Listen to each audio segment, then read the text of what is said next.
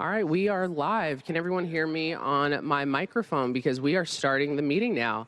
So I'm going to ask everyone to settle down. I don't want to slap the gavel, but I will if I have to, and I have a judge to my left who's really good at it. Councilmember Moore, would you like to slap it? No need. Awesome. Good evening. Welcome to the February 5th, 2025 meeting of the Select Committee of Comprehensive Plan comes to order. The time right now currently is 5:04 p.m. My name is Joy Hollingsworth, your favorite chair of the Select Committee. Clerk, will you please call the roll? Councilmember Strauss? Present. Councilmember Kettle? Here. Councilmember Moore? Present. Councilmember Nelson? Present. Councilmember Rink? Present. Councilmember DeVetta? Present. Councilmember Saka? Here. Councilmember Solomon? Here. And Chair Hollingsworth. I am present. 9 present. Awesome. Thank you to the best clerk in the United States. Appreciate you.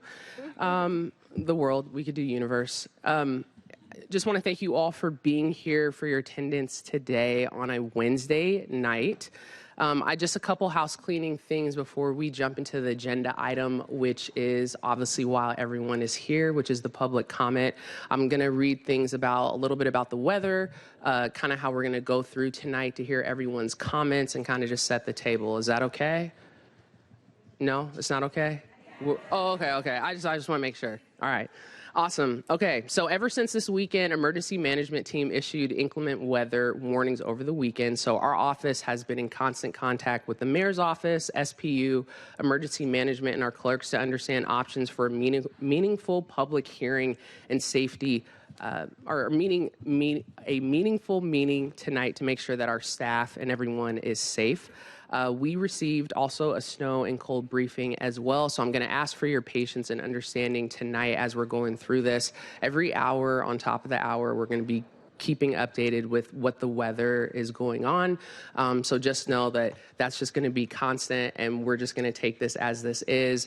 Our intentions is to listen to everyone tonight, whether it's in person or online.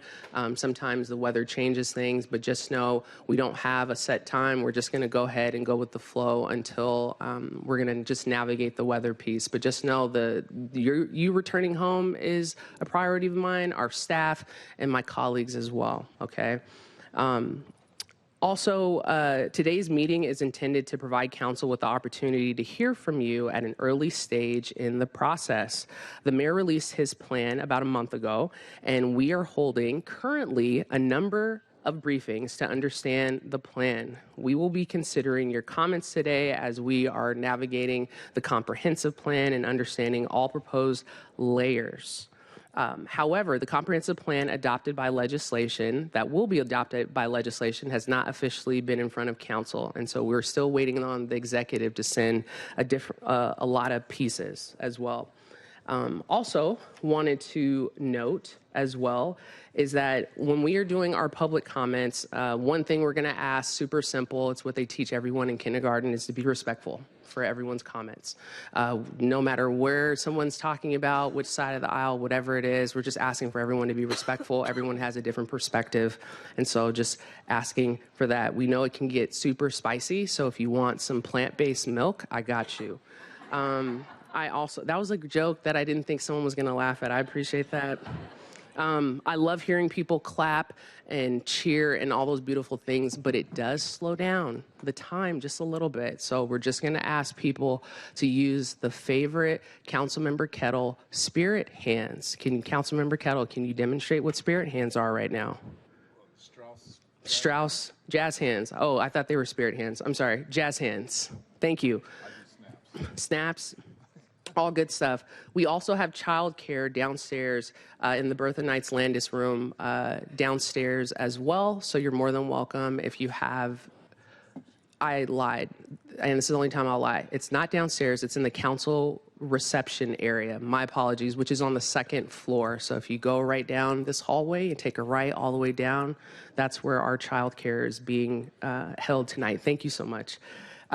Please be respectful to our security guards. Our security guards, they work very, very hard. I know we have a couple of them in our room. Sometimes they'll ask you for certain things, or they'll just try to keep the crowd calm. Please be respectful of our security guards. They work really, really hard.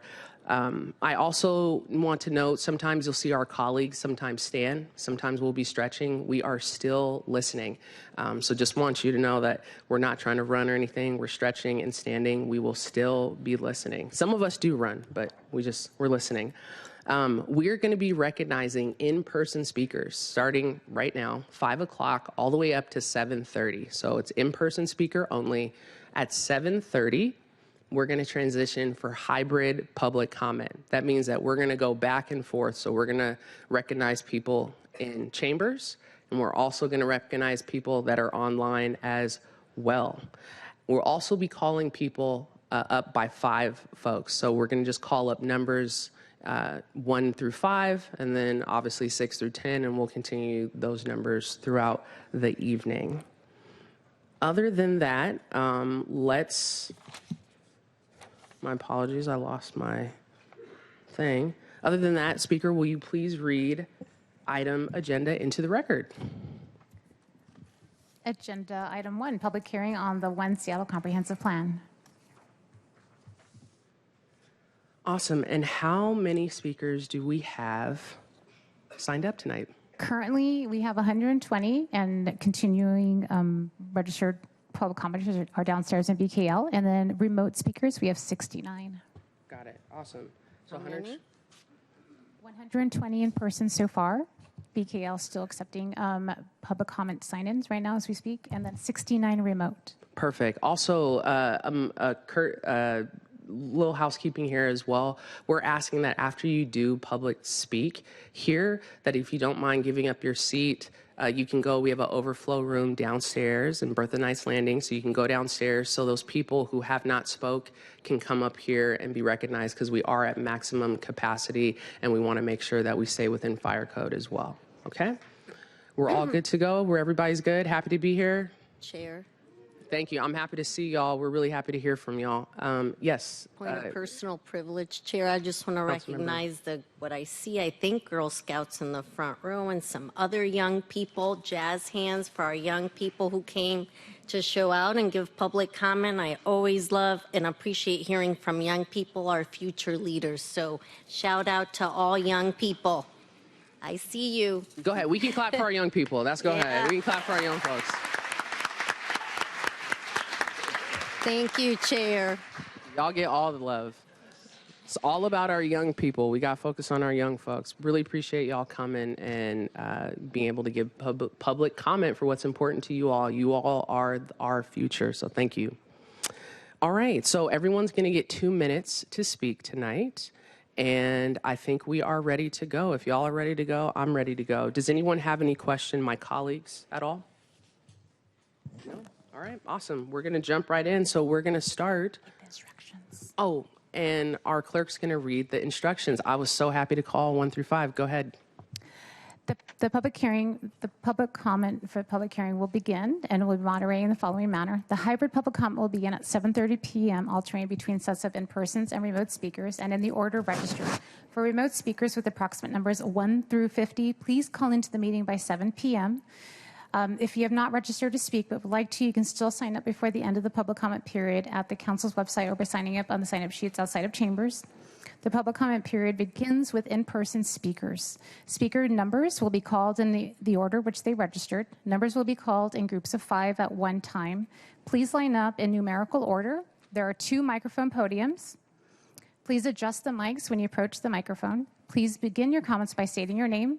A speaker will hear a chime when 10 seconds are left of your allotted time. If speakers do not end their comments at the end of the allotted time period, the speaker's microphones will be muted to allow us to call on the next speaker. Awesome. Okay, so we're going to first call speakers 1 through 5. Please start coming up. And then speakers 6 through 10, if I can count correctly, 6 through 10, please be on deck to get ready. So 1 through 5. And you can use both mics. We just ask that you line up at both mics, and we'll get started. Hello, Miss Black. Welcome. Thank you. Can you hear me? We can hear you. All right, cool. My name is Cecilia Black. I am a wheelchair user and community organizer for Disability Rights Washington. The housing that is most accessible, 4-, 5-, and 6-story buildings, is prohibited in the majority of the city, which means that I am not welcome in so many neighborhoods. We should be embracing the opportunity to create a different city. Neighborhood centers, more housing, and more retail have potential to create communities and change lives. I know because I've gotten to live in Roosevelt, one of Seattle's most recent rezoned neighborhoods. It has changed my life. I can easily get groceries, grab a coffee, or hop on a bus or light rail without consuming my energy or my entire day. As Roosevelt has grown, I have watched it become more accessible. And living in a world that is not built for you is exhausting, and I can't fully explain the relief when leaving your house is just easy. Seattle is a growing city, and what gets built in the next decade will last generations. And I'm urging you to ensure that that includes people with disabilities. This means keeping our neighborhood centers that will allow for multifamily housing that will be accessible, means easing restrictions on stacked flats, which will be one of the only accessible options in neighborhood residential zones, and easing restrictions on corner stores and making sure that all multifamily housing has the potential for retail so we can create accessible and walkable city. Thanks. Thank you.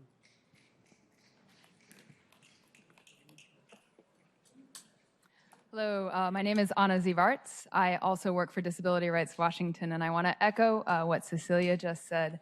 I also want to share my perspective as a homeowner in a neighborhood in Hillman City that is getting upzoned as part of the comprehensive plan from a neighborhood residential to a low-rise 2, which means 4-story apartment buildings. And I know my neighbors, and I know people, everyone is a little scared about change, but our block, our neighborhood is changing anyway. Already, too many of my neighbors have been priced out. One of my next door neighbor was my age. She had a kid that was my kid's age, and they had to move to Federal Way because they couldn't afford housing in Seattle. And so I'm excited about this change. I'm excited to welcome more people to our neighborhood because it will mean more amenities close to us, more stores, more coffee shops, more activities, more friends for my kid. And so I hope we can make our city accessible for everyone. Thank you. Thank you. Hello, my name is Callie Nichols, and I'm a teacher and a renter in District 3. I'm a proud graduate of Roosevelt High School and the University of Washington. Currently, I'm student teaching at Lowell Elementary, where about a third of our students are unhoused. I'm deeply passionate about this city and believe it should be a place where young adults, service workers, teachers, and growing families can afford to live and thrive. However, Seattle's restrictive single-family zoning laws limit housing options and drive up the cost of living, making it increasingly difficult for many of us to afford to live here. Please strengthen the One Seattle plan to create new neighborhood centers across the city in both wealthy and lower-income areas. This would not only expand the housing supply, but also prevent displacement in vulnerable communities, which many of my students have experienced. By promoting growth and inclusivity, we can ensure that Seattle is a place where people from all walks of life can live, work, and thrive, including me and my students. Thank you for your time and consideration in making this vision a reality. Thank you. Just to clarify, you were Callie Nichols? Got it. And so we're looking for Jennifer and Elle Harrison? I'm Jennifer. Jennifer. Hi, my name is Jennifer Kohler. My partner and I own a house in Montlake, about a block and a half from the elementary school. And we moved in there as renters, and we're able to ultimately buy in. And we love this neighborhood. It's a historic neighborhood with its parks and its lush trees. And we also recognize the incredible need in Seattle for affordable housing. And we do support density where it makes sense, such as ADUs, tiny homes, and expanding multi-use residential commercial space on arterial streets such as 24th, where we have mixed use. However, I can't support drastically changing the entire concept of a neighbor overnight, where people haven't had a chance and sufficient time to give feedback and propose alternatives. I also want to raise a point that really aligns with some of what the speakers just said, and that's the great danger this proposal does to accessibility for people with any sort of mobility or health impairments. I am also part of a nonprofit that works with people with disabilities. We help people train their own dogs as service dogs to increase their independence and access. And as such, I'm really aware of the challenges for people with disabilities, chronic ailments, and frankly, any of us just aging as we try to navigate our streets. In our Montlake neighborhood in particular, our neighborhood sidewalks are dangerous to walk on, and in many areas impossible to navigate with a walker, a wheelchair, or unsteady legs. It is already incredibly challenging to drive down our narrow streets with cars on two sides. Or as a bike rider, it's absolutely terrifying to go through our neighborhood or down the main streets. So the thought that public transit within a half mile is sufficient to say there's access is absurd. That we don't need increased parking when there already isn't parking. That presumes somebody has the ability to travel over half a mile on irregular, uneven, hilly roads in any weather conditions when they need to get access to something, when they need to leave their homes. So that's absolutely not an option for many people. So we need the city to address the present lack of parking and danger even being in our neighborhood right now before considering expanding density. It's already not safe and the plan disregards that. So we ask you please slow down, give time for counterproposals, and look at the ironic lack of access and equity in the proposal right now so we can have something sustainable. Thank you. Speaker number 5, and then speaker 6 through 10, please, you're on deck. You're ready. We already had 5. Oh, Callie was 5, but that was only 4 speakers. I'm speaker number 4. Oh, I'm sorry. Speaker number 4. Okay. Go ahead, Yeah. Go ahead. Thank you. Sorry, Good I see it. afternoon. I am Patience Malaba, and I have the incredible honor of leading the Housing Development Consortium. And I'm here today because I know all of you believe in a future where everyone, no matter their income, no matter their race, no matter their background, can find a place that they can call home in this beautiful city of Seattle. And right now, we are in a deep housing crisis, one that demands bold action. And the only way we get out of this crisis is if we build more housing. And we are asking you to be bold with this comprehensive plan. I want to be very clear. The status quo is not working for far too many people in the city right now. Rents are too high, home prices are out of reach, and far many people are being pushed out of this community that they have called home for decades. And we are asking you to take this opportunity to right-size the restrictive zoning that has locked so many people out of the opportunity for too long. The One Seattle plan that the mayor has put forward in front of you is a solid, strong start.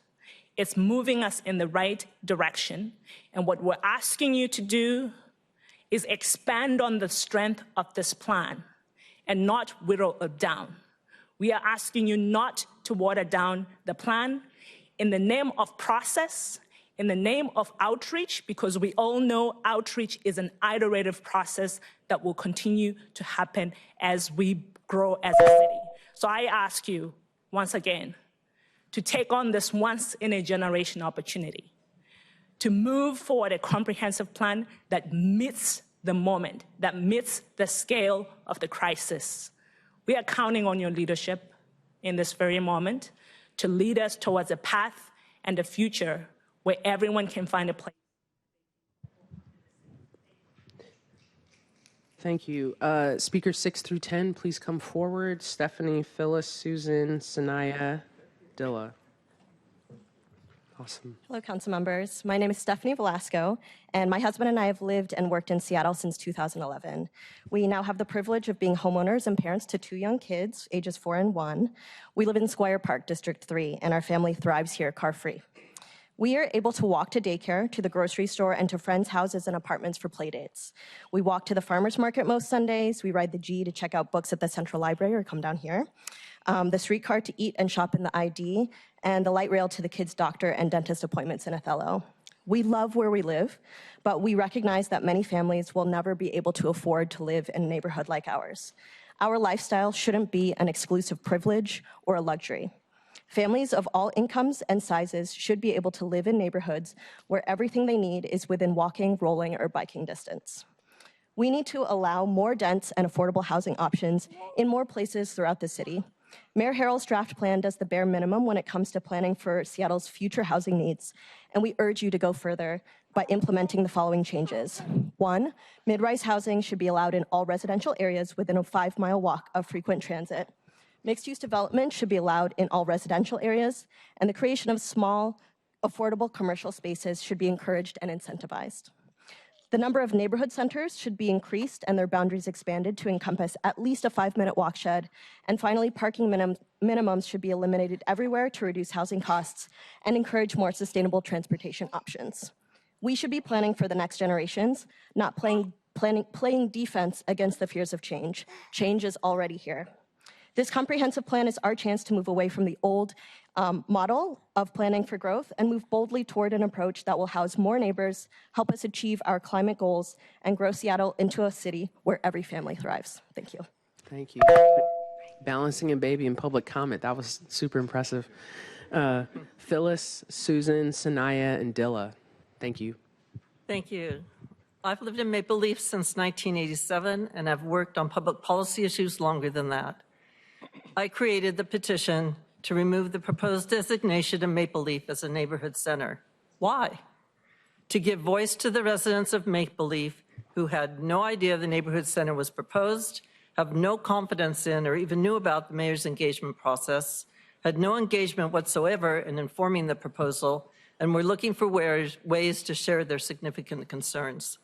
In this small neighborhood, currently 1,060 people have signed this petition in a little over a month. They are trying to tell you something. I co-led a project funded by the state legislature where I facilitated workshops on what is working well and not working well regarding local comprehensive planning and growth management.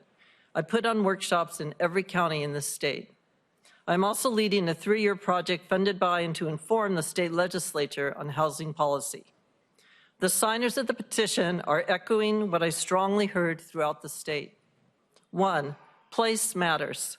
It is critical to take into account the specific conditions in a neighborhood. This designation does not fit this locale in Maple Leaf. 2, planning needs to shift from the concept of land use to our relationship to the land, meaning that trees and the environmental health and mental health services they provide are essential to preserve. 3, we can't build our way out of the complexity of issues related to housing. And 4, lastly, we need to stop objectifying people and their concerns and interests by labeling them like NIMBYs. This is a control mechanism that stops real conversations or the ability to collaborate on solutions to the issues we collectively have. Thank you. Thank you.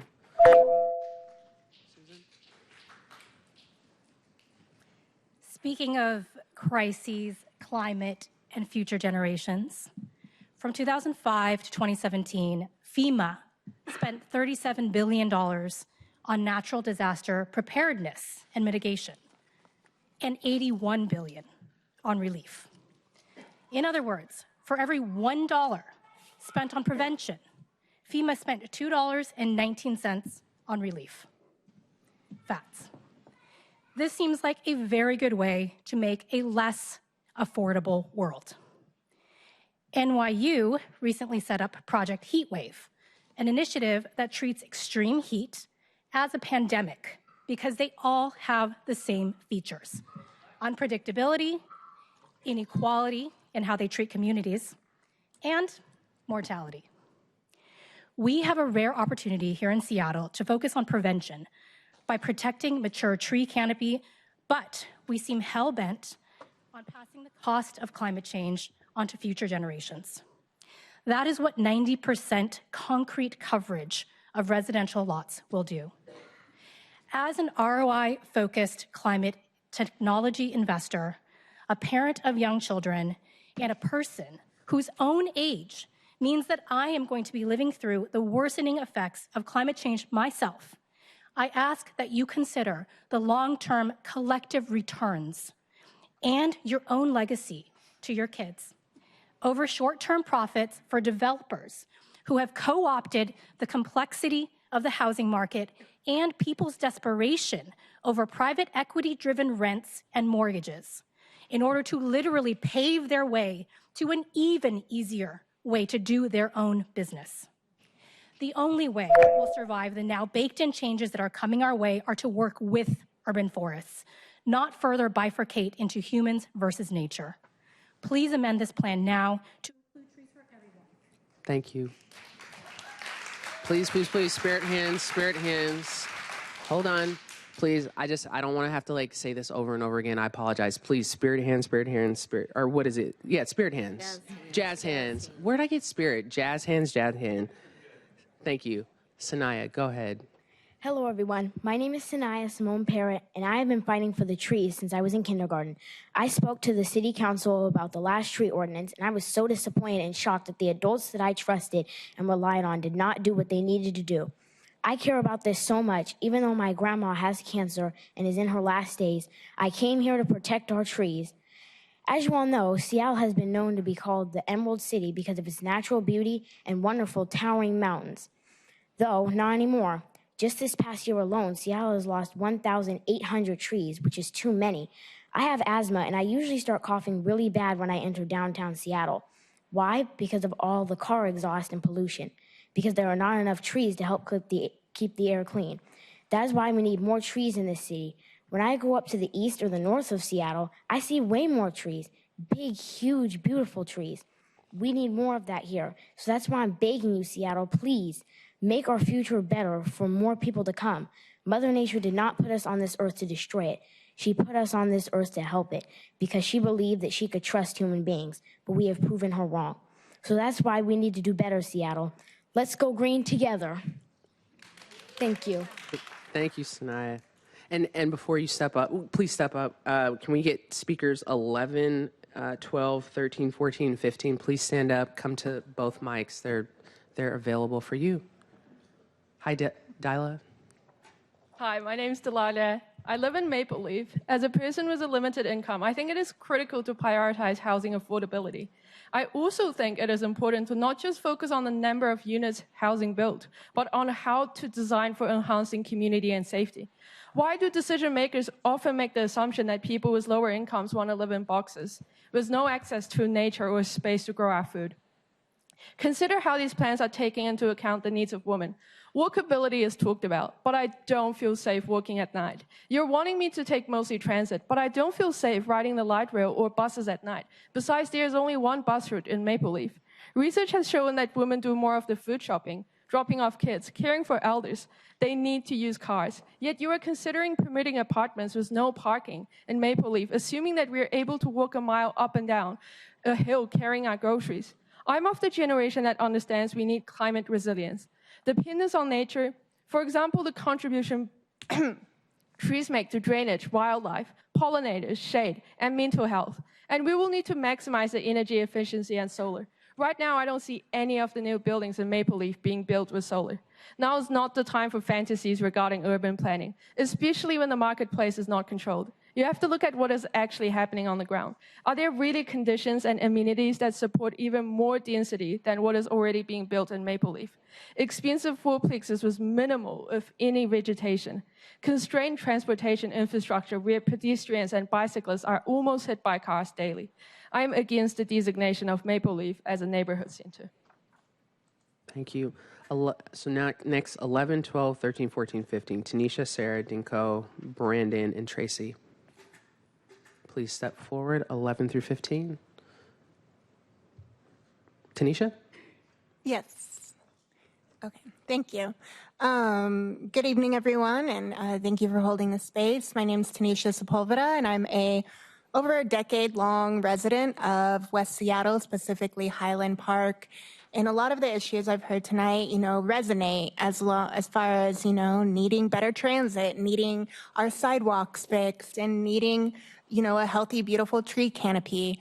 But the necessity for all of that isn't going to stop the moving train. That is the people that we have coming into our city and needing housing, the people that we have who are already here and need housing, people like me, people with disabilities, where we're already so limited in our access to housing and resources that without more improvement on zoning, without more ability to have accessible housing, and oftentimes we don't find that in single family homes and lots and these new homes that are being built. We find that in multifamily housing, in condos, in apartments, in places that have elevators, and that often have closer resources to pharmacies, grocery marts, plazas.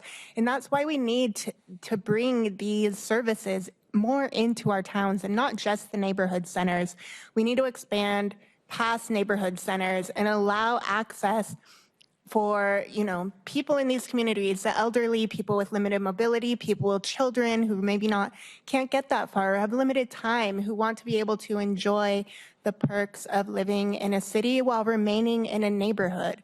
Living in Highland Park, I've seen my neighborhood grow. I've seen unaffordable, inaccessible, expensive townhomes being built.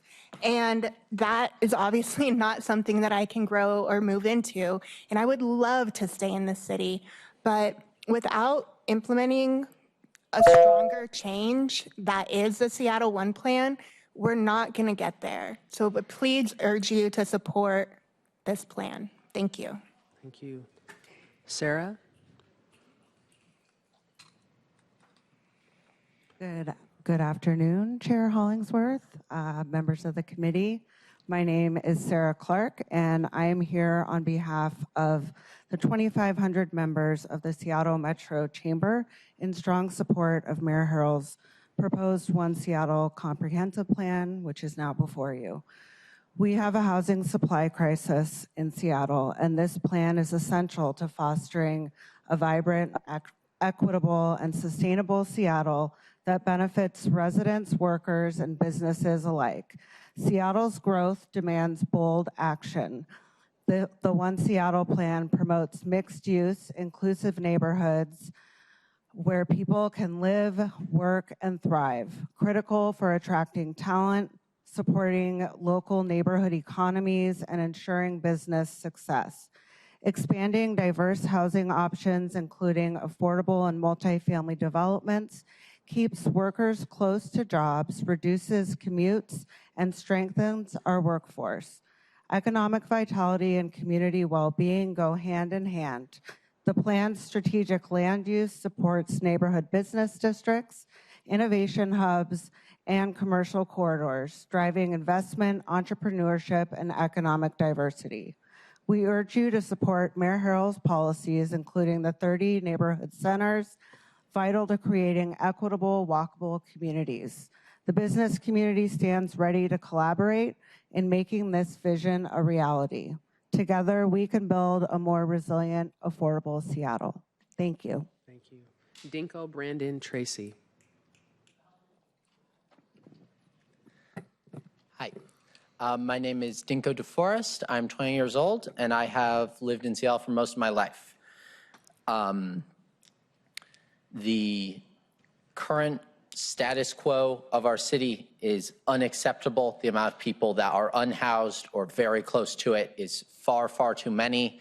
And the idea that building more housing will not help alleviate this crisis is plainly ridiculous. I fully agree it's not the only solution, but it is a massive part of it. I am in support of the comprehensive plan, and I am asking all of you to strengthen it, build more density. I care deeply about nature and about trees and about climate, and the massive suburban sprawl that is currently built, and we are having to build the light rail around, is costing us far more than the density would, and we can build with trees and homes. Thank you. Brandon Tracy. Hi. Brandon, then Tracy. What?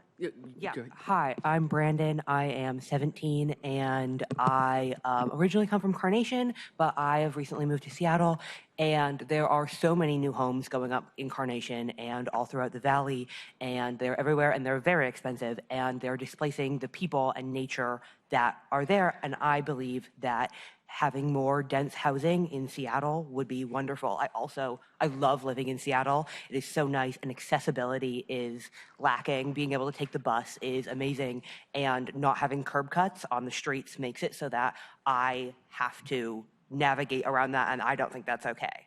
Thank you. Thank you.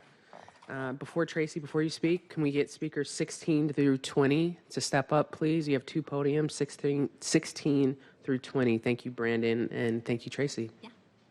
Hi, I'm here today to ask you to allow the new LR3 zone for the Holler Lake neighborhood to move forward as planned. I live on Holler Lake and have been a part of that community for 24 years.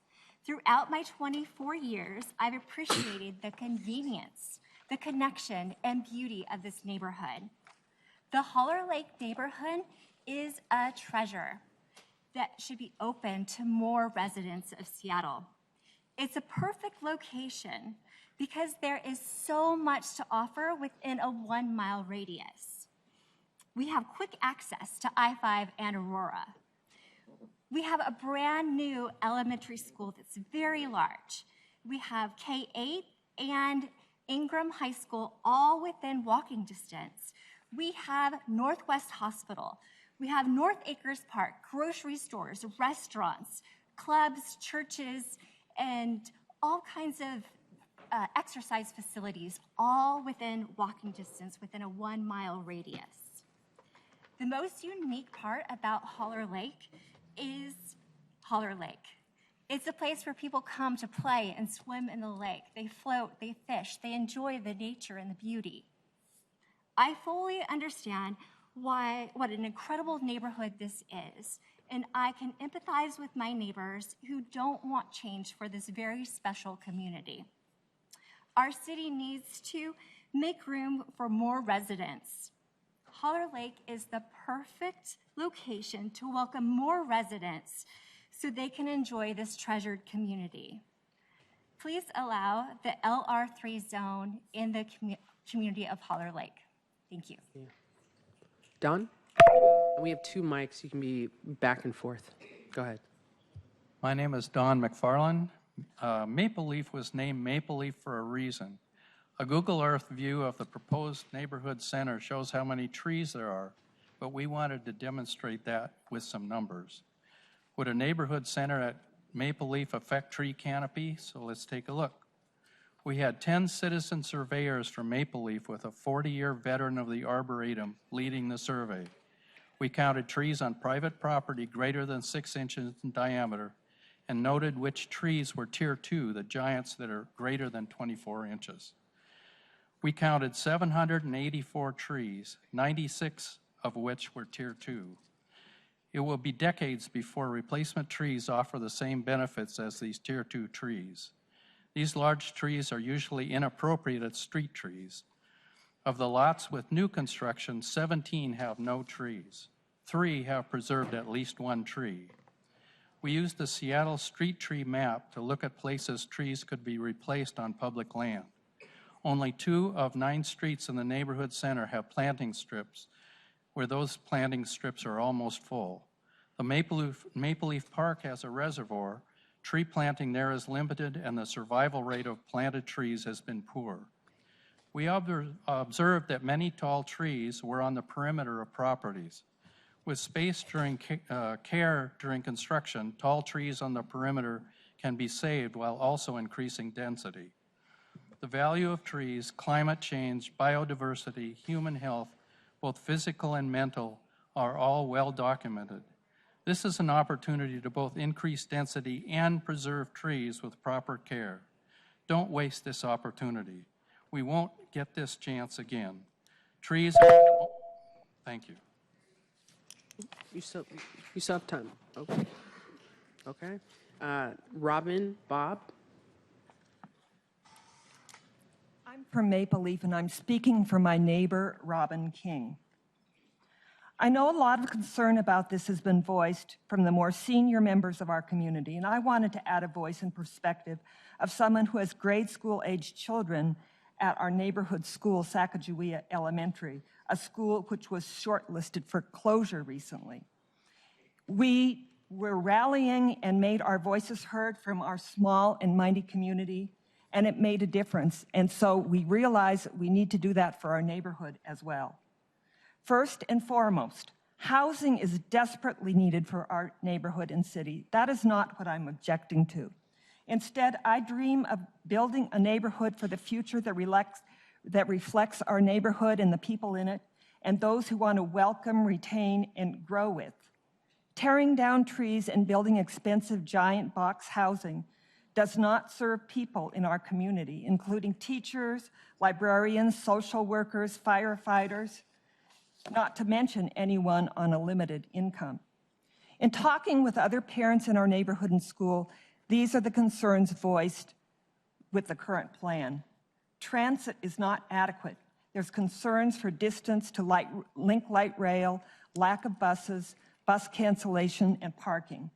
Green space and tree canopy, up to 800 trees in current proposed area. Even if new trees are planted, it will be decades before they can replace the value lost. Actual affordable housing. Bulk of my new neighbors have primarily been doctors and tech workers. Mindfulness for future of neighborhood and city. Building for the future. Architecture, green spaces, community planning, and engagement. I am Robin King. I'm a Maple Leaf neighbor, parent of 2 Sacagawea Elementary students, and member of the Sacagawea Elementary Parent. Thank you. Next, we have Bob. And we have 2 mics as well. Both mics get the same amount of camera time. Go ahead. My name is Bob Morgan. I'm one of 4 speakers representing the West Green Lake Neighborhood Center group. For us, the proposed changes would be devastating. We know there's a housing crisis to be addressed, but we feel we are being thrown under the bus for nothing but the enrichment of developers and investors, because massive zoning increases will not make market rate housing affordable in Seattle. Land is too expensive, even upzoned, and household incomes are too high, particularly near Green Lake. Stick with HB 1110 and existing multifamily area redevelopment. That'll address the variety of housing types needed. Reject all neighborhood centers, and specifically we ask you to reject West Green Lake. It does not meet the criteria for neighborhood centers as follows. There's no proposed commercial core at this location. It's divided by a dangerous, noisy state highway, the #1 alternative to I-5, with insufficient buffers for pedestrians, and you should see it during the peak hour. The E-Line bus does not provide a valid major transit stop at North 72nd Street. It's northbound only. A walk exceeding 800 feet is required to get to a bus bound for downtown from most of the neighborhood center. East-west traffic along Winona and West Green Lake Drive has been intentionally constrained, with large backups occurring at Winona and Aurora. There are no scale transitions between the proposed 5- and 4-story rezones and adjoining low-scale zones, as promised during the mayor's review last spring. Surrounding Green Lake with 5-story apartments with no parking required will adversely affect a regional treasure and Seattle's most heavily used park. The area has century-old sewers and water systems that are unlikely to be sufficient for planned development. And of course, the proposed upzone will be a tree canopy disaster. If the neighborhood center is retained, which we do not support, at least provide scale transitions within the center's boundaries and move boundaries to within an 800-foot walk distance from the transit stop at 76th and Aurora. And I would suggest, considering the demand side of this issue, do we need more Google, Amazon, and Microsoft super high-paid employees? Bob, thank you. Bob, thank you, Bob.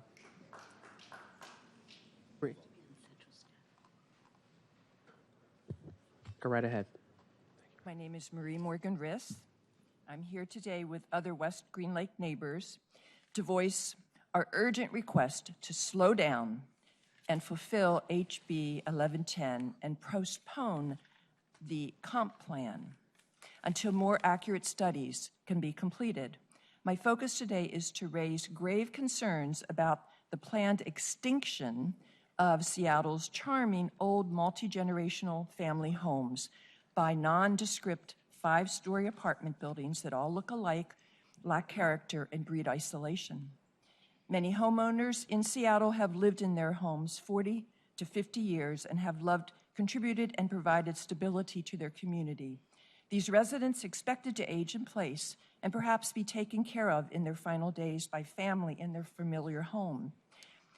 It has been documented that multi-generational neighborhoods provide the essential ingredient of connection that contributes to a sense of well-being and mutual support to all.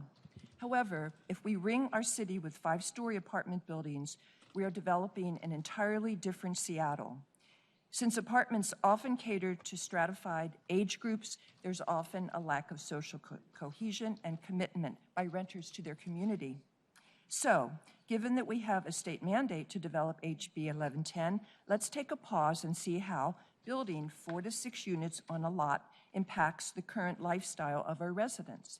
And let's keep working with city officials to plan for our multi-generational and elderly, as well as more housing with character in our city.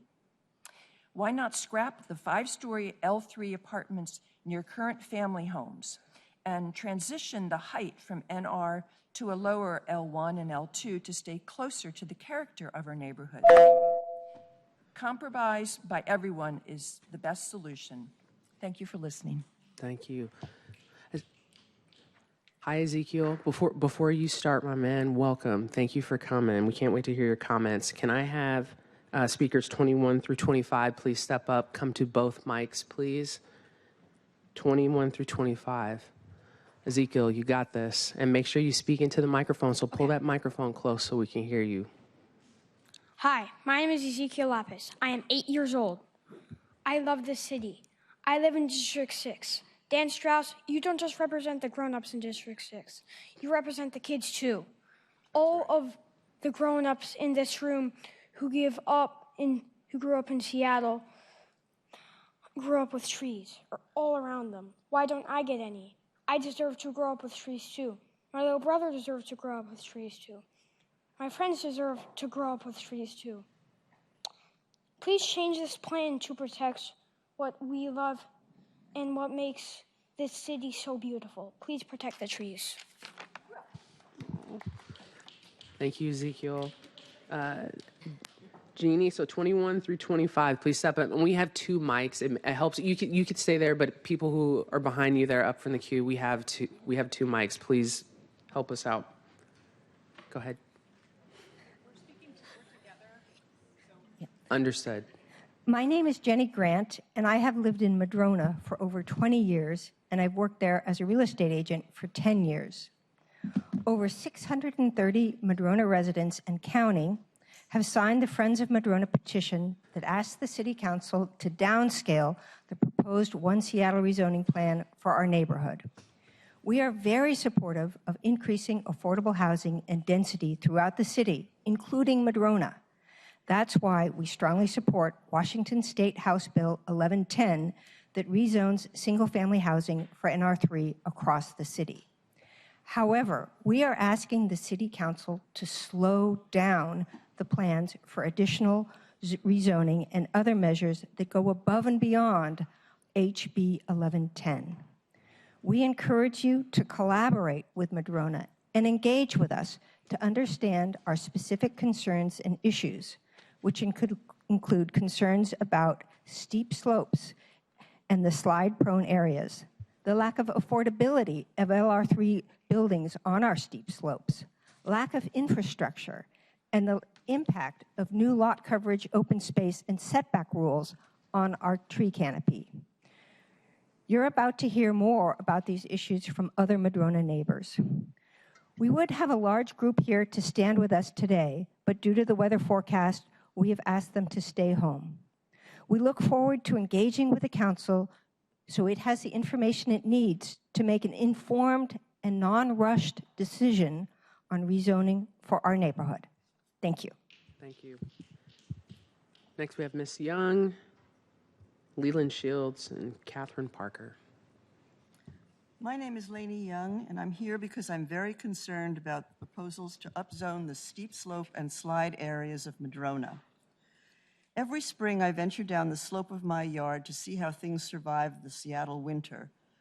I see the chronic ooze as wet clay soil seeks to make its way down the hill. We have friends who have spent thousands in an effort to prevent their yards from sliding onto the street below, not always successfully. Friends on Grand Avenue had their uphill neighbor's yard wind up in our kitchen one wet and snowy winter. Despite its name, Grand Avenue is actually a one-lane street, and it is a 4-story climb to their front door. This is the reality of the geology of Madrona. The fact is that some areas of Madrona designated for high density sit on some of the most unstable land in the city. The city is well aware of this and has designated these as environmentally critical areas, which currently make it extremely difficult to replace even a cracked retaining wall. Portland has banned higher density housing from their ECAs. As the wildfires in LA remind us that it is a mistake to build in places we can't protect, we should have some humility about the wisdom of allowing 5-story buildings and hardscape to cover our fragile slopes and narrow dead-end streets that rescue vehicles can barely negotiate.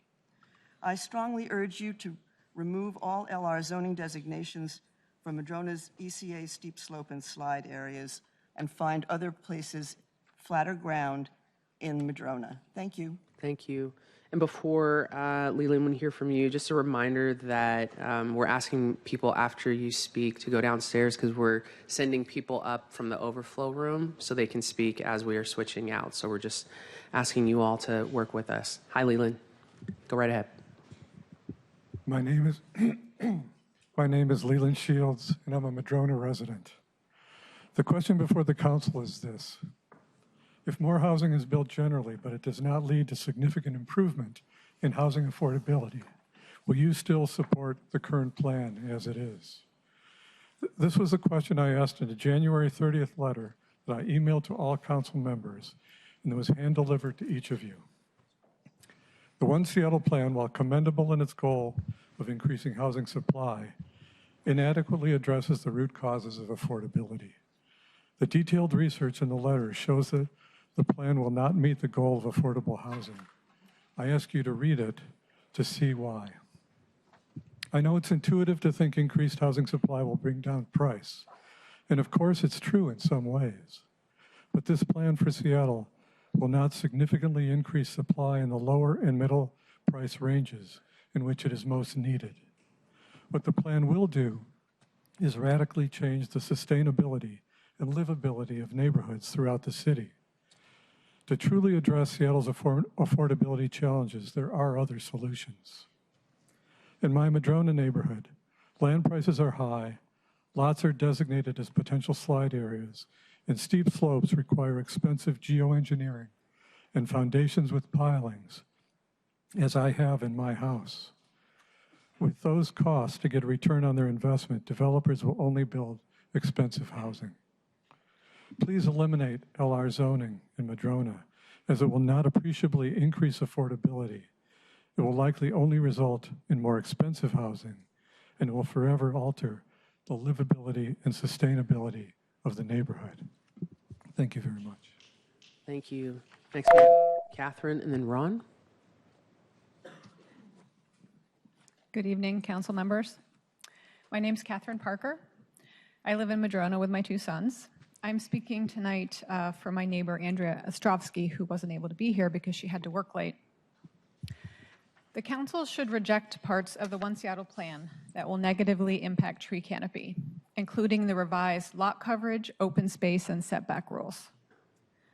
Trees in urban forests provide critical public health and environmental benefits. Sadly, we've been losing tree canopy in the city for years.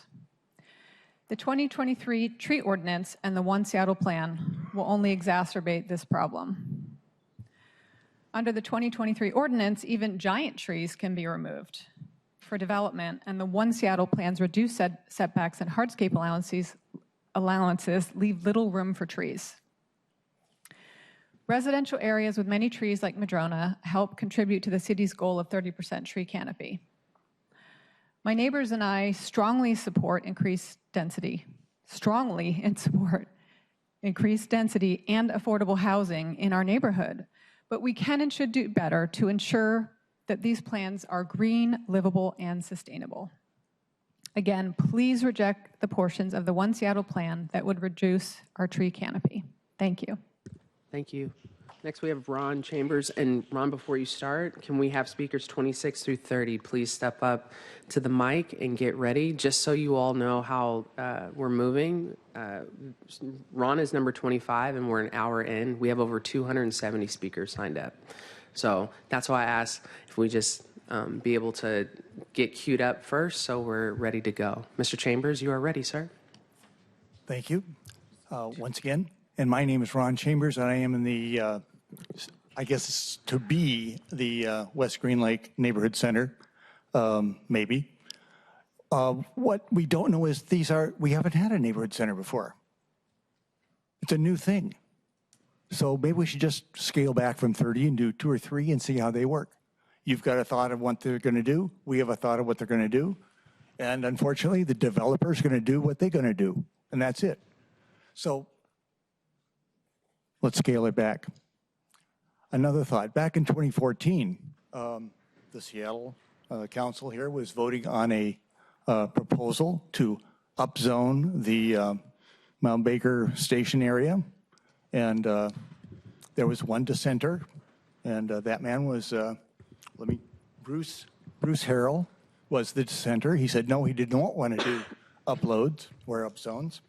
And his quote was, he repeated his policy of erring on the side of cautiousness. Thank you for listening to the mayor. And remember, cautiousness. Thank you. Next, Marty. Yes, hi. Hello. As Ron Chambers just pointed out, in 2014, then Council Bruce Harrell dissented on a proposition to upzone the Mount Baker area. In his wisdom, he said, quote, having talked to members of the community, I know that a zoning policy should be very tightly interwoven with an economic development policy, an education policy, and a public safety policy. At that meeting, he also repeated his policy of erring on the side of cautiousness. And just yesterday, we received a mailing from the mayor supporting Proposition 1B, citing the importance of transparency and accountability. Again, wise man.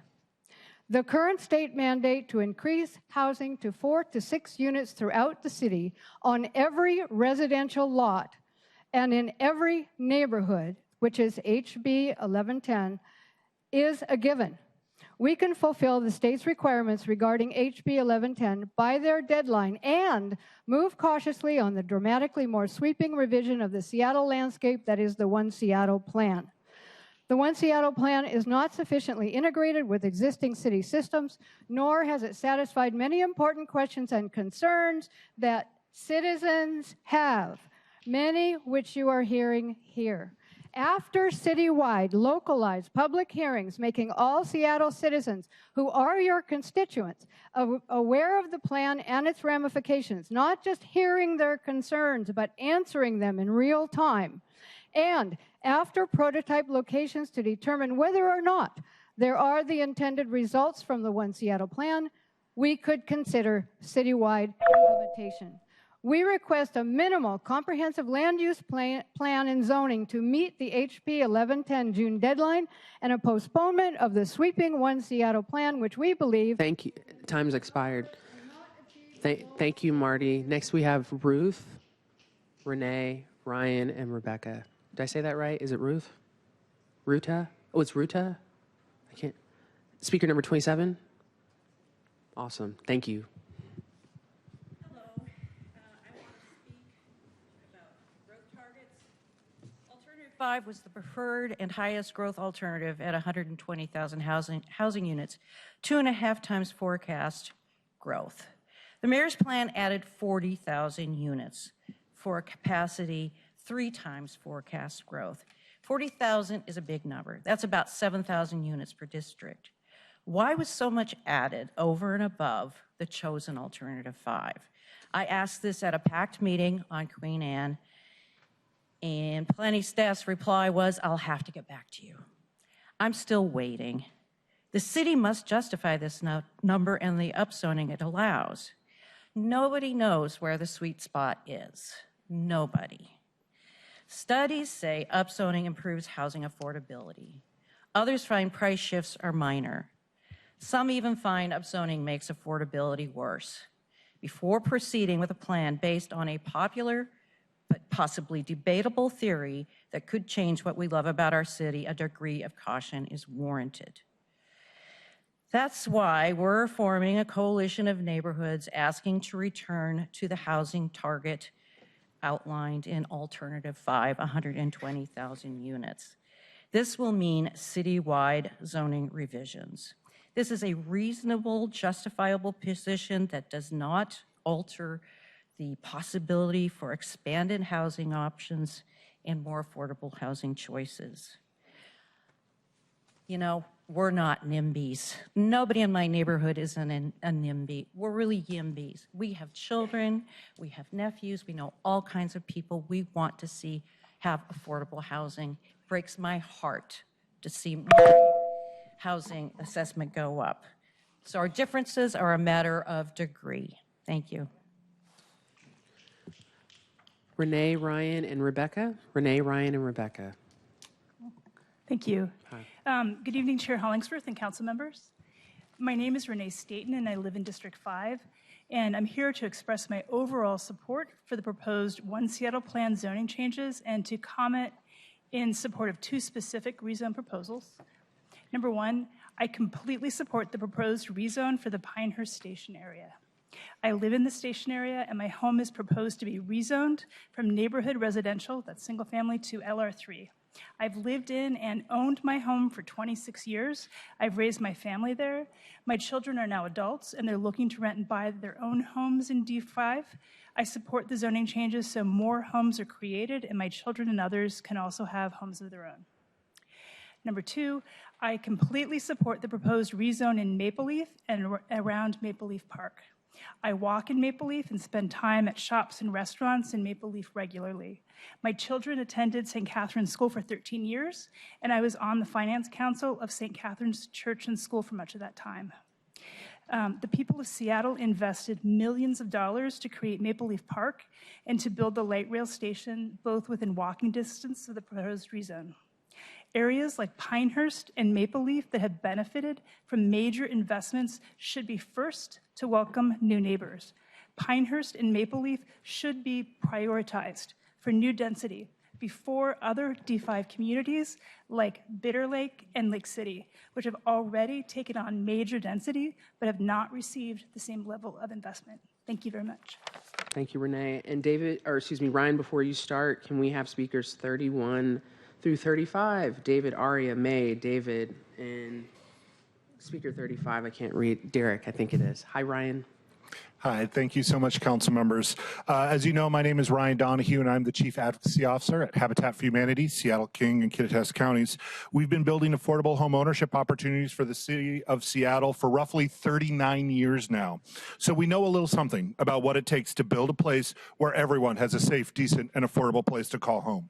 That is why I'm here today to tell you that we are at an inflection point. We can continue down the path that we have been, building housing, but not enough to be able to actually provide the supply that we actually need at all income levels. We can continue to have our walled-off gardens, preserving certain well-off communities rich in amenity and opportunities while forcing everyone else to live in more heavily polluted areas. We can continue to focus on restricting housing types in favor of the most expensive, outdated, and environmentally unfriendly types like single-family homes to the exclusion of all else, and leaving a majority of this city's residents locked out from even being able to dream about the opportunity to own their own home.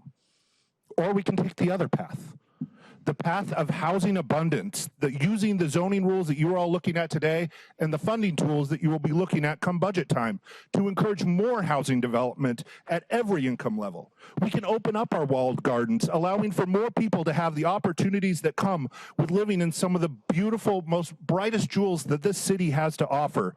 We can build more types of more housing, creating more opportunities for everyone in this city to be able to have a place that they can call their own, that they own.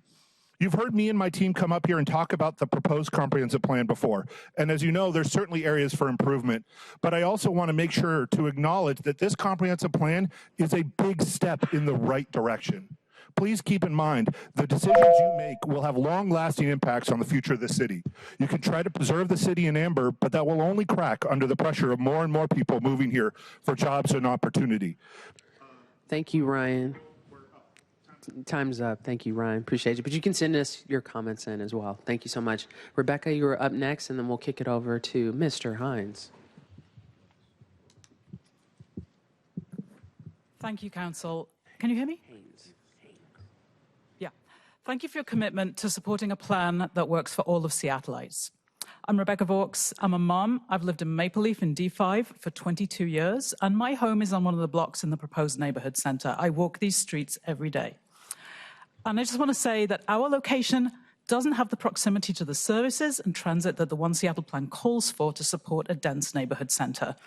And in addition, assuming that everyone who lives in that center could walk or bus to access those services elsewhere ignores the needs of seniors, families, and those with limited mobility. And this is why. Maple Leaf is the third highest hill in the city. The proposed neighborhood center is right at the top next to the park. The only services we have are a couple of coffee shops, a hardware store, a restaurant, and a toy store. And that density hasn't changed in the 22 years I've lived there. As density has grown, we haven't had more services come in there. It's at least a mile downhill and over a major road in each direction to get to a grocery store, a doctor, a bank, a pharmacy, a library, a mid-Laura high school, 2 buses to either Nathan Hale or Ingram, ask me how I know, high school parent. So it's a steep climb back home. And for most people, it's not an option to walk that hill with or without groceries on a regular basis, especially parents, seniors, and as I said, people with mobility and health issues. We now have only one bus, the 67 in Maple Leaf. It runs between Northgate Station and the U District. We used to have multiple buses, including an express downtown. Since they were cut, it takes about twice as long using public transit to get downtown as it used to, and more people who used to bus now end up driving. Lengthier commutes are just not feasible for most people, especially working parents who are also getting kids to and from where they need to go, a burden that falls disproportionately on moms. And so, I would like to ask you to consider moving the proposed Maple Leaf Neighborhood Center to a more suitable location in D5, which isn't at the top of a hill, and where the infrastructure, services, and transit can better support it. Thank you. Thank you, Rebecca. And just a reminder, after you all finish speaking, if you could clear the room, because we are constantly sending people back up. I called you Hines. I meant Haynes. Go ahead, David. Hi, David Haynes. We can go a lot higher than 6 stories and save a lot of trees, creating a whole bunch of housing and offset the supply and demand squeeze. But council wants to sabotage this comprehensive plan and play a race card and backstab a multitude of younger generations. Leave no doubt there's a revolutionary bout to give true democracy a shout for a 21st century, first world quality, great American housing build-out for a better choice in home and real equity for a multitude of younger generations, not some racist, woke, tainted, and skin color priority that's built by unqualified nonprofits who are politically connected to the Democrats' monopolized reelection apparatus that spends a lot of money on bad policies from the bottom of the barrel progressives, all while all these housing privileged homeowners show up here pissed off about how much traffic they got to sit in, and they're worried about anybody else moving into the neighborhood because we have antiquated, outdated 21st century, or lack of 21st century streetlights. Anyway, the same people conspire to cheat the future and oppress the multitude of younger generations, sold out by the hypocrites who need to check their privilege. We need a great American housing build-out without low-level, low-quality restrictions that some people are fine with. As long as you build something that's crappy, that they don't want to live in, they're fine with that, as long as it's tainted in racism. But to move into their home, or not their home, but their house, or excuse me, their neighborhood, they don't want the supply and demand squeeze competitions of other people offsetting the supply and demand squeeze so that these baby boomer sellouts can sell out their multitudes of remortgaged, desperate housing speculations at the expense of first-time home buyers and a multitude of younger generations that people come here and sabotage and tread on, talking about working-class people and the small business who are being oppressed by the Chamber of Commerce banks who own all this rundown real estate that needs to be replaced with robust floor plans that offset the supply and demand squeeze of spit spray concerned pandemic closed real estate that's oppressing the working class. Thank you, David. Okay, next we have Aria. Welcome to public comment. Go ahead. We have Aria, May. There you go. And talk as loud. And you can pull it down. Yep, you're not going to break it. Don't worry. We have insurance. Perfect. Go ahead. Hello, I'm Aria Mingashaw, and I'm a 6th grader in Seattle Public Schools, and I'm here with my Girl Scout troop. I first heard about the issue of saving trees in our city on a hot August day in 2023 when we were fighting to save Luma, a 100-year-old tree in northeast Seattle. My troop and I talked in one of our meetings about the importance of protecting our tree canopy. Our neighborhood still has a lot of trees, but they are being cut down due to development and unnecessary clear cutting. It makes me really sad to see all these big, beautiful trees being cut down when they could have been saved. I think there's a better way where we can have both housing and keep our tree canopy. Trees are home to many wildlife, and we will need them to keep our water and air clean, stop erosion, as well as stopping climate change. And think about it, would you rather be baking in the hot summer sun or sitting under a tree in the nice cool shade? Personally, I would rather be sitting under a tree in the nice cool shade. So, please, save Seattle's trees. Thank you, Aria. Next we have, thank you, Aria. Next we have May. Hello, my name is May Prue, and I'm also a 6th grader. In 1999, my father thru-hiked the PCT 13 years before I was born. After climbing through the Cascades, he discovered his intense, what I like to call intense fascination of trees. After completing the trail, he decided to move out and start a family in Washington State. Over the years, he and I have enjoyed our walks around my neighborhood on my way to school. During these walks, he would teach me and tell me about the unique art of identifying these trees. I can't imagine growing up in a place where my children and the generations that come after that cannot enjoy this, where I can't see, smell, and appreciate these wonders. People need houses, but they also need trees. Thank you. Thank you. All right. Thank you all for coming and speaking. We really appreciate y'all. All right, next we have David and Derek. Are you David? Thank you. Hello, my name is Dave Gloger. I'm a Seattle resident. On January 13th, Mayor Harrell made the following comments on KAOW, and I quote, "We took it upon ourselves to talk about tree canopy and tree growth and tree preservation at a time where these are difficult conversations. But to me, these go to the livability and climate change and environmental sustainability. So you have a mayor and department heads that understands there is a balance. We want Seattle to be a thriving emerald city," unquote. These are beautiful words and great goals for a sustainable Seattle. But Mayor Harreld's legislative agenda doesn't align with his words. Starting in 2023, a tree protection order came out of the mayor's office that provided virtually no protection for trees. In fact, in 2024, over 2,000 mature trees were cut down in Seattle. And I'd like you to understand how little protection the trees receive from the ordinance. The One Seattle plan has come out of the mayor's office, like the tree ordinance, allows no room for trees. The new neighborhood residential zoning will now be zoned like South Park's small lot residential. This allows up to 6 buildings on the property with no room for trees, no room for children to play, and no room to enjoy your yard. This was featured in a Seattle Times editorial a couple weeks ago. This can hardly be called affordable housing. So back to Mayor Harrell's comments about livability, sustainability in the Emerald City. The mayor's One Seattle plan doesn't live up to those standards. Council members, it's clear that it's up to you to follow through with these ideals. Seattle residents deserve them now and in the future. Please create a comprehensive plan for all of Seattle and not just those that help the mayor write legislation. Thank you. Next we have Derek. Before you go, Derek, can I get speakers 36 through 40 to start lining up right here in the middle? Again, 36 through 40. Speakers 36 through 40, please stand up and start lining up right here. And Derek, the mic is yours. Hello, members of the City Council. My name is Derek, and I'm here for Interim CDA and the CID Equitable Development Coalition. I have been with my nonprofit for over 4 years now, and we have been providing community services to the CID for over 50 years. The comprehensive plan needs to do what others have not. It needs to promote equitable community development strategies that help, not harm, communities like Chinatown International District. Past comprehensive plans have privileged wealthier, wider communities, and we need you to improve this plan further and not water it down. We need intentional planning for our housing and other amenities in high displacement neighborhoods and transit districts. Too often, housing is too expensive for people in these communities or does not meet the needs of families. These must be addressed in order to meet the needs of communities like ours. We need to focus on anti-displacement policies and investments.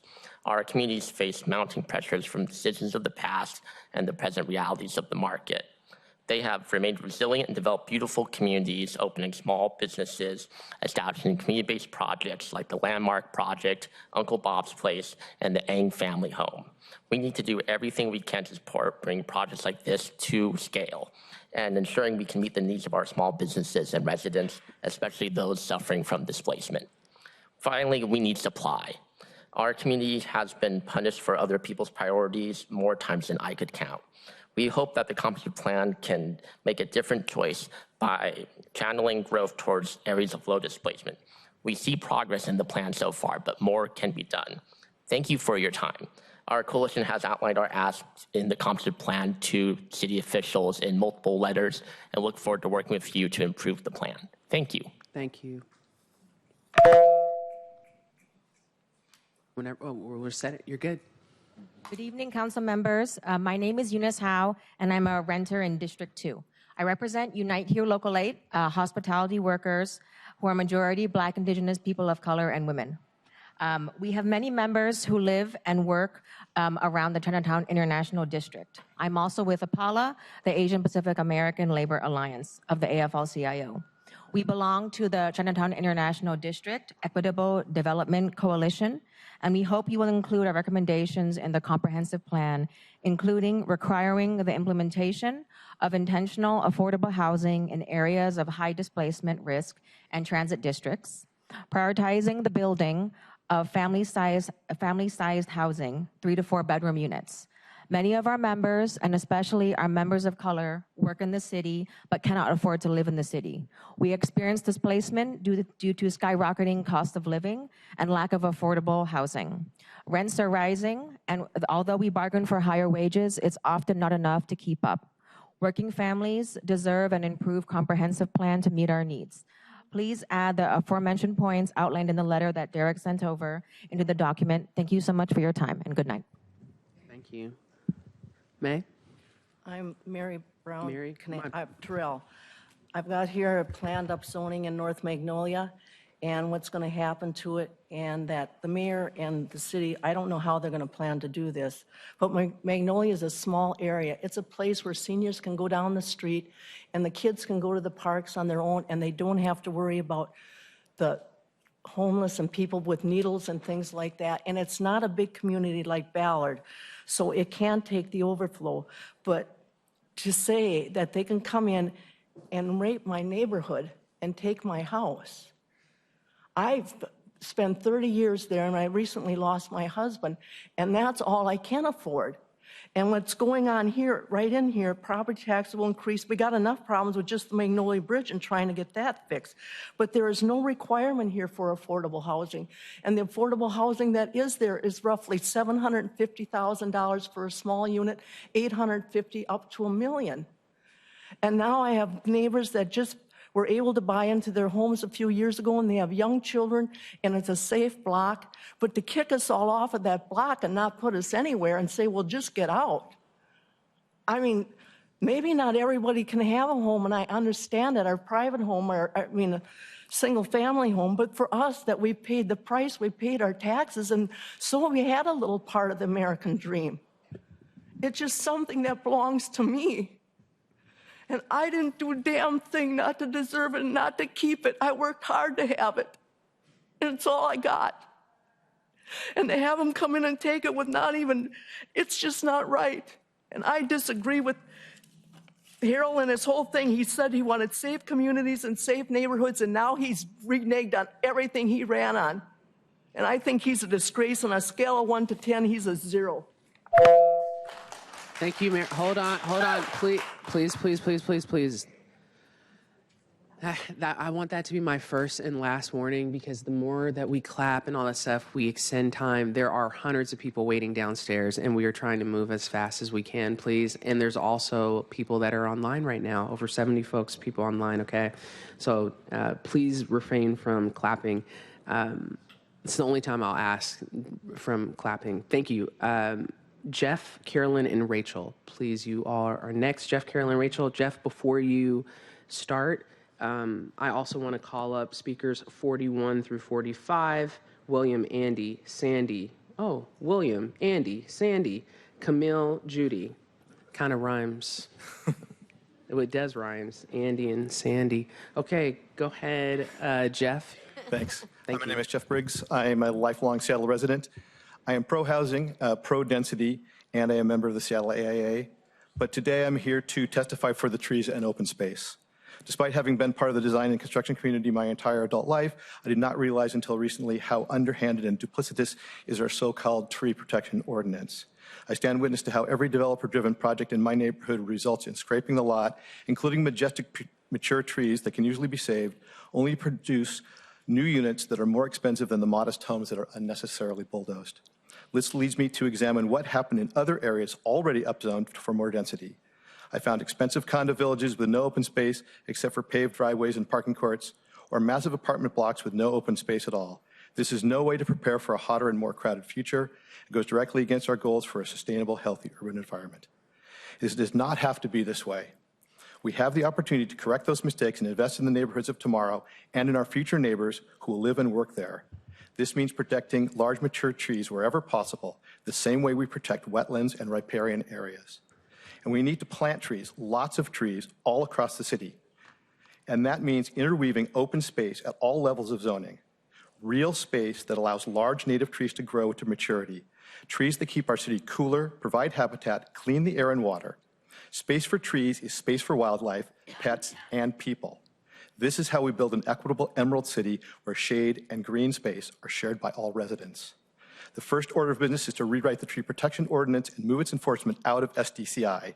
The City Arborist and Urban Forestry Commission are better stewards. Secondly, the comprehensive plan must be modified to mandate trees and open space on both public and private property, including pocket parks, courtyards, streetscapes, and sensible limits on lot coverage.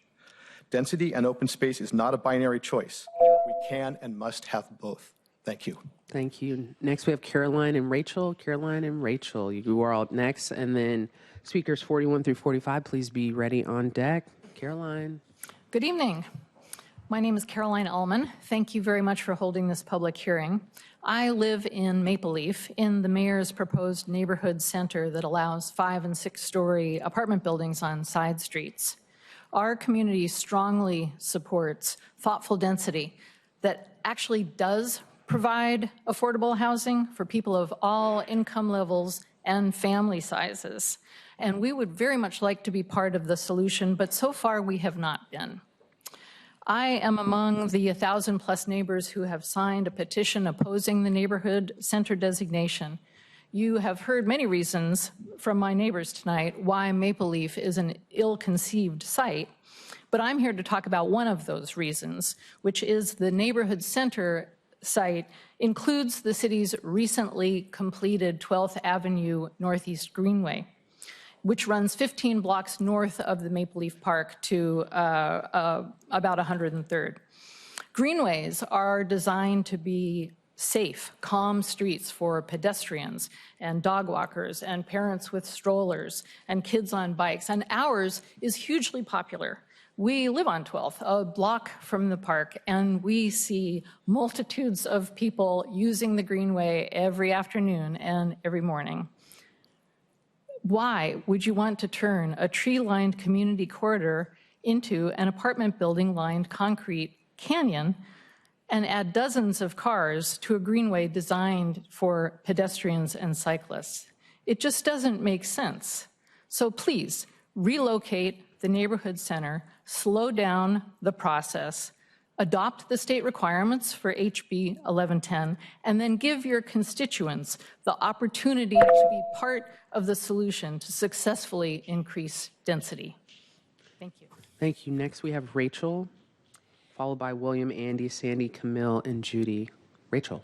Thank you. I'm Rachel Nathanson, and first of all, I want to say thank you, Seattle. You have shown up, and I'm really impressed with our city.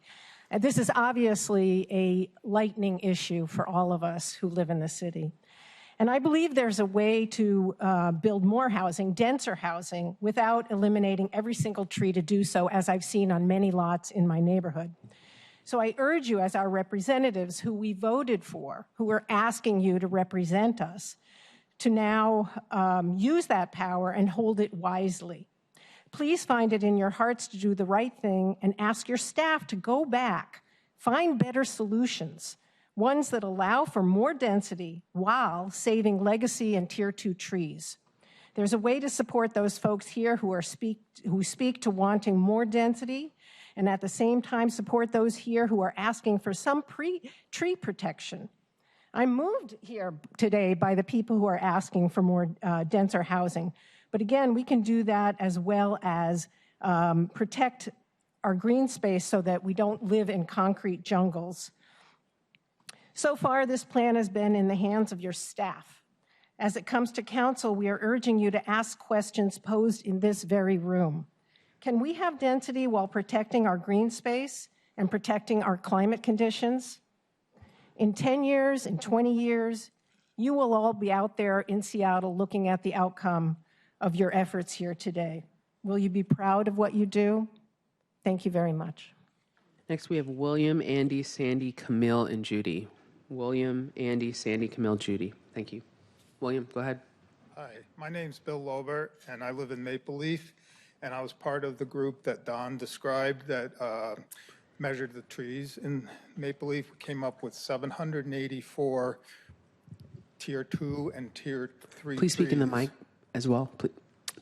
Okay. We did a tree survey and came up with 784 Tier 2 and 3 trees in Maple Leaf in the proposed zone.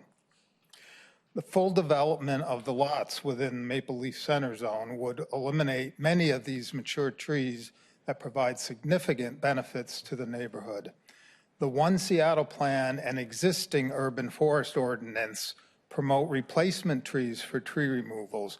Research indicates that replacement trees, if they live, will take from 20 to 40 years to provide the similar ecological and social values of the mature trees.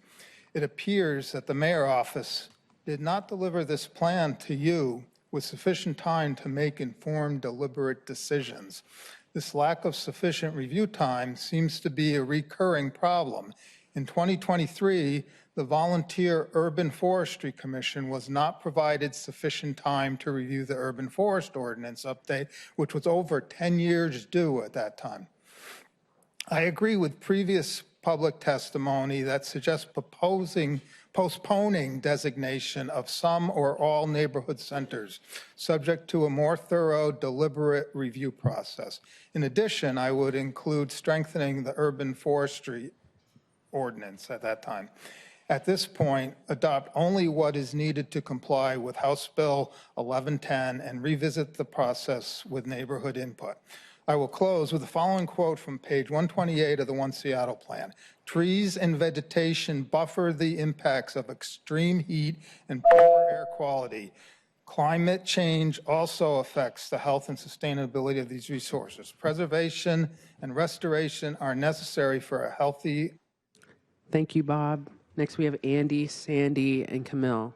Go ahead, Andy. Thank you, Bob. Bob, we have other people. Please, Bob. Thank you so much. Andy?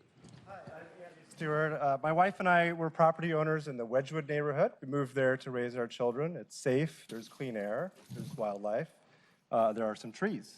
So I am here just to stress that if the goal is to make sure that a small number of already advantaged people are able to profit from unchecked development, then you're fucking killing it. Keep it up. This is great. You're good. Just carry on. Well done. But if you care about literally anything else in this city, like community resilience, public health, our environment, then you got a little bit of work to do. So I think you guys know how this works. You've been doing this a while, but maybe the rest of the room doesn't know how this works. We have a housing crisis, homelessness. So what we end up with is a developer lobby that provides these guys with the language that they want to see in these bills. And then they say, just tell them that it's a housing crisis, we need affordable housing, and this will solve it. And what they're really doing is passing laws that protect the ability for these developers to build cheap places easily, cut down trees to make it a quicker job, cheaper for them to do. And in the end, they don't build affordable housing. You've lost 2,000 trees in Seattle in the last year, and the housing crisis is getting worse. So look at your own numbers. How are you doing? I mean, we have one guy here who was I want you to hear it's a laughing matter. All the permits in the city of Seattle for years. He was like the top guy. He's on our team now, and guess what? When we call and try to get stuff through permitting and talk to the people in permitting, this is the guy that used to all work for, right? Right. So it's a big deal. Now we had to pay this guy because he, if there's a tree in the middle of the property, he knows if that tree can come down or if it can be built around. This is the CEO of Legacy Group Capital bragging about corruption in this city and his ability to do whatever he wants. I'm literally, we cannot have outbursts like this. We have so many people downstairs and we have to get through. And the more I stop and talk like this, the longer it takes. We have people at childcare. I'm just going to go on my little rant right now, okay? Because if it happens again, we just have to start removing folks if people are outbursting. We have childcare. We have a garage that closes at 10. We have people that are waiting online. And we have 270 people that have signed up, have taken off work, have done what they can to come down here. So the more people clap and do that, the more the times I have to address you for this. And I'm the nicest person in the world. I promise you that. Maybe the nicest person on council, okay?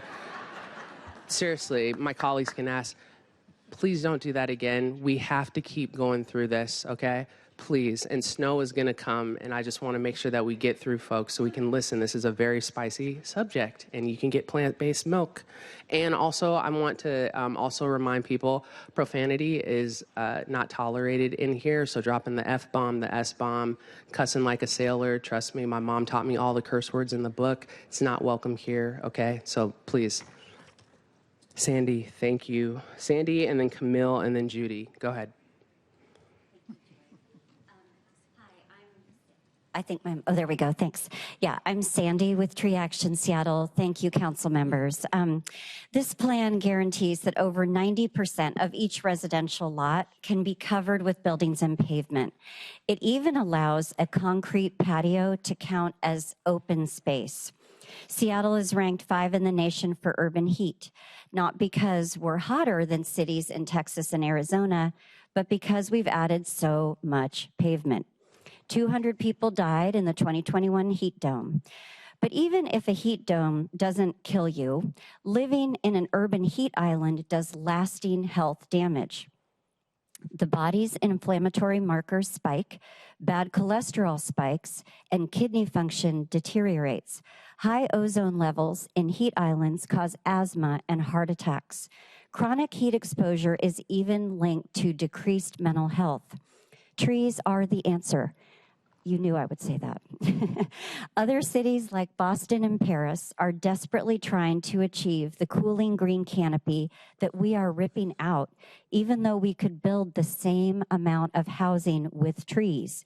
Seattle's new tree ordinance is filled with loopholes that allow developers to remove all trees, even heritage trees. This comp plan literally cements in deforestation. It will hit frontline communities first and hardest because most of their trees are on residential lots. This is not just Mayor Harrell's plan, it is yours. This council will be forever associated with your action or inaction. Please amend this plan to include trees and green space for everyone. Thank you. Camille, then Judy, and then I'm going to ask that the next speakers between 46 and 50 please step up. 46 and 50, please step up.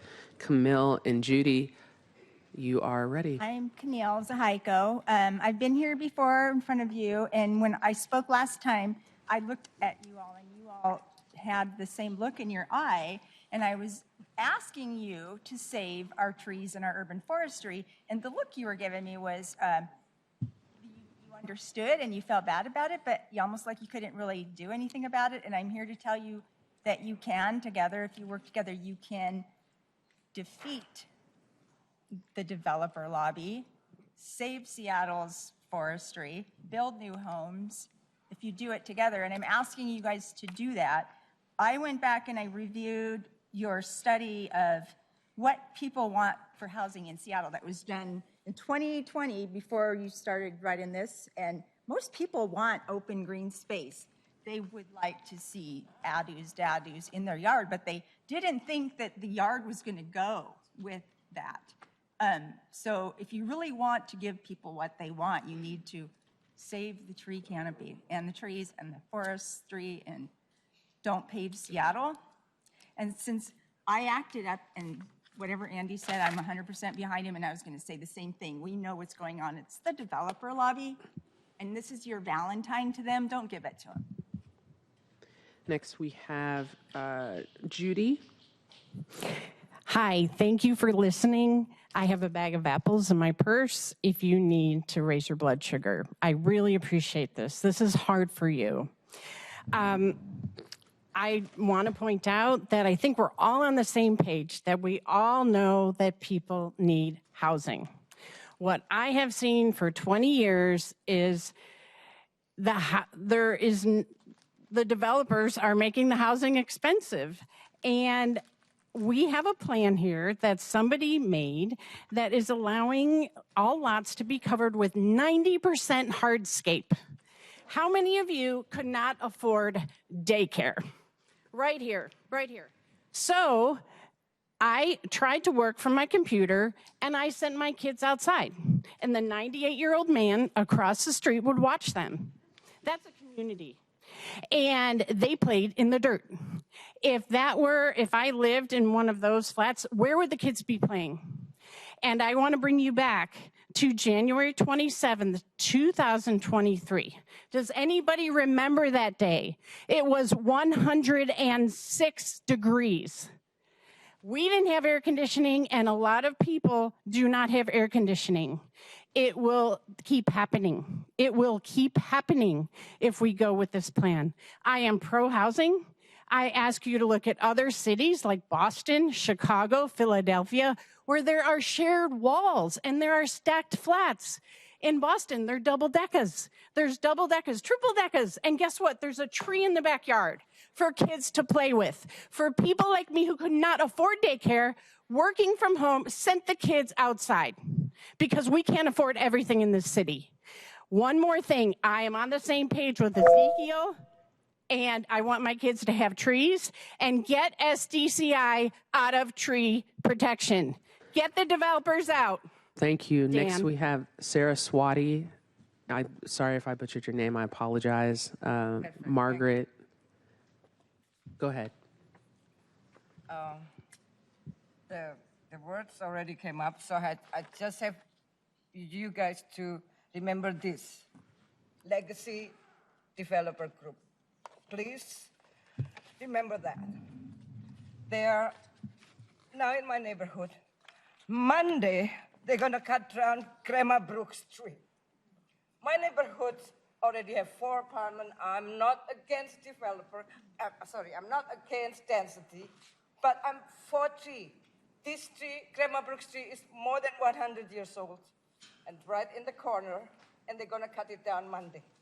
Please, please help me. And this is important. They already talk about why we need tree. But for me, it's very urgent. It's going to happen Monday. Please, you guys, support us. 65 23rd, Saturday, 1 o'clock. Let's gather and celebrate Crema Brooks Street. Thank you. Thank you. Please, please, this is important. Thank you. Thank you. Margaret? Hi, my name is Margaret Portlance, and I live in the Ravenna area. I've lived there for 27 years. And I agree with so many of you here, and so I won't belabor the point about why trees are important. But this is just a cautionary tale. I'm sure you've heard them before. I'm also an educator in Wedgwood, and in 2014, we decided to do some renovations, and we had one of those grandmother trees on the property of the school, and we were building a new gym. So right now, fast forward to 11 years later, that grandmother tree was gone. We put in a rain garden and got a rebate for our building, but that tree would have provided so many ecosystem services for our school, for our community, and it's down and it's gone and it can't be replaced. So now the students on that side of the building, they are slumped over on their desks. They are so hot because the tree is gone. And now we're thinking about putting in air conditioning. So air conditioning is expensive for a school. And we're a small private school. And I'm thinking, you know, that tree would have saved us a lot of money. So I know that we talk about ecosystem services as being free services. And so we should keep that in the back of our mind. Now, Saraswati talked about our tree that's in our neighborhood, and that's the only tree that I can see around the apartments. It's a grandmother tree too. And like she said, they're gonna cut it down. And now I'm fighting for one tree again. And I know what the impact will be because I've seen it. And I would just like you to think about just how one tree has made an impact on a community and how we need to save it. And think about the permitting process. Put a red flag on Legacy and say, don't hand out a permit to this group if they're gonna cut down a tree. Thank you. Next, we have speaker 484950. A reminder, if you've already spoken, please, so we can replace you like a, what do you call it, vending machine? Not like that, but you know what I mean. So you all can leave the room and we can invite more new speakers as well. Thank you. Hello. My name is Susan Fedor. I'm a third-generation Seattleite, and I'm here to speak for the trees, like most everyone else here. Trees are essential to the health, quality of life, and climate resilience of our communities.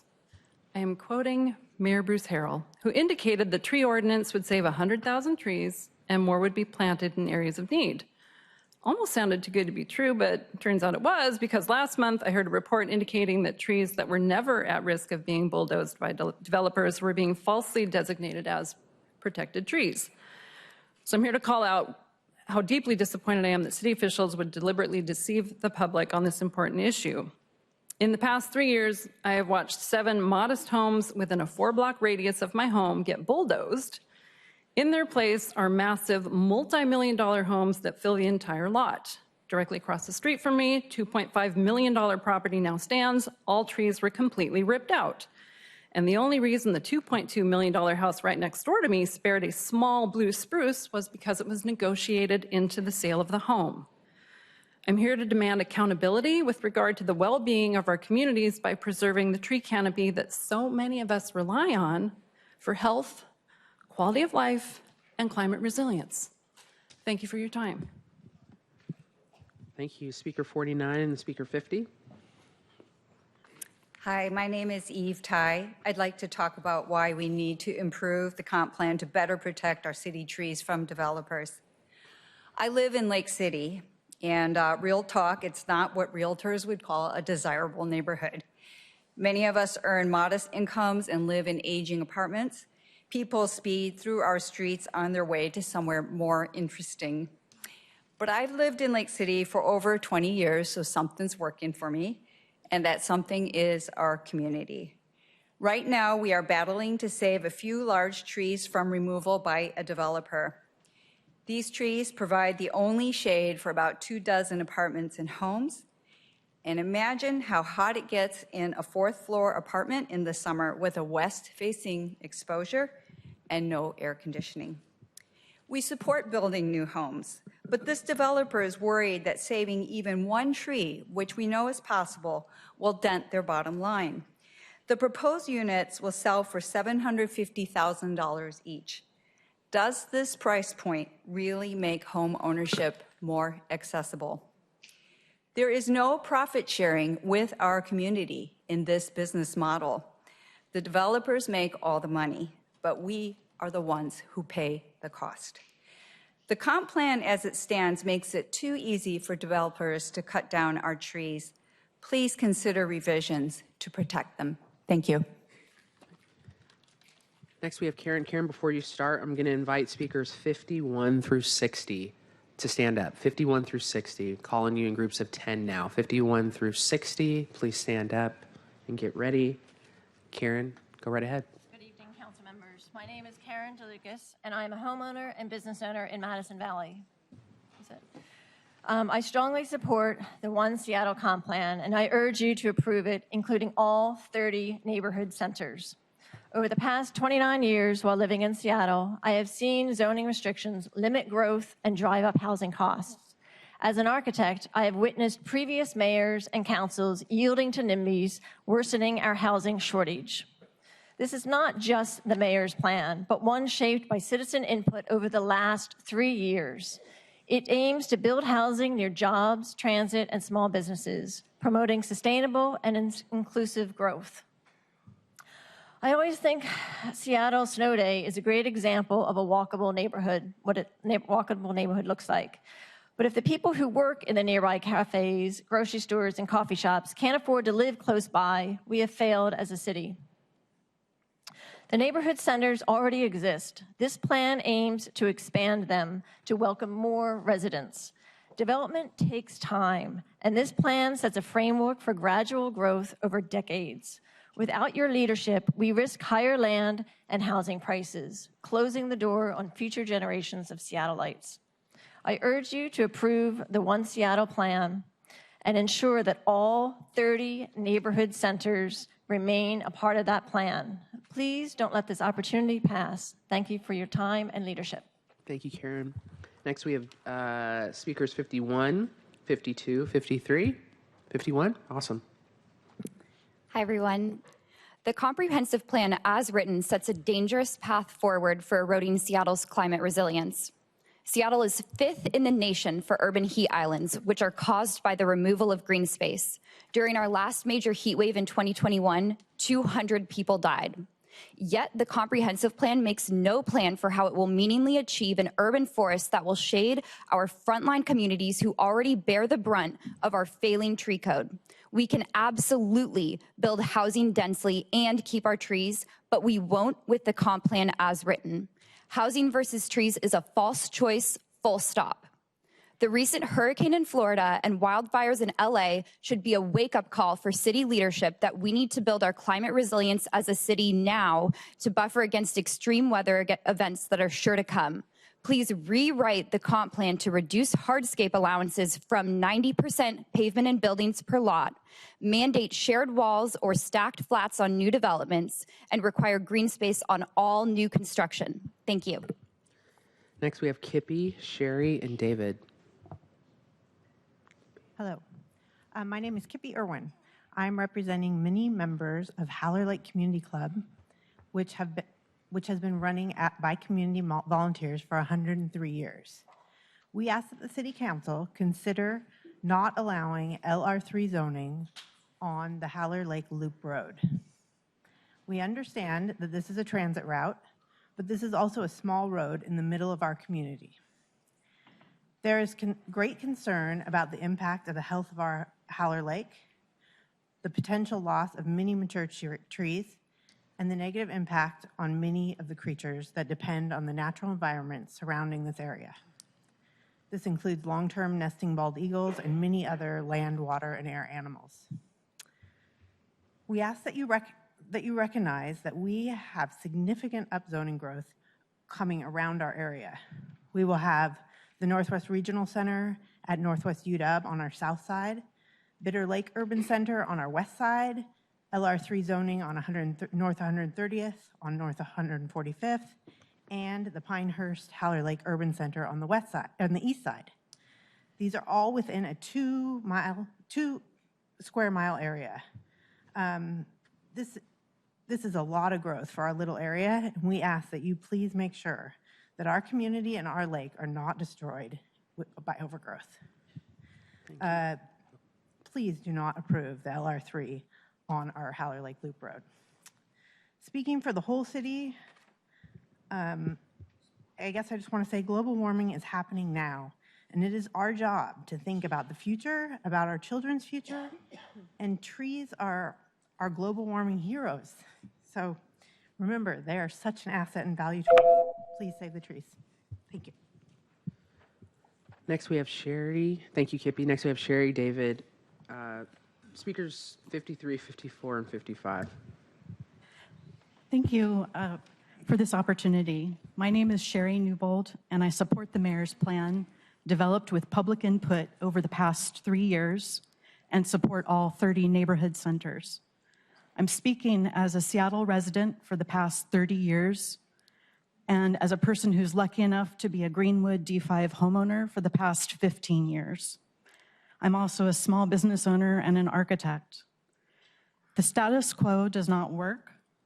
We need to increase the ability to add more types of housing in more places all over Seattle, especially neighborhood centers. Change is life. There are people who need a place to live now, and there are more people coming who need one also. This means we need to make space for them, even if there are some people who are resistant to change. It's up to you, the City Council, now. Looking back, there were neighborhood anchors in drafts of the 1994 comp plan that were not adopted. Many of those anchors are the neighborhood centers that are proposed today. These are places that are already set up for success to make space for more housing. Please adopt the plan with all 30 neighborhood centers. We've been waiting 30 years for them. Thank you. Thank you. Speaker 54 and 55. And then we're on deck 56 through 60. Hello. The draft of the Seattle Plan document boasts that full implementation of the plan would double, i.e. increase by 100%, the current residential capacity of Seattle. Such an ambitious, bold goal is neither practical, necessary, or wise. It is unsupported and reckless. Consider the following. The rate of increase of the U.S. population, including Seattle, is slowing down. The U.S. Census Bureau estimates that the rate will be 0 by 2080, after which the population will start going down. The Bureau estimates that the population will top out at about 370 million people, less than 9% above our current national population is about 340 million. And once the population starts going down, we will have a surplus of actual housing units and much more zone capacity than we will never use. So why are Seattle planners shooting for city housing capability above increases of 100%, 11 times what would be needed nationally? I don't have a good answer to this question. It is my understanding that recent state law makes singles family zoning extinct, and all new primary property development must now allow for at least 4 dwelling units per lot, not just in Seattle, but statewide. Consider that single-family houses are the dominant residential units in Seattle. We already have the ability to spread out future residential growth without building 5-story apartment buildings to be my new neighbors in Howler Lake in what used to be a relatively peaceful, beautiful, safe, and environmentally delicate area along the perimeter of Howler Lake. They would have a huge impact with the effect of housing costs. The tiny houses could provide enough economical and minimal negative impact. Time's up. Thank you so much, sir. Appreciate it. Thank you, David. Speaker 55. Yes, my name is Sarah Jane Siegfried. Thank you so much for sticking this out. This plan is overkill. Why cause 3 times as much displacement as what's required by the Growth Management Act?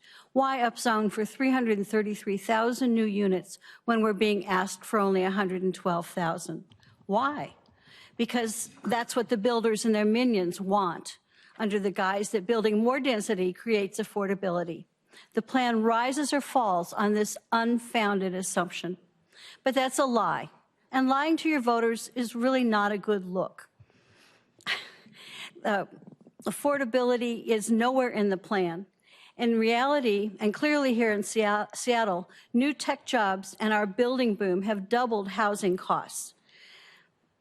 The mayor says he's complied with the missing middle housing bill, but there's nowhere in this plan is the definition of affordability. So how can we possibly measure it? That definition is less than 60% of AMI for renters and less than 80% of AMI for owner-occupied units. Without that in the plan, there's no accountability, and I don't know how we're going to manage. Taxpayers have invested billions in rapid transit. Nearby land is greatly increased in value. The MHA requires a give back. So we've raised up their height by a floor, given them more property to profit from. And yet in this plan, when we upzone around the transit centers, there's no give back. We're giving away value and asking for nothing for the common good.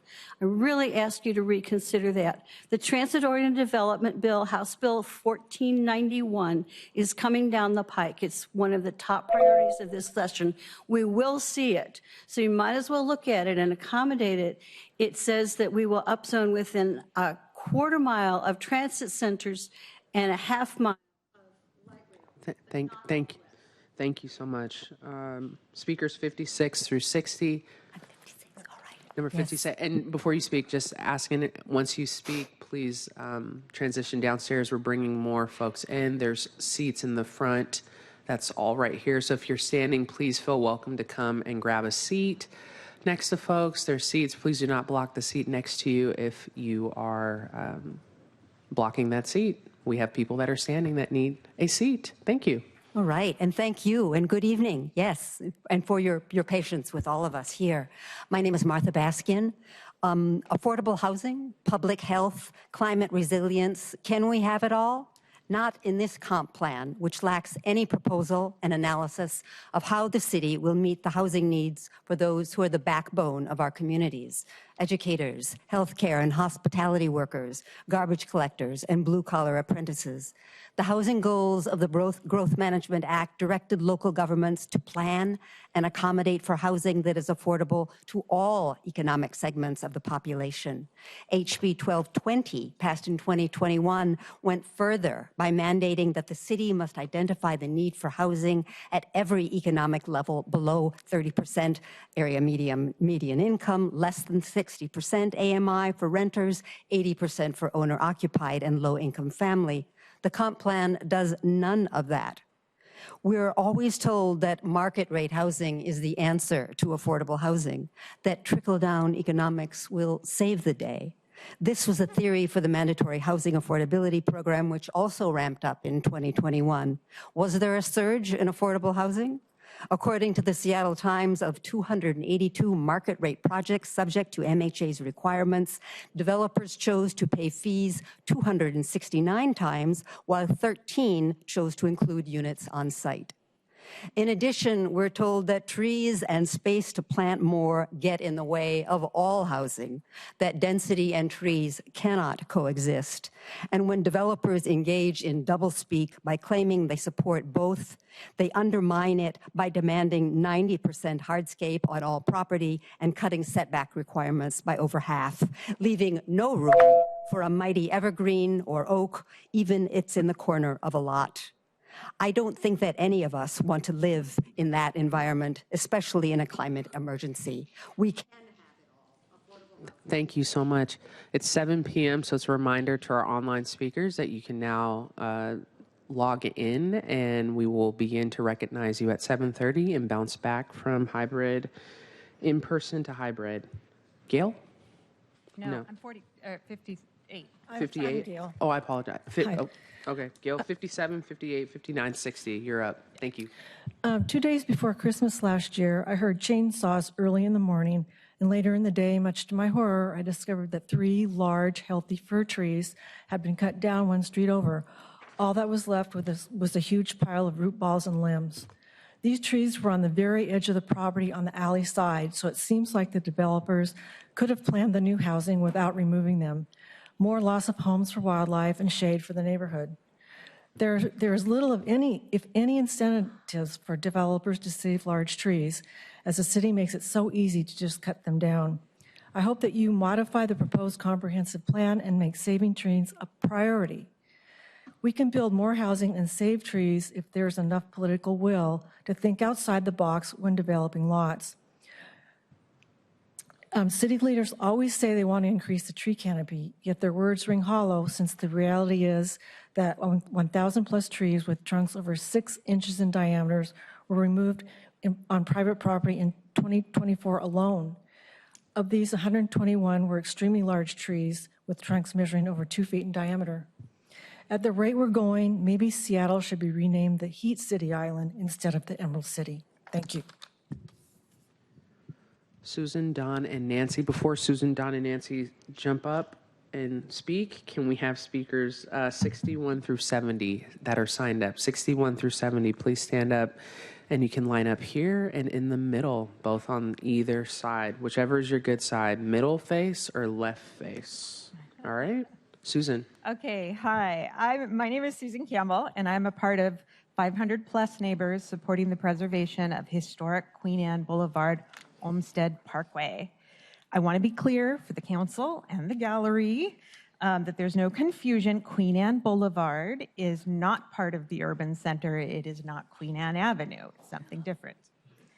Queen Anne Boulevard Olmsted Parkway is a Seattle historic landmark. It was established in 1907. It runs around the perimeter of Queen Anne's east, west, and north sides of the crest of the hill.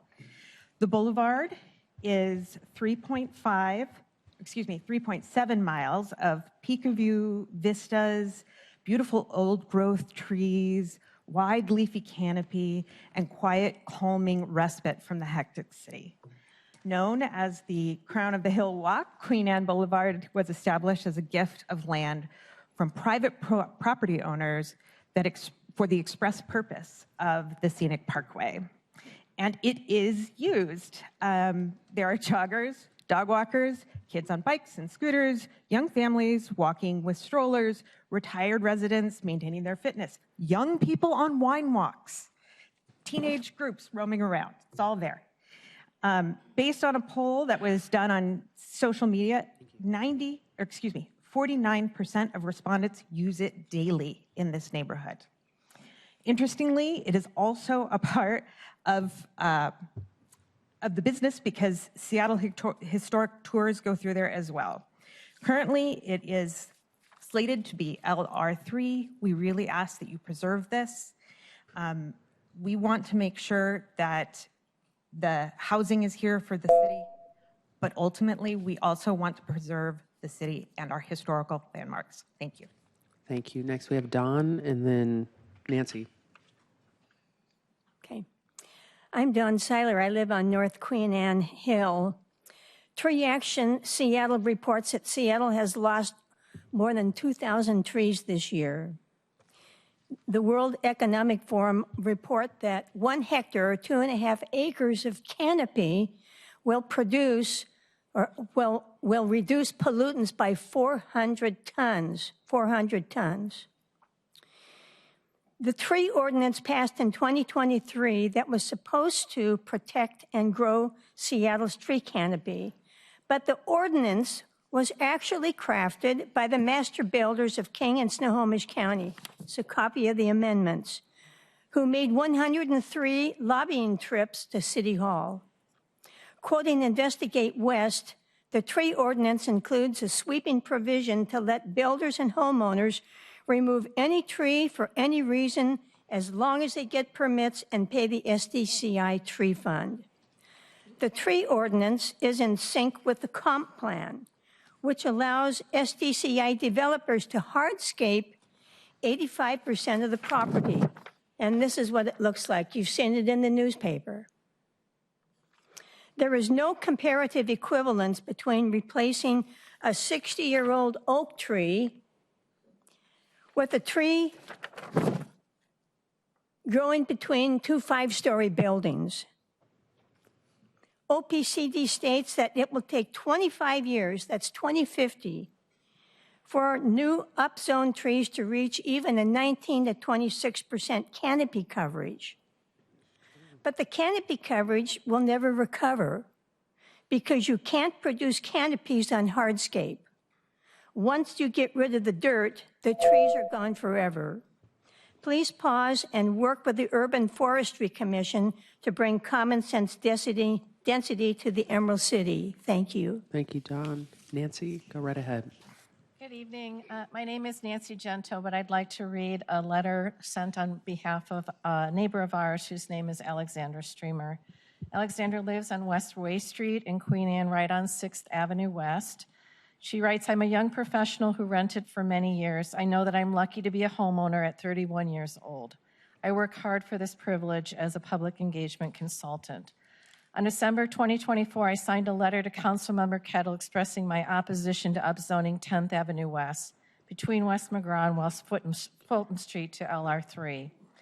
I recognize the desire to upzone areas where transit access is frequent, but extending LR3 zoning this far north on 10th Avenue West is a big mistake. North 10th Avenue West is a historic boulevard, and there is no commercial center north of West McGraw Street. Streets also become much narrower north of West McGraw. I signed this letter in support of my 10th Avenue West neighbors because a better alternative for adding density to Queen Anne is 6th Avenue West, adjacent to where I live. The number 2 Metro bus travels on this street directly to downtown Seattle. It has a commercial hub that includes a very walkable grocery store and other businesses, several multifamily homes, a well-regarded public elementary school, and is a straighter street than the portion of 10th Avenue West. It has no claim to the historic Queen Anne Boulevard. If the city had truly engaged homeowners in this process, we would have offered suggestions on the best way to add density where we live.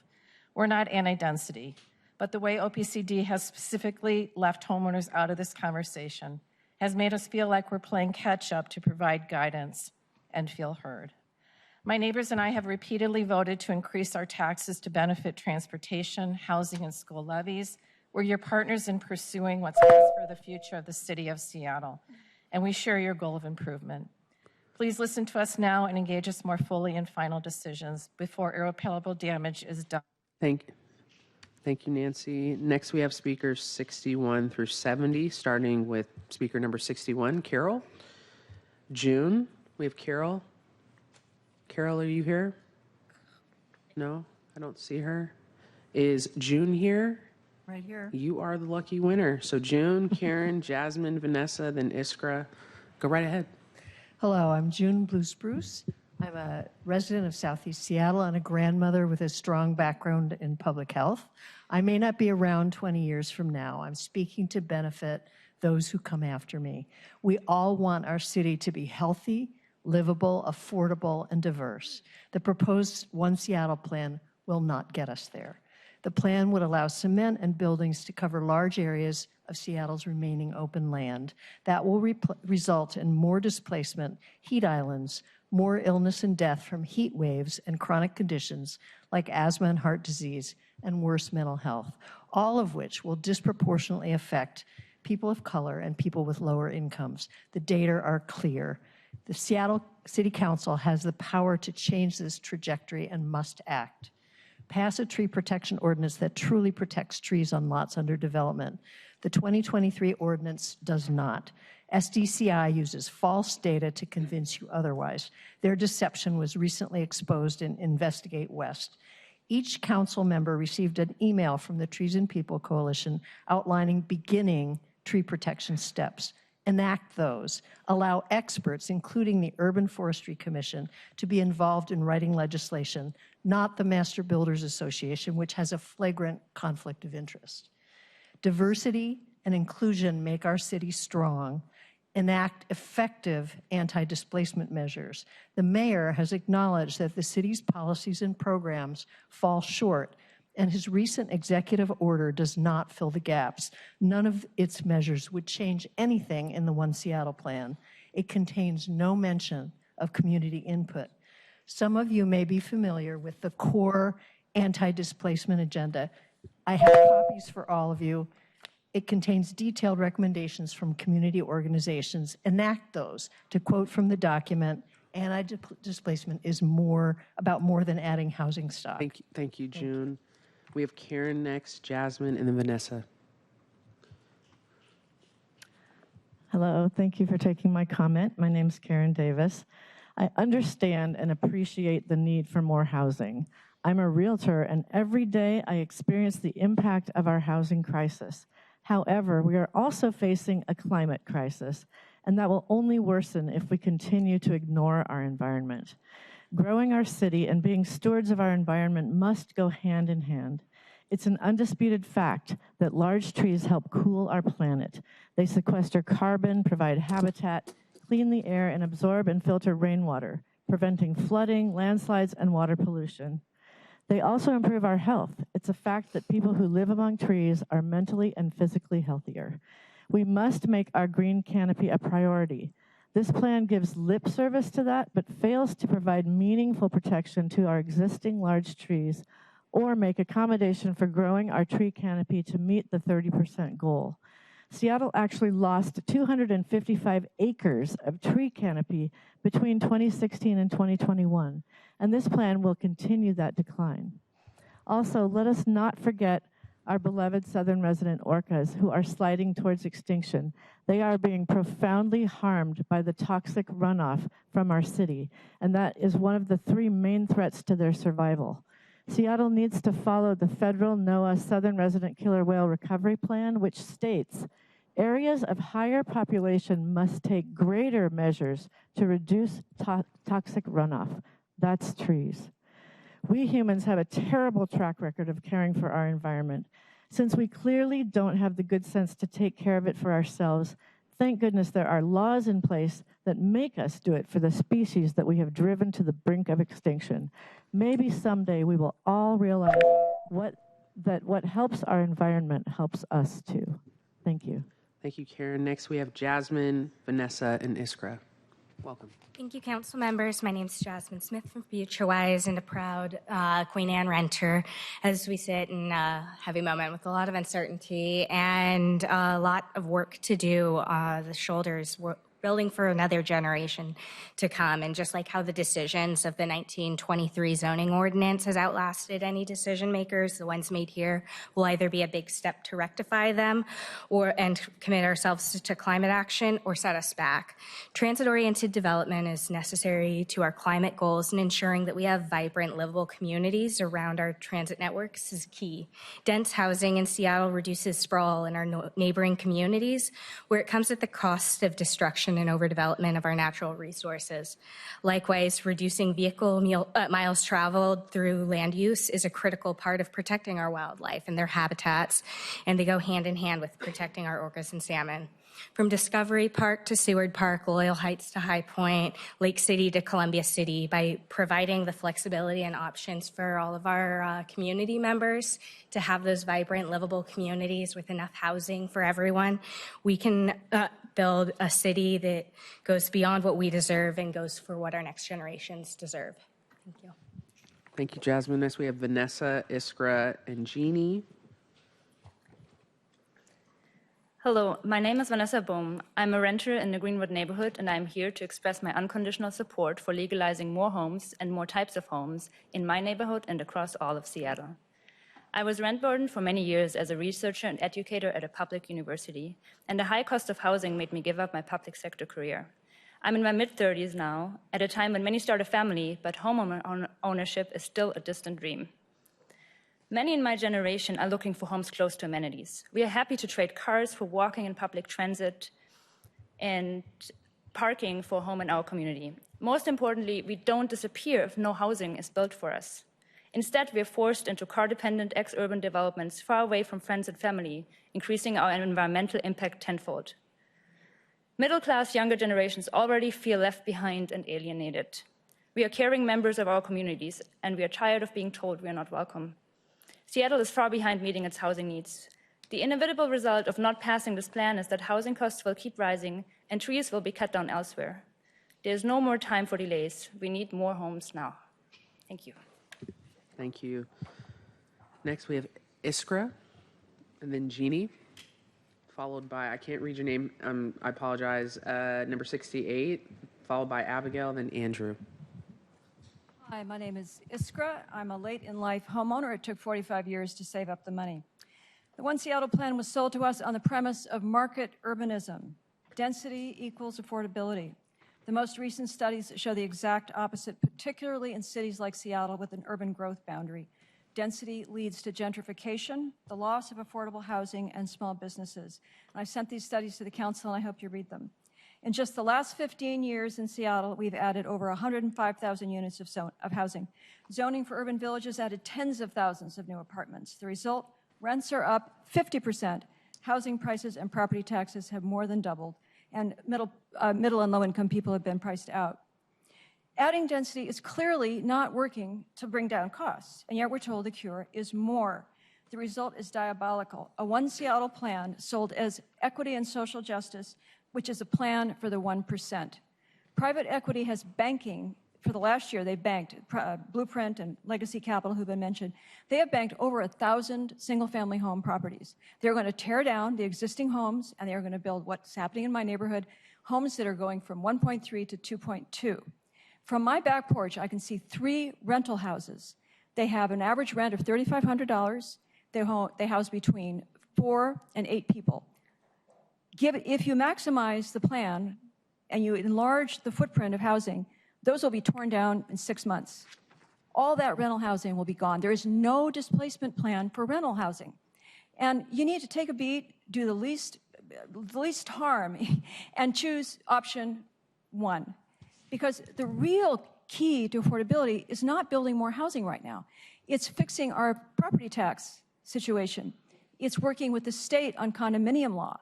Why do I, an older person, get a tax rebate when younger people should all get tax deferments if they want to buy a house? Other things that take time to develop. So breathe, take a beat, slow down, do no harm. Thank you. Thank you. Next, we have Jeannie. Hello. My name is Jean Warren, and my family moved to Queen Anne in 1929, and I'm the holdout. I have seen a lot of changes. But the last few years, like when they built the Safeway, and I agree with trees, however, we've had 5 trees come down in the park in the last 2 years. One was an 85-foot evergreen that totaled a neighbor's car, and these are not coming up by the root. They were over 150 years old, most of them, and it's dangerous. Also, I found this on the sidewalk. I never got anything about it, and neither did anybody in my neighborhood about tonight. And I do have a problem with housing when we have taken down and are building a 5-story apartment house where the parking lot is, or was, for a retirement home. So people coming to visit people there have to park on the street. Safeway went in with 300 apartments with 80 parking places for them. Then the developer cried and moaned, and we have 400 apartments. Where are you going to? I want to walk with the developers and find out where they're going to put all this housing. I'm not opposed to housing, but I don't know where you're going to put it. I only have 3 feet on each side of my house, and it's a Craftsman, and in the back. I'm part of the apple orchard from the farmer that lived behind us. And the house was built in 1916, never moved during an earthquake. So what are we going to do? Thank you, Ms. Jean. Thank you. Speaker 68, then Abigail, and then Andrew. Hi, I'm Hildy Coe. Thank you for convening this today. Everybody's looking a little tired up there. And I just want to thank everybody that's spoken so far. I've learned so much today.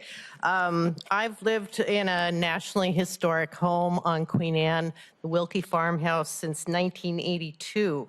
What I'm concerned about in all of it, what I've been hearing is the infrastructure in these historic neighborhoods. The setback for not allowing any trees. I went out on my property today. We have a lot and a half. I'm very blessed to be able to live in this home for so long. I worked in a nonprofit and with my husband raised 3 children. We have 28 trees on our property, a third of which are mature. We have been offered over and over by the developers that want to come and tear down our house, our historic house, and put in more density. I understand that there's a need for that. I see it every day when I am in Seattle, and I just think that we need to slow down a little bit. What I've heard tonight is the affordability factor isn't in there. What I'm seeing on Queen Anne, which is a very gentrified neighborhood, I'm very fortunate to have lived there for so long because I'm not rich.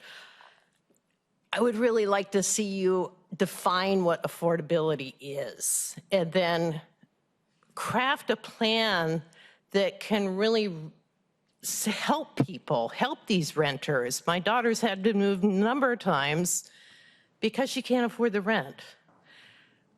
Our son moved out of Seattle because he couldn't afford the rent. This is a real, these are working people. These are people in their 30s. I just want you to slow down a little bit, take time to consider what you can do for the children, the elderly, make it safe for us. And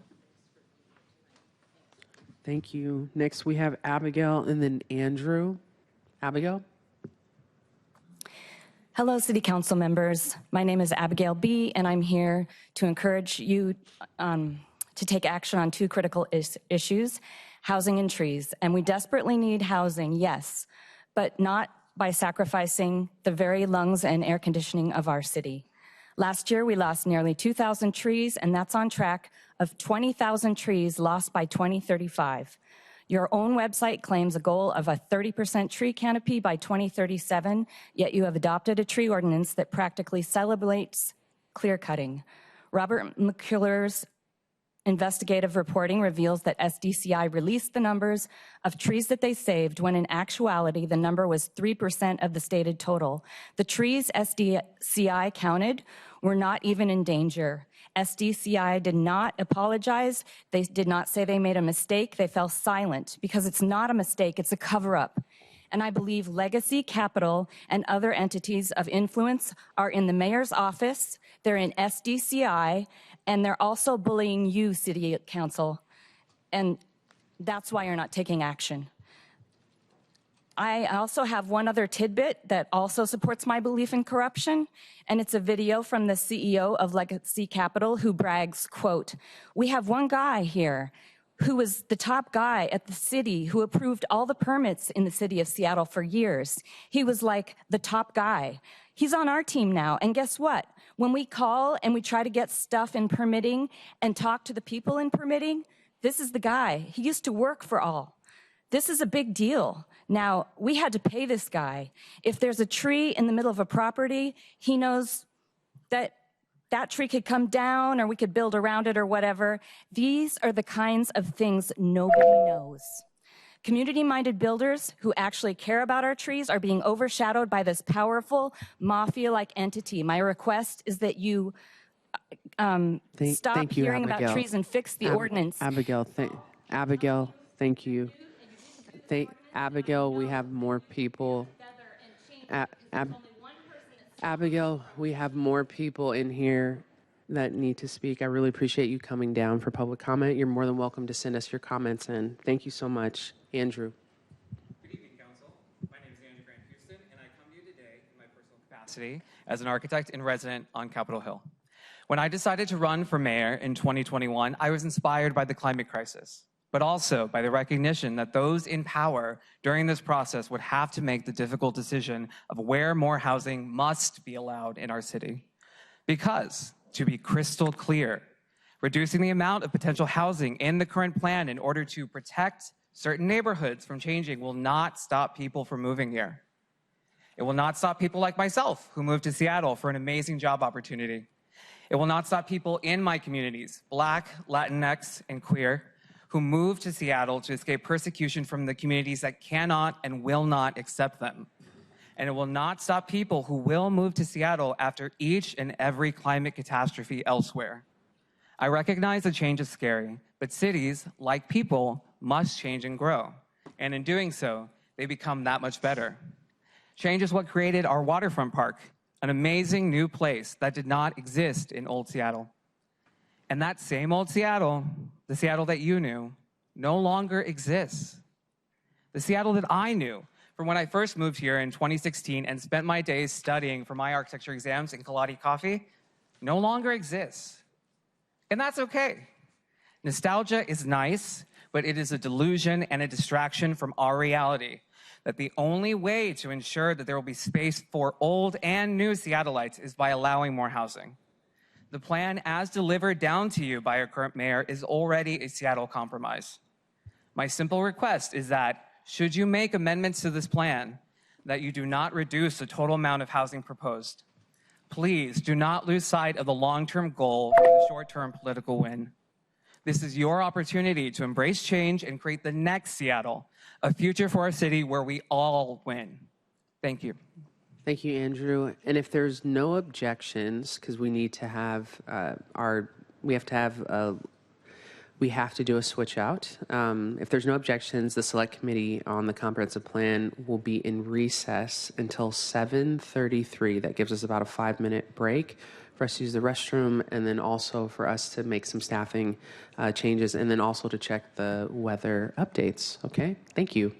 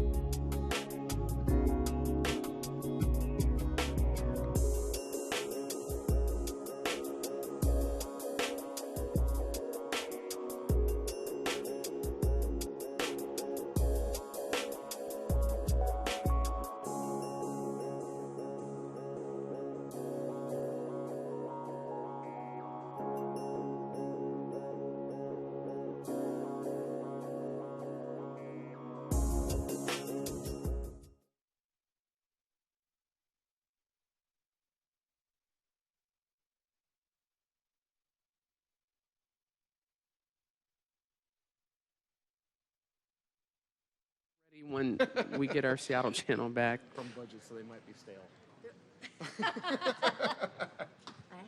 Sorry, Chair. You're good. Do you all have the list of speakers online? Cool. All right, awesome. Yeah, they're stale. All right, we are back in action. Okay, I see myself on the screen there. Awesome. Okay, so let's go ahead and start. So right now we're going to be recognizing hybrid. They're not hybrid. They're online. Our online speakers. And we're going to go back and forth between 10 online and 20 in person. That's because the garage closes at 10 p.m. And we know that we're fighting against the weather that's going on right now. So we'll recognize 10 people online, and then we'll bounce back into 20 in person. So right now we're going to be recognizing our speakers online.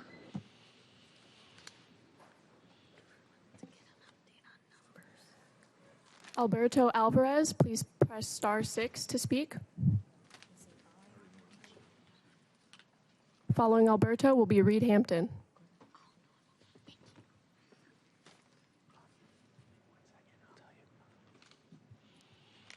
Hello, is it my turn? Go right ahead. It's cold and it's freezing. The housing crisis is an iceberg dead ahead. On the Titanic, the working class was denied a chance to survive. The upper class didn't want their top deck cluttered with lifeboats. This is a citywide public council, not a private homeowners association. The comp plan is designed to add density to a vibrant city in an ever-growing state. Supply is the intent of the comp plan. Supply to meet demand is the most basic principle of any market. Queen Anne, Madrona, Green Lake, and yes, even Maple Leaf must provide a fair share to combat the housing crisis. Rentals for the barista, the grocer, the line cook, waitress, the bartender, the dog and cat sitter, etc., etc. Homes in the city for a young couple looking to start a family. Keep density fair across all neighborhoods. Do not let the wealthiest communities control the needs of working people. Thank you and have a good day. Reed Hampton, please press *6. You're next. Hi, Council. My name is Reed Hampton, and I am a resident and renter in District 6. I've lived in Seattle for 5 years now, so the duration of my residency shouldn't really matter. And in that time, I've voted in every election, volunteered for local nonprofits, and helped build community here at home. Today, I am here not to ask, but to plead with this council to support the additional housing options provided by the neighborhood centers and the comprehensive plan. Over these 5 years, my wife and I have lived in the same apartment in Ballard. In that time, our rent has gone up by less than 10% over 5 years. Why? Because every other year, a new apartment building has opened on our block. It has kept our rent low, allowing us to start saving for a home in our neighborhood. We have only had this opportunity because of the new homes and new neighbors joining our community. By removing neighborhood centers from this comprehensive plan, we would be condemning renters to a world of inexorably increasing rents, making it harder to save for a home, which are only getting more expensive. Our new neighbors make our city stronger, more resilient, and more fun. By supporting not just these neighborhood centers, but more of them, along with expanded density further from arterial roads, you would be contributing to that strength, while giving the over 60% of the city who are renters the breathing room to save for a home, a children's education, and so much more. Now, I agree with many of the speakers tonight regarding the importance of greenery. The solution is to prioritize parks over car parking, building up on small footprint lots, and space-efficient public transit over asphalt parking lots and wide stroads in our community. The solution is not to deny housing opportunities to those of us who had the misfortune of being born closer to the year 2000. Please support a comprehensive plan which adds more neighborhood centers, creates more opportunities for housing growth, and allows more Seattleites to call our beautiful city home. Thank you very much, and best of luck for the rest of the night. Thank you. Next, we have Alice. Please press *6. You are recognized. Good evening. I'm Alice Lockhart, and when we bought our Licton Springs home over 30 years ago, we were a working class family. It was workforce housing. The mortgage was affordable with one person working and the other caring for children. I'm concerned that the draft One Seattle plan fails to provide the same benefits and opportunities for the Seattle social housing developer to build workforce housing as it does for conventional, deeply affordable housing. We need both in all neighborhoods. When Prop 1A, which funds workforce housing without taking tax dollars away from conventional affordable housing, passes, the comp plan needs to be updated accordingly. My kids, now working adults, won't be able to live in Seattle unless policies like the Seattle social housing developer and the housing dollars provided by Prop 1A become available. And we need a plan that supports that. When it passes and when King County passes bonds for workforce housing, it will be clear the will of the people, and the comp plan should be updated accordingly. And we need much more land zoned for the 4+ story apartments that enable social housing. Only then will our kids be able to return to our neighborhoods, and only then will we be able to curb the present climate-destroying urban sprawl that displaces young people to suburbs where farm and forest once were, so that neighborhoods like Queen Anne can be preserved in Seattle. We need to welcome our kids back. We need big enough buildings to do it. We need them in all neighborhoods. We need the social housing developer to be supported in our comprehensive plan. Thank you. Thank you. Next, we have Iris. Please press *6. And Howard Greenrich, you are up next on deck. Hi, this is Iris Antman. Regarding the comp plan, I want to see housing developers, city planners, and environmentalists working together to incorporate into the comp plan denser housing and more trees. This should not be a binary decision, trees or housing. Developers can design using shared walls, no lot sprawl, and taller buildings to accommodate retaining trees on site. It seems insulting to me at this point to have to point out to anyone the importance of big tree canopy for health and climate reasons. We all know the scientific evidence. And comparing the planting of new young trees with the retention of already existing older mature trees in terms of health and climate outcomes is like comparing apples and oranges. We also know this. Designers, developers, planners are smart enough to figure out how to have more and denser housing and maintain and increase our tree canopy. Please consider the common good in order to build a healthy, safe, and beautiful city. Thank you. Thank you. Next, we have Howard, followed by Dylan. Excuse me. Please press *6.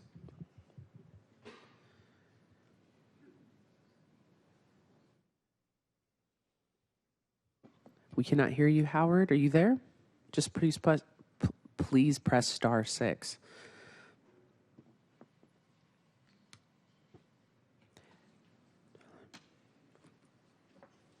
Is Howard present online? He is? Okay. Maybe stepped away from the phone. We'll come back to Howard. Next, we'll hear from Dylan. Please press *6. You are recognized. Hi, yeah, my name is Dylan Glasecki. I'm an urban designer and a 20-year Seattle resident. Also a father of an 8-year-old that bikes and drives and buses all over the city with me. And I think about him and his future and how we experience Seattle together as I offer these remarks. I share with many of my Seattle neighbors a long-term goal for Seattle, for every resident in the city to live within a 15-minute walk or roll of their everyday needs and services. Achieving this goal would be a significant step towards cutting local carbon emissions by reducing automobile reliance and the CO2 emissions associated with driving. The One Seattle plan moves us towards this goal by reintroducing the concept of the neighborhood center. Our request is to keep all 30 neighborhood centers proposed in the One Seattle plan and plant the seeds to add more with Seattle's next comprehensive plan update. These neighborhood centers work together as part of a network of neighborhoods, a system of services and cultural elements that serve both nearby neighbors, as we've heard about tonight, and neighbors from across the city. The loss of a single neighborhood center has a systematic citywide impact beyond the effects felt by immediate neighbors. As the commercial cores of our neighborhood centers are the hearts of the community. They hold third places and provide nearby residents with access to everyday needs and services. Since the 50s, it's been illegal to expand or create more of these commercial cores in residential neighborhoods. Residents living close to a neighborhood center were lucky enough to be able to walk to it. Those living far were dependent on their car to access the neighborhood center, and this is how we've lived in Seattle for 75 years. Now we have the opportunity to re-engage with our neighborhood centers, to curate, to enhance our neighborhood centers, these small-scale commercial cores of our communities.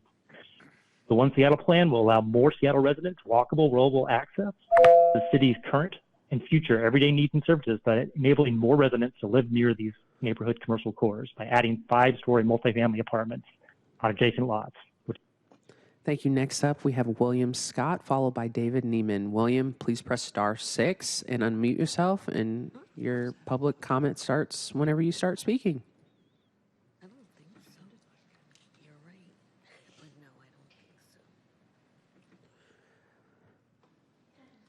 William, *6.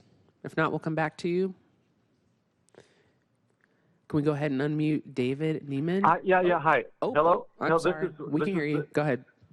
This is William Scott. Sorry, I didn't. William Scott, right? You want to hear from me? Okay. Yes, so here's the thing.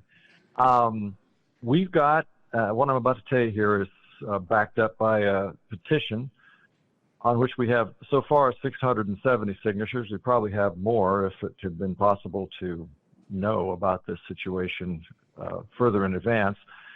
And we're asking to correct a planning error on the One Seattle plan and remove a short section of Northeast 45th Street for upzoning to LR3. Instead, it should be NR, the same as the surrounding Laurelhurst neighborhood. And this is a planning error because zoning this segment LR3 conflicts with both the letter and the intent of HB 1110. For example, this segment has no priority rapid or high frequency transit. It is not, to quote HB 1110, compatible in scale, form, and character with single-family houses. Upgrading this to LR3 is because it's not a designated neighborhood, urban, or regional center or near major transit. And of course, to complement the comments of various good people on this call, it conflicts with the tree canopy objectives of HB 1110. And, moreover, LR3 type developments in areas like this, and there are many of them, we've heard about Queen Anne and others here tonight, won't provide low or even mid-priced housing to address the appeals of many at this meeting, which of course we support because, as we all know, and the dirty little secret here is that the developers will just pay in lieu fees and then get out from under providing low-income housing and sell market-priced condos.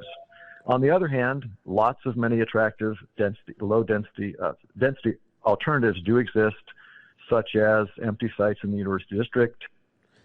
Thank you. Next, we have David Neiman, followed by Megan Cruz. David, go ahead and press *6 and unmute yourself. Hi, thank you for having me. I am a partner at Neiman Tabor Architects. We're a small architecture firm here in Seattle, and we specialize in urban infill housing. The issue I want to talk to you about tonight is a little different than maybe what you're hearing. I want to talk about the new design standards that are proposed for neighborhood residential and low-rise zoning. These new design standards, they are of really widespread concern for architects and designers. None of my colleagues think that they will make our projects any better, but it's clear to us how their rigid and prescriptive nature will handcuff us in ways that will really limit our ability to do good work. Prescriptive rules in the zoning code, they amount to a series of thou shalt not statements. If you string enough of those rules together, what thou shalt do, once everything is left over, it ends up being a resultant. It's a leftover, and that leftover is rarely something good. The more rules you create, the more accidental the outcome becomes, and the more difficult it is for us to do good work. As an alternative, I've sent the council a proposal for a menu-based system to replace the design standard. The concept is that applicants score points by including beneficial features in their design, and you have to score a certain number of points to get approval. This will allow designers to select from a wide variety of options that can accommodate different housing types and site configurations and architectural styles. It will eliminate the kind of one-size-fits-all cookie-cutter solutions that the current proposal will impose, and it will promote a higher level of design quality in new development. There are a lot of people talking today that are worried about what all this change is going to look like and feel like. So I implore you to work with Seattle's architects to make sure that we have rules that will allow us to design buildings that are thoughtful and contextual and worthy of a city that we all love. Thank you. Thank you, David. Next, I want to see if Howard Greenrich, if you can do *6, we'll come back to you. But if not, go ahead and press *6. We see you're present online. Can you hear me now? Sure can hear you now. Oh, fabulous. So I'm Howard Greenwich. I'm the research director at Puget Sound Sage. I had another set of comments prepared, but I wanted to call in my fellow residents who have come to oppose upzones in their neighborhoods. What most have in common with me, is we own homes. Some have owned homes for decades. I've owned mine for 15 years. This means we also saw home values double in the last 15 years and maybe even tripled in the last 30. Not because of improvements we've made, it's because of immense demand for land driven by high-tech job growth. And I ask how many of us are commenting tonight are actually millionaires based on home wealth. What else do we have in common? We're mostly white and older, and we think we deserve to freeze our neighborhoods in time so our families can enjoy its benefits forever. But let us not claim climate resilience for trees before owning our privilege. I'm not saying we don't have pain and tribulations, but the other side of the coin is that people without land, without money, who can't pass for white, have housing barriers like disability and larger families, face constant insecurity, constant change, constant relocation, and constant discrimination. Land use in the U.S. has always been about wealth, race, and privilege. Segregation is the same. This comprehensive plan is no different. Opposing neighborhood centers because of tree canopy, affordable housing, lack of sewer service, wildfires, and existing bus routes relies on omission and a lack of real trade-offs. I'm sure my fellow homeowners believe what they say, but it's what they're omitting that upsets me. If we don't allow neighborhood centers, the upzones will happen, but they won't happen in places where people have less privilege. I have one priority recommendation to make tonight. It's time for low-density, well-off neighborhoods to experience change and take on their fair share of density. At the same time, we need to halt upzones in high displacement areas where working-class BIPOC households live. We need to give these neighborhoods a break from upzones they've had more than their fair share for 30 years. Thank you. Next, we have Megan Cruz. Please press *6.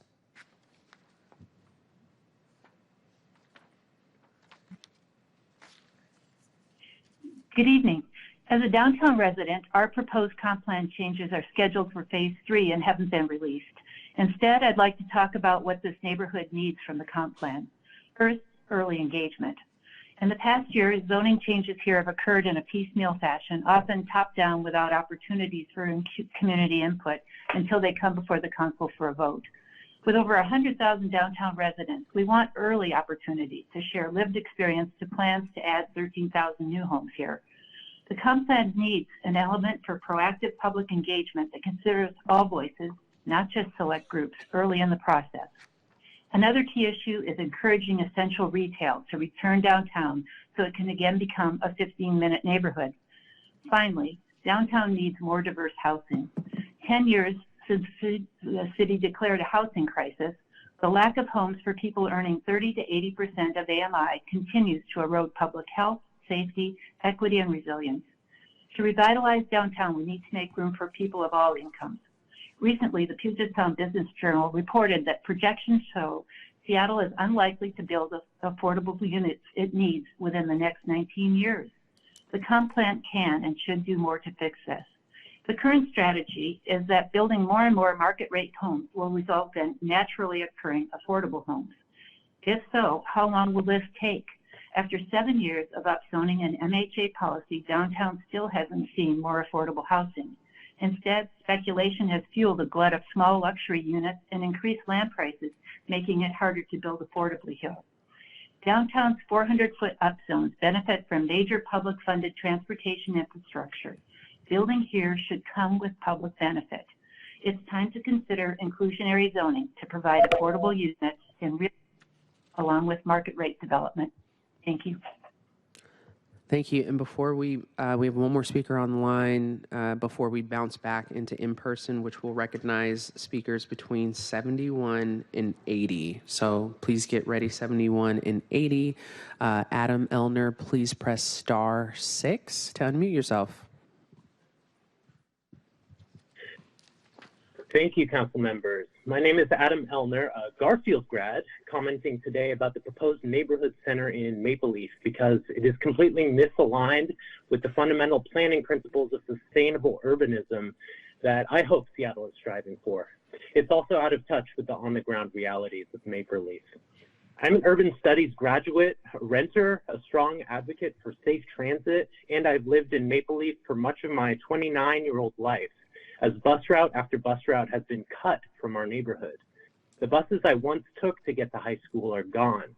Now there is only the 67, which just shuttles a couple miles between Northgate and U Village. That is not a level of transit connectivity that can support future and current residents. So this transit devoid development will increase car trips and just work against the city's climate goals. The real transit alternative is walking 1.2 miles from Northgate Light Rail to the proposed neighborhood center, and that involves climbing up a 200-foot hill. That is not an accessible walk shed to base land use decisions around. I also want to highlight that the proposed neighborhood center at Northeast 145th Street, which was cut from the draft plan, I believe, contains many features that make it a smart place for a neighborhood center. The streets are wider than in Maple Leaf, so they can accommodate better transportation infrastructure. There are many bus routes along 145th and 15th Avenue. There's a QFC, a gym, multiple restaurants and other amenities, schools, and several large green spaces within a quarter mile.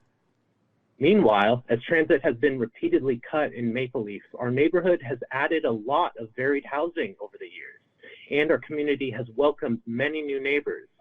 That is why I want to underscore a very important point, that looking at me and my neighbors as NIMBYs is simply falling back on a stale, overused reductionist trope, and it deflects. Thank you, Adam. Next, we have in person. We're going to bounce back. We have speakers 71 through 80, and I know that there are some people that have left, so if you just confirm with me that your number, we'll keep it moving and to make sure that we stay in order. 71. Hi, my name is Kathleen Kirchhoff, and I am a native Seattleite. And as we are considering what we're going to do, I want us to be sure that we create a survivable city. And part of that, we have to really be serious about climate change. And if you haven't read this book, it's in the Seattle Library. I really recommend it. If you're short on time, the prologue of 20 pages simply covers all of the impacts in the Pacific Northwest from our 2021 heat wave. And if you read the chapter on Paris, that is another temperate zone city that did not build with any temperature extremes in mind. And they had a horrific heat wave where they lost so many people, but that was in the 90s. To read from this, now I've lost my page, what this means. Here's when it says, Vivek Vasandras, a professor of urban studies and plannings in Portland State University, drove around in his Prius with his 11-year-old son, measuring the temperatures in different parts of the city. In Lentz, one of Portland's poorest neighborhoods where trees are few and concrete is plentiful, Sandras measured an air temperature of 124 degrees, the highest temperature he had ever recorded in 15 years of chronicling heat.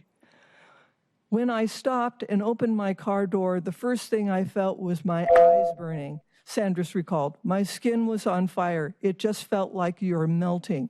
He drove to Willamette Heights, a tree-lined suburb, et cetera, et cetera. He measured the air. Thank you. Next, we have speaker 72, 73, 74, and you can more than happy to send us comments to our email as well. Go ahead. 72. My name is Brittany Nicole Cox. I'm a self-employed artist and conservator in Seattle. I've been a renter in District 3 for almost 20 years. So I definitely understand the need for having density and affordable housing. It's impacted me negatively over the last several years. But I don't believe this is a choice between trees and housing. I think we should and can have both. In this country, trees were our earliest cathedrals and city halls. We gathered under them to sign treaties, trade, wed, take respite. Yet here we are to talk about the future of these long-revered counselors. Early American flags were decorated not with images of crosses, liberties, or kings, but were banners that honored the tree. Even early minted coins crude in the representation were embossed with trees, because what better way was there to demonstrate our wealth as a nation? Because trees are an asset. It takes a few hours to fell a tree that took 1,000 years to grow. Not one living person today would witness the equivalent of an old-growth tree removed and a seedling planted in its place. How can one not sense the imbalance of that equation? Seattle is known as the Emerald City. Our own stated goal is to achieve and maintain a 30% canopy cover. We need trees for our own well-being as much as we need housing. In King County, 837,000 gallons of polluted runoff enter the Puget Sound from storm drains. We need trees to mitigate this. What future are we building that doesn't have birdsong, tree canopy, or the icons of our Salish Sea? Not only are our trees our health, our happiness, our water and air quality at stake, but so are our birds, our orcas, and our salmon. The giant Sitka spruce begins as a seed weighing 1/13,000th of an ounce. 800 years later, it is 300 feet tall, weighing 300 tons. They are all gone now, these giants. We will endure without them, but we will not long endure the practices and short-sightedness of those that robbed us of them. Hopefully, this will be a reminder that we must be stewards of the land that provided for us. Thank you. Thank you. Speaker 73. Sorry. Drink water. Hi. So we can add housing without killing everything else in the process, like Portland and King County's affordable housing in Beacon Hill did. Our critically endangered southern resident killer whales are at their lowest number in history. These giants are telling us through their deaths that they need significantly more help, not more polluted runoff, one of their top 3 threats. J35 lost her second baby daughter, and OPCD not only omitted the orcas from the DEIS, they've now added language on page 1139 of the FEIS, managing habitats in the city to maintain wildlife populations in numbers comparable to past estimates is not feasible. NOAA's federal southern resident killer whale recovery plan states, because of human projected population growth in the region in coming decades, especially in Puget Sound and the greater Georgia Basin, greater efforts will be needed by governments, industry, and the public to minimize pollution. Why isn't Seattle following federal guidelines? Trees are powerful bioremediators, reducing and filtering polluted runoff, recommended and used by King County DNRP, the EPA, and the USDA. I and over 750 petition signers ask Seattle to follow the federal NOAA SRKW recovery plan guidelines and preserve our bioremediators, large trees. Other cities and our county densified without killing all big trees. And here's a quote from wild orca scientist Dr. Giles this week. "We are losing our important breeding age males and females, and we are having even less babies being born and living. The southern residents can't wait any longer. We have to figure this out and do something massively different, even if only for a trial basis." King County recently built affordable housing in Beacon Hill without killing the trees. Portland found trees over 20 inches in diameter, contributed over 59% of the ecological benefit, and implemented a large tree amendment, shared walls, and eliminated setback reductions. Maybe it's time to pause all large tree removals. Thank you very much. Thank you, Jennifer. And up next is number 74, Alex Brennan, followed by 75, Esmeralda. Take it away.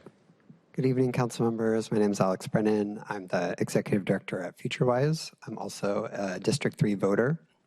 I'm here to urge you to move beyond the 1994 urban village strategy to support the neighborhood centers, transit corridors, and changes to single-family zoning in the One Seattle plan. And to build on those changes, we need to do more. I was planning to share a really compelling personal story about why this is important tonight.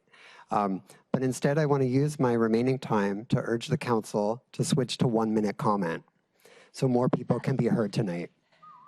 With over 200 people, at least in theory, having signed up to comment that are still to come, it would take over 8 hours at 2 minutes for all of them to speak. Many people will end up having to go home before they have a chance to speak, and many already have. I was able to get here an hour early to sign up for comment because this is my job, and I'm number 74. The people coming later didn't have that benefit. They've made the time to come here out of their busy lives. Please consider switching to a shorter amount of comment time. Thank you, Alex. I'll repeat the comments as soon as the chair is returned. Esmeralda, you're up next. And also, everyone is welcome to only speak for 1 minute. I second that. 1 minute, please. Okay. Hello, council members. Thank you so much for your time. My name is Esmeralda, and I'm an intern with FutureWise, and I live in West Seattle. The city is growing, and there's serious changes that need to happen across Seattle and in every neighborhood. Without a change, displacement, cost of living, and rising rents will accelerate even further as our community is pushed out. The cost of housing and cost of living is a huge issue, especially for people with families that want to settle down. I have lived in West Seattle for 8 years, and our rent has gone up approximately 90% in the past 2 years. My rent for a 2-bedroom apartment is roughly $2,100 a month for an older style apartment. The growing cost of rent is unsustainable, and this is the moment to do something bold to prevent more of the neighbors from getting pushed out of our communities. I support many of the strong proposals in the Mayor's One Seattle plan, and we look forward to you take action, and I appreciate your time and consideration. Thank you. Thank you, Esmeralda. Up next is Michael Gillenwalter, followed by Kyle Paris, then Marsha Peterson. Michael, take it away. Thank you, council members, for your attention and your endurance tonight. This is my first time to comment in person because I'm very passionate about this issue. I'm a District 6 resident. I'm also a homeowner in the relatively wealthy neighborhood of North Beach. And nonetheless, I ask you to upzone my neighborhood and to do so well beyond what is required in SB 1110. We should be welcoming a transition of our city to a more walkable, diverse, and mixed-use neighborhoods. Please reject the perpetuation of exclusionary zoning and the unrealistic calls to preserve an unchanged Seattle. Look at the leadership of cities like Spokane and what they're doing there, and recognize that votes to upzone and expand housing choice across all of the city, including an expanded number of neighborhood centers, are votes to help reduce homelessness in the long term. They're votes to help reduce inflation and inequality in the long term.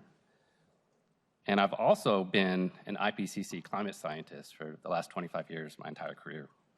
And I'm pretty confident in telling you that the research concludes that votes to upzone will reduce greenhouse gas emissions in aggregate across the entire region, and that smart density conserves forest areas and results in more climate resilience, not the opposite.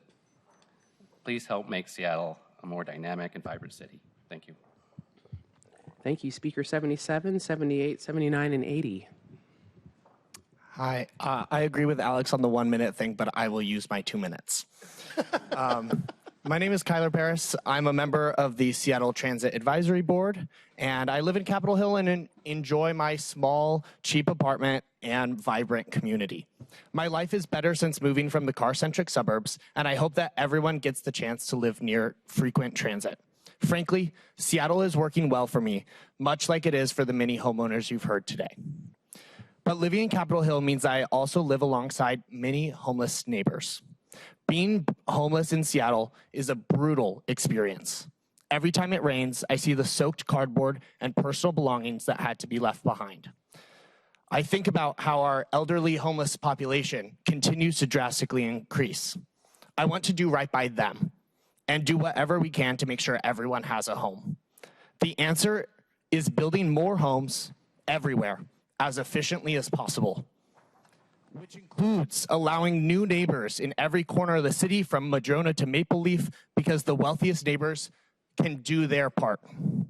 When the mixed-use transit, widen the mixed-use transit upzones so more people can afford to live near our phenomenal bus system.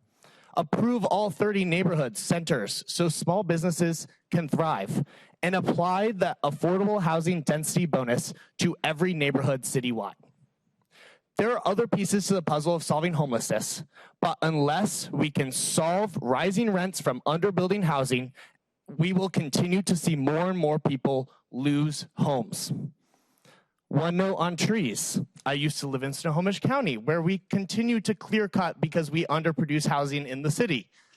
We lose our forests when we don't build homes in Seattle.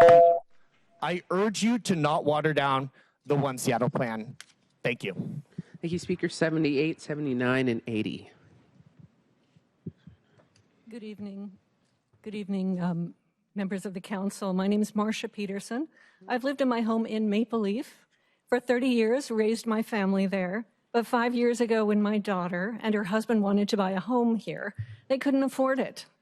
They bought in Shoreline, and my grandkids go to school in Shoreline. They don't go to Seattle schools. Is it any wonder that we're closing Seattle schools? I've lived here in the area since 1962, and I've seen Seattle go through the Boeing recession, when the city basically emptied out, to the tech boom of today and the growth that has come with it.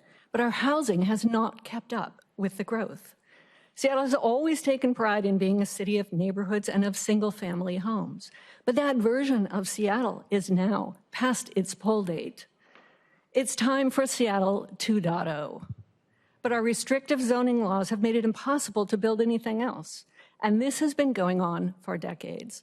We are in a housing crisis and a climate crisis, as so many people tonight have said. We can't keep forcing people to find housing in the suburbs of Snohomish County and East King County and Pierce County and adding to our traffic woes and pollution. If I have one message to the City Council, it is this: we have to start making it possible for all kinds of people to live here. And we have to do it now by approving the mayor's One Seattle plan, and especially by including all of the neighborhood centers. You can strengthen it, but do not water it down. And for those who say we could just do the minimum and then we'll see how it goes, well, that is exactly what we've been doing. And look where that has gotten us. We don't have time for that. We needed this kind of change 40 years ago. We can envision a Seattle that has more and different types of housing in every neighborhood, and we can build a Seattle that is more welcoming, more walkable, more inclusive, more diverse, and a lot better and fun than it is today. Thank you. Speaker 79 and then 80. Thank you. 79, please. Thank you. And then Speaker 80, please. Let's go, Speaker 79. All right, we're going to start it off with, I got here at 3:37, and I'm Speaker 79. So I want us to be mindful and conscientious about those who are able to make it to something like this early on. And I really appreciate you guys taking your time, letting us speak, opening it up to online comment as well. There's a lot of people that can't make it, and there's a lot of people that can't make it really before 4 o'clock, right? So I want to start with that. Let's see, I am Kevin Trout. I live in D6, and I'm really excited to be here. And I'm going to try to have a little bit of a different tact than some other folks. There are times when leadership is doing the right thing, even when people are scared of change. Seattle is in a housing crisis. You have the levers to increase density while protecting green space. That's you. You can eliminate parking requirements, change the stacked flat bonus down to 5,000 feet instead of 6K, and we can encourage infill development. This is your power. Use these levers. This is the time for leadership. I hope you step up. Thank you. Thank you, Linda. Oh, and before you go, Linda, my apologies. We have speakers 81 through 90. You all are next before we switch back to our remote. 81 through 90. If you're 81 through 90, please stand up and start lining up, and we'll get ready. Linda, you're next. My name is Lydia Hurd. I'm a homeowner of a 1914 house in the Fremont neighborhood in the urban village zone. I'm retired and I have 2 great-grandchildren. The One Seattle plan as presented to us is falling short in some ways, and I would like you to tweak it to get more out of it. I would like more housing of all types to house more neighbors of all types. More neighbors will help to support more of the services, businesses, and amenities that we are still lacking and make more wonderful, walkable neighborhoods possible. More housing will provide nearby places to live for the people who will work in our wonderful small businesses or who are self-employed, such as artists and other creators and makers. They are our neighbors too. More neighbors means more access to transit and even better bus service than we currently enjoy. More also means less. More building types on more lots, even the smaller ones, means less lot coverage. Less parking means less lot coverage and more opportunities for green space and shared yards. More lots where stacked flats are allowed means less concentration of neighbors along arterials. My old house is on an arterial, and I can personally testify to the long-term effects of breathing exhaust particulates. More stacked flats means that one floor with 2 units, one family-sized, could house both me and my granddaughter and her family, and I could help to raise my great-grandchildren. I ask that you at least make it possible for this plan to do more. Thank you. Thank you. Speaker 81. 81 through 90, you're up. Speaker 81, and then 82, I would kindly ask you to be at this mic. Awesome, ready to go. Awesome, go ahead. Thank you, council members, for the opportunity to speak tonight. My name is Evan Sexton. I've lived in Bryant my whole life. On my block, there is an older, small multifamily building on the corner. On 35th and 68th, there is an apartment complex that serves the families of children being treated at Children's Hospital. More apartments like that are not something the city needs to prevent. On the corner of 35th and 50th, there's a building that used to be a corner store. It was owned by the Gordons, who were immigrants from Lithuania that opened their store in 1919. Today, no immigrant can do the same thing because the city made it illegal, even on the site of that old shop. What we see today with owners' restrictions on land use is not Bryant's historic character. Bryant was founded along a train line near the University of Washington with mixed-use development. A lot of discussion about the comprehensive plan has been about aging in place. These concerns are important. Unfortunately, for many of my peers, our approach to housing has not allowed them to age in place. When they turned 18 or even 22 after college, they were not able to leave home and find an affordable place to live in their neighborhood they grew up in. I know friends with full-time employment who've been forced to move as far away as Cottage Lake, if you know where that is. This displacement disrupts the life cycle of our city. It means young families are pushed outside our school districts, and kids growing up today don't have the same ability to make friends in their block like I did. We're not asking for a subsidy. We're asking for the city to stop banning the developments we want to live in that we can afford. I started a petition to keep the Bryant Neighborhood Center in the plan because I grew up here. 665 people in Bryant so far have signed our petition because they know that the neighborhood center here makes sense. In the center's proposed boundaries, we already have a fire station, senior apartments, a park, the Bulkgerman Trail, and a grocery store. It also has access to the bus route I took to Ingram, to UW, and now to work. I've watched this neighborhood grow, and I plan to watch it grow even more. Council members, please keep the Bryant Neighborhood Center with a comprehensive plan. Thank you.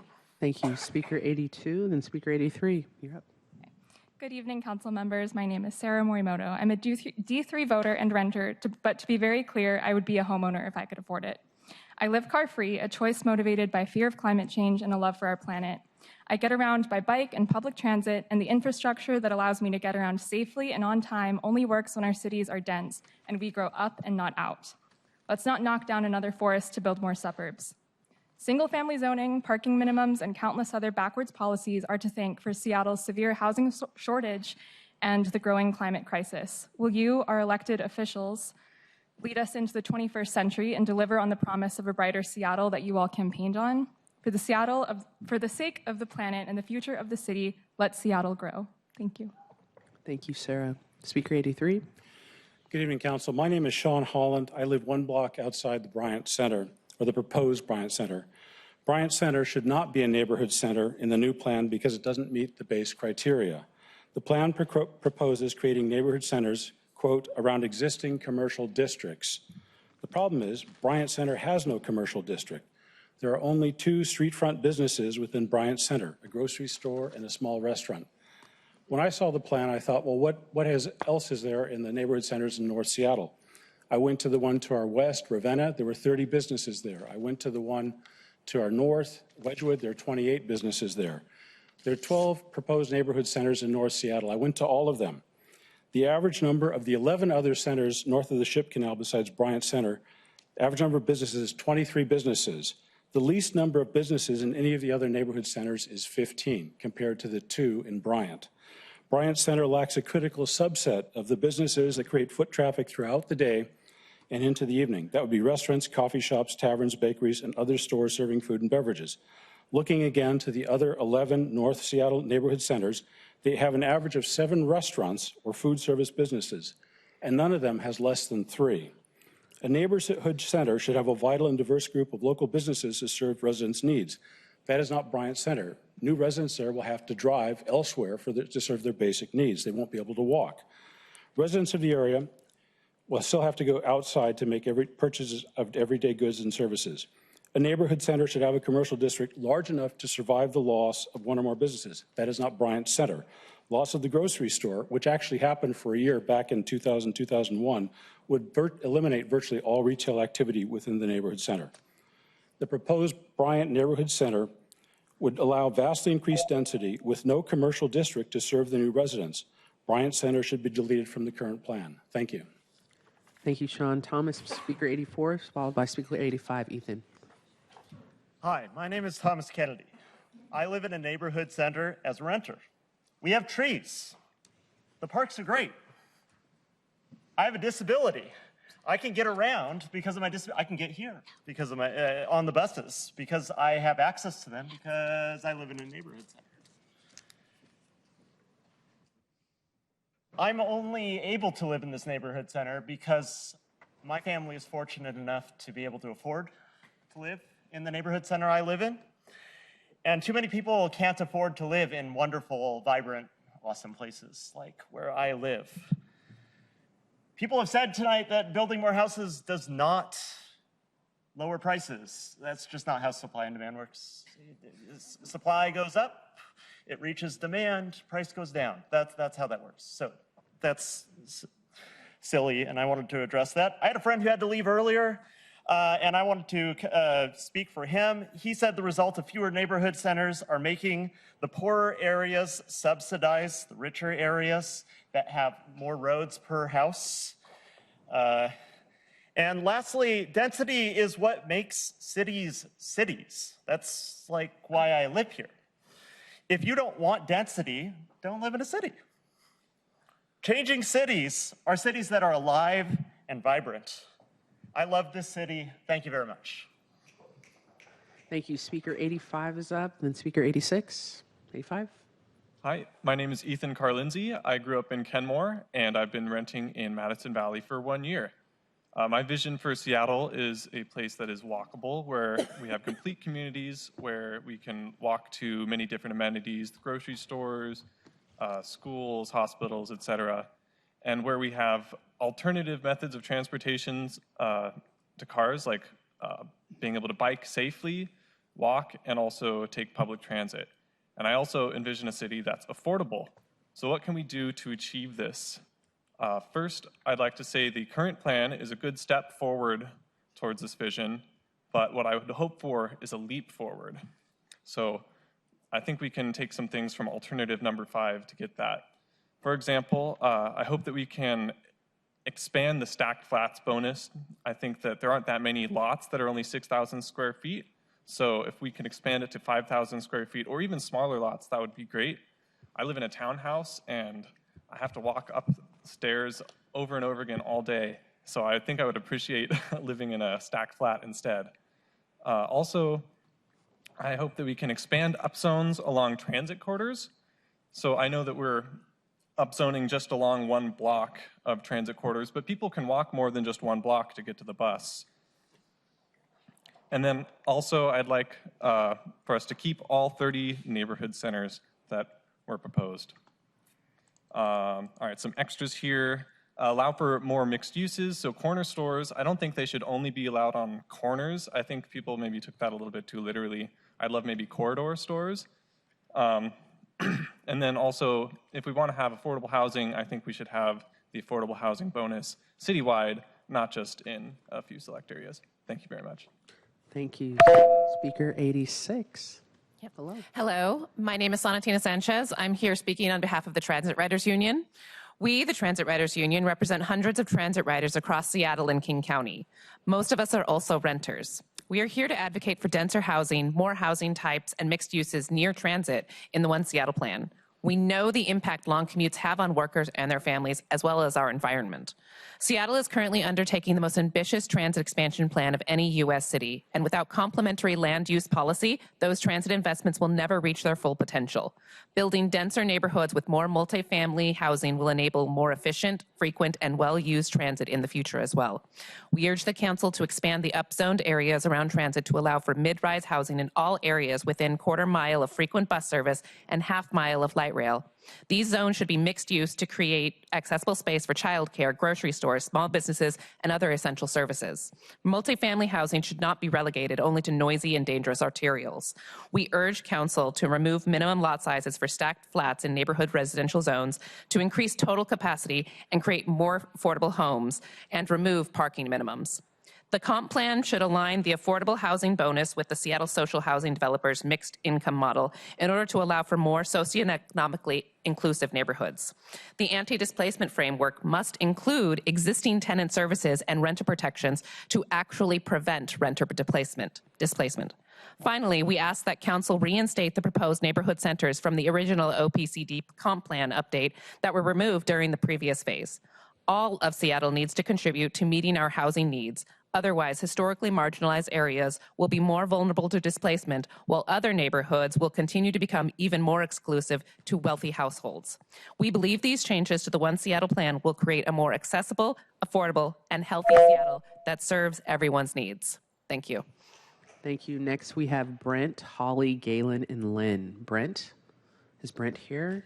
Do not see. No, 87. Brent? 88. 87?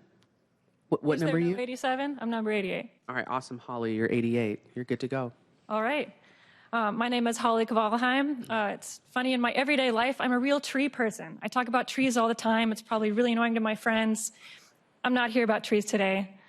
I currently rent a unit in a stacked flat. I agree, it's awesome. I grew up in West Seattle, and I happen to come from 4 generations of West Seattleites, which doesn't matter, but I think is kind of fun. I'm planning to have kids in the next few years, and my dream is to live in West Seattle and raise that 6th generation near my parents. I picture living in a triplex, stacked flat, condo, some other multifamily housing in a walkable neighborhood. A city full of million-dollar single-family homes can't support my dream. A slowed-down approach to growth can't support my dream. We need expanded zoning to allow for more options for people to live and raise families in our beautiful city. We need many more homes to welcome new residents, as well as keep growing and aging families from being priced out. I know there's a lot of resistance to seeing change in our neighborhoods, especially from homeowners, but our city has always changed. I know this because my grandma would talk to me about what West Seattle used to look like when she was growing up, and it changed in my mom's generation, in mine, and it's going to continue to change. This comprehensive plan will help shape the future, and the change that I hope to see is more dense, vibrant, and affordable neighborhoods for all. Thank you. Thank you, Holly. Galen Ward and Lynn Drake. Galen. Hey, good evening, and thank you for your endurance. My name is Galen Ward, and I am here with other Finney Ridge neighbors to urge you to support the comprehensive plan, the 30 neighborhood centers, and in particular to support the Finney Neighborhood Center and the Maple Leaf Neighborhood Center where my mom lives. Our city desperately needs more housing, and I'm glad that so many people are out here to tell you about that and to talk about it. And this proposal is a huge step in the right direction. I especially love how this plan encourages open space and housing for families by making it easier to build stacked flats with shared yards. And anything you can do to improve that and make that even easier would be very important to me and my family. When I graduated from college, I was incredibly fortunate to be able to afford a place in Seattle on a minimum wage salary. That opportunity changed my life, and it's an opportunity I want for my 2 daughters when they grow up. I don't want them to be forced to commute from the suburbs just because they can't afford to live in the city they call home today. By building more housing of all types, we can make that dream a reality, not just for my children, but for countless others seeking opportunity and all the amazing things that make Seattle special. We have an incredible city, but it's increasingly only accessible to the wealthy. We should be proud to build more housing and share it with more people, and this plan is a wonderful step in that direction. Please support and expand the comprehensive plan and the 30 neighborhood centers. Thank you. Thank you. We have Lynn Drake, and then we'll jump back online for Morgan Arillo. Please be on deck to do *6 to unmute yourself after Lynn speaks. Thank you. Good evening. I'm Lynn Drake from West Seattle. Thank you all for being here tonight. I support the boldest One Seattle housing plan so we can make Seattle affordable for families to live near each other and support our citizens of all income levels. Housing at all economic levels keeps our city culture alive. I told my daughter I was here tonight, and she just texted me back and just said how super excited she is for this plan. She lives in Finney Ridge. I also support any effort to reduce the barriers to building housing, such as eliminating design review and parking mandates. Please don't delay and pass this One Seattle plan. Thank you for listening. Thank you, Lynn. Next, we have Morgan. We're going to go to remote speakers. Morgan Arillo, please press *6 and unmute yourself. Hi there, my name is Morgan Arillo, and I'm a homeowner across from Seattle Children's, and I've been here for 15 years. The One Seattle plan, as it's currently proposed, is excessive. And who is this plan really for? The developers or the current and future residents? This plan should be scaled back. Please remove the proposed plan from 38th to 45th Ave Northeast. This is not a neighborhood center or the like. The area has been incorrectly designated, and its bus turnaround stop does not serve a high-density population. I stand alongside at least 600 neighbors in strong opposition to this portion of the plan. Also, dense housing doesn't automatically create affordability. If density is the goal, it should be concentrated around light rail stations where there's strict affordability requirements would be in place. Seattle's unique neighborhoods deserve preservation, and that's actually required by state law. When we erase neighborhood character, we erase communities. I urge you to reconsider the plan's scope. Thank you, Morgan. Next, we have T. Bragdon, followed by Colin McDonald. Please press *6.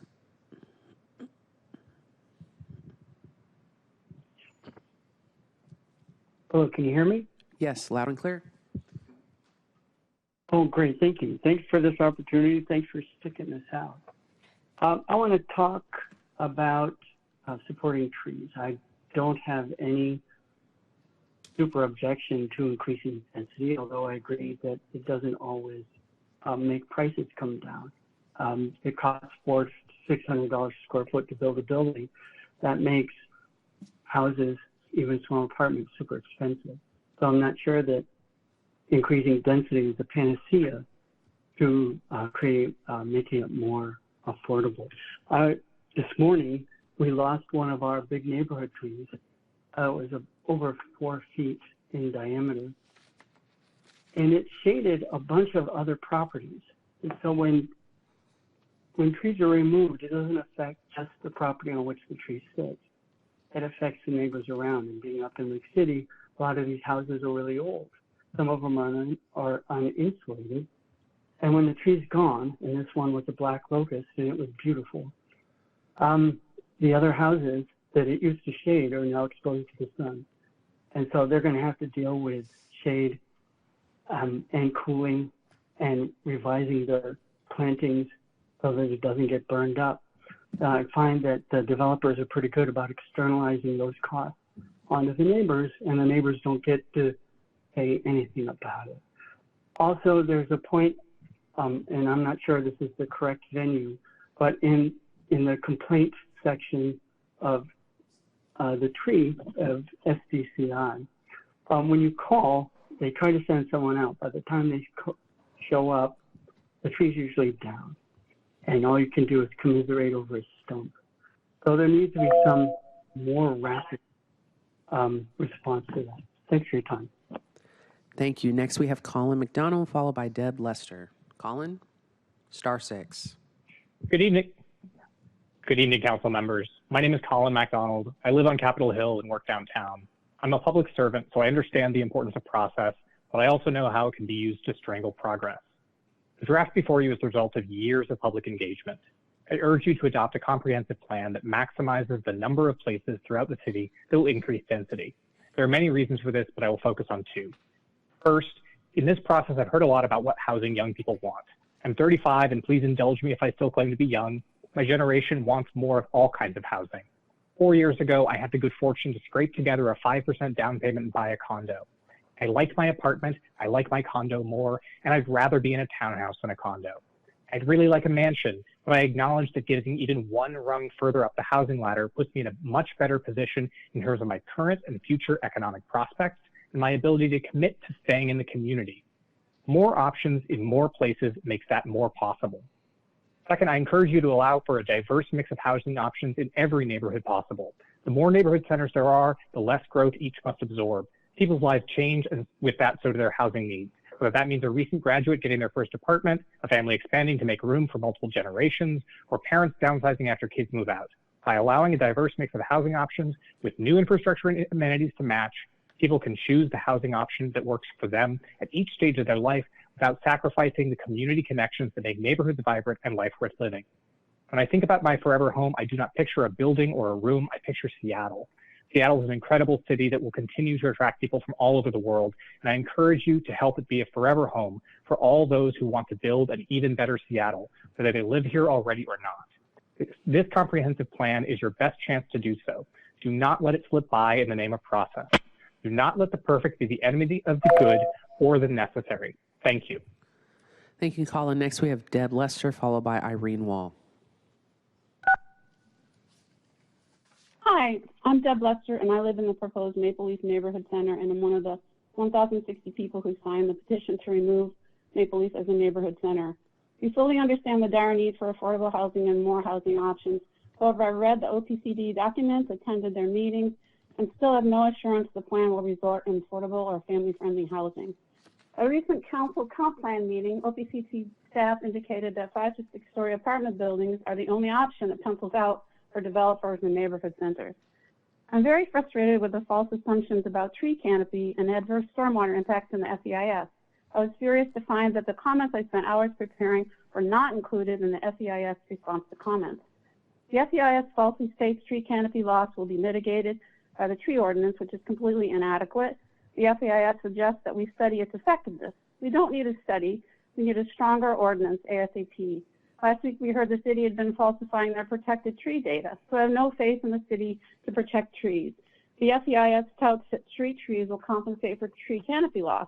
However, I invite all of you to take a walk in Maple Leaf, where the 2-foot right-of-way in most of the neighborhood precludes planting street trees.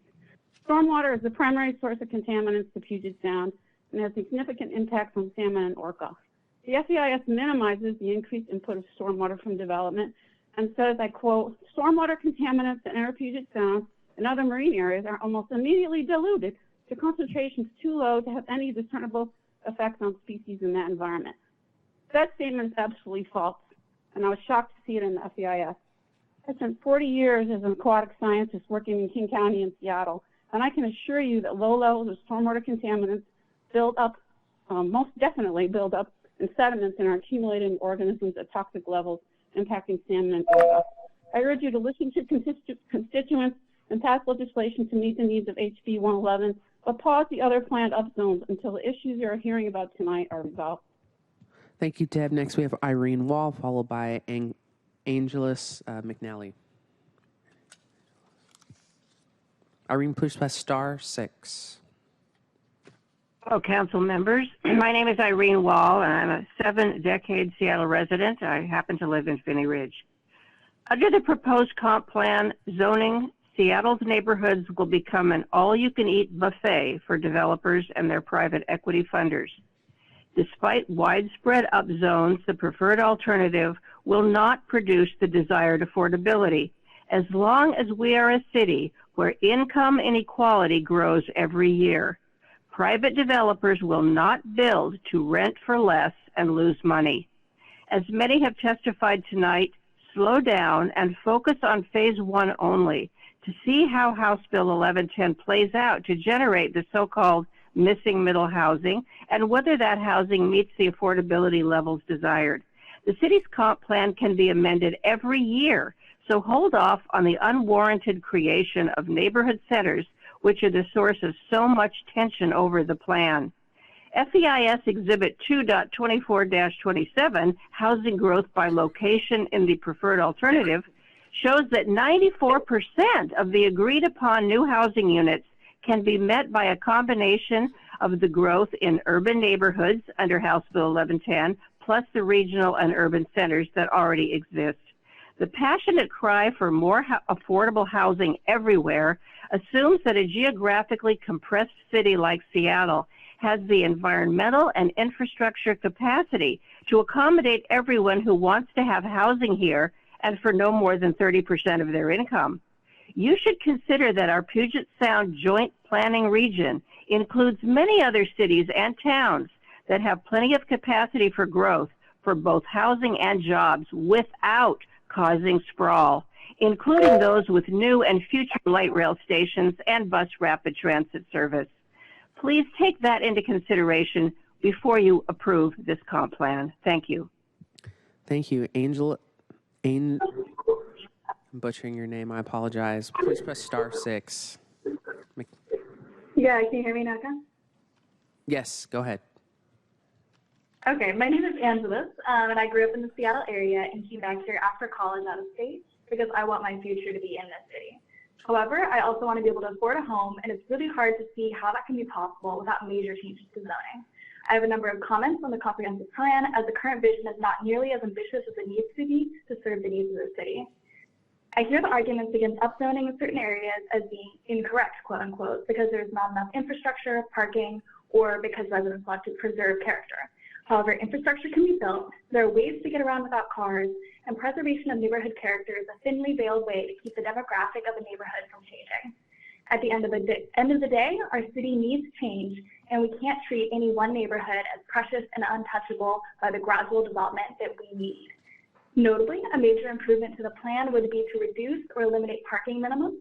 Parking increases the cost of development dramatically, and the same space could be used for more housing, more green spaces, or more retail. Additionally, lot coverage guidelines are unnecessarily limiting and prevent small lots in upzoned NR areas from being developable in the first place. If someone wants to turn more than 50% of their lot into housing, they should be able to. Thank you for your attention, and please keep our city moving toward the future, not stuck in the nostalgia of the past. Thank you. Next up, we have John Ferguson, Melissa. John, please press *6. Good evening, council members. My name is John Ferguson. I'm a resident of Laurelhurst, and I've lived here for 25 years.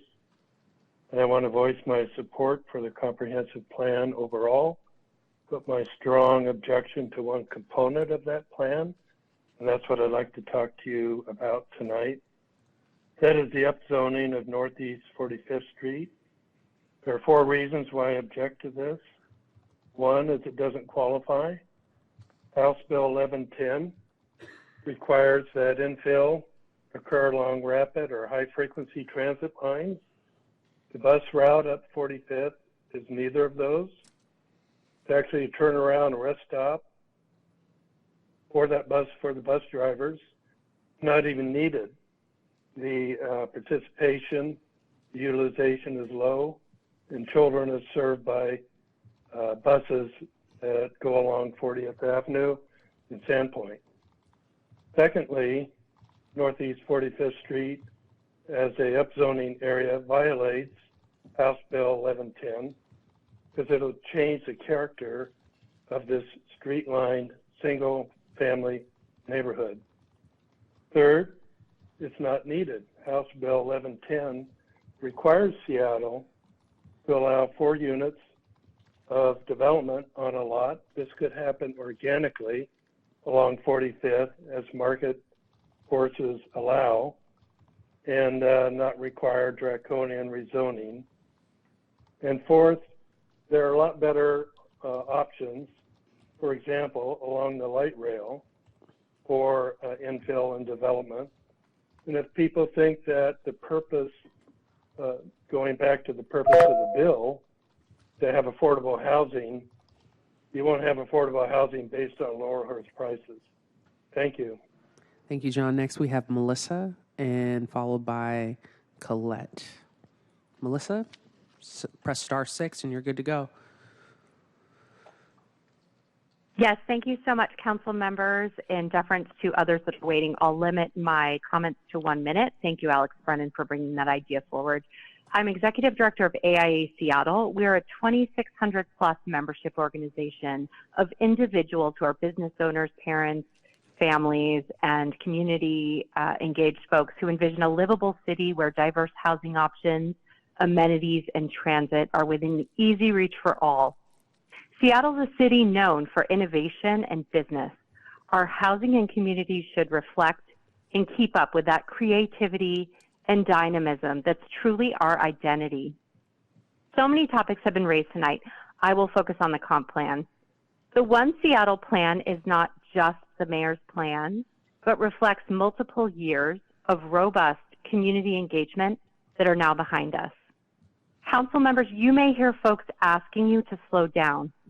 The need for housing is not slowing down. You have an opportunity as a council member to lead and shape the future of our communities over a 30-year period. Neighborhood centers are places where organic growth is already happening. Our members encourage you to approve the One Seattle plan, developed over multiple years and include all 30 neighborhood centers. And I invite each of you to refer to our letter of January 22nd for additional supporting information about how neighborhood centers support economic growth, walkable, livable communities, affordability, and sustainability. Thank you so much for attaining all 30 neighborhood centers. Thank you, Melissa. And before we do our last online speaker, before we bounce back, I want to call up speakers 91 through 100, starting with Patrick Taylor. 91 through 100, please get ready to do your public comment. Colette, please press *6. Hi there. I appreciate the opportunity to speak today. My name is Colette Abbott, and I'm in support of creating more affordable housing, but this plan doesn't have protections in place to enable affordable housing. With density as a goal, it should be concentrated around areas with adequate transit or large transit potential, and strict affordability requirements that don't allow developers to take a fee rather than creating affordable housing. This plan, as it stands, in my opinion, wouldn't reach everyone that it should.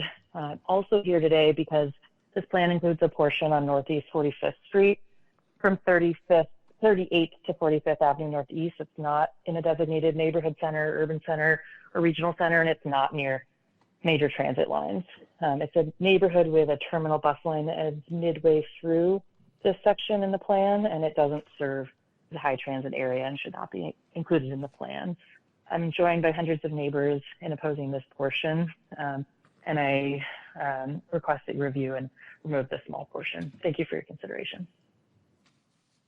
Thank you. Next, we'll go to in-person speakers. I'm assuming you're Patrick? Yeah. Awesome. Start with Patrick, then we have Susan, Barbara, Rachel, Paul, and Jim, Keith, Jordan, and Darlene. Patrick, you're up. All right. My name is Patrick Taylor. I own a home in North Beacon Hill where I live with my wife and 2 children. I ask you to follow through with your campaign talk of supporting more housing by passing the mayor's proposed comprehensive plan and bringing it closer to option 5, which received overwhelming public support, as well as that of many of you, and has gone through years of public process. According to the Seattle Chamber of Commerce's tracking poll, homelessness and housing affordability are 2 of the 3 top issues for voters, not trees or infrastructure or neighborhood character or any of the concerns some of you seem eager to use as excuses to allow less housing. Examples from across the country show that cities that build housing have lower rent and lower housing costs. Cities that don't see spiraling costs. So if we want greater affordability and to see fewer folks push onto our streets, we should be making it cheaper and easier to build housing now. If we want to save trees and reduce our climate impact, we need to build urban housing, not sprawl into fields and farms. This is your opportunity to show what you meant when you ran for office, to be bold and allow more housing in our city. Please support and strengthen the proposed One Seattle plan. Thank you. Thank you, Susan. Then Barbara. Hello, I'm Susan Mossberg, here from the great neighborhood of Montlake, one of the many great neighborhoods in our beautiful city. Thank you. I've lived in Montlake 35 years now and can attest the changes the comprehensive plan proposes are massive, but the changes feel incredibly cookie cutter, as if imported from some generic city plan without feel for the place we actually live in.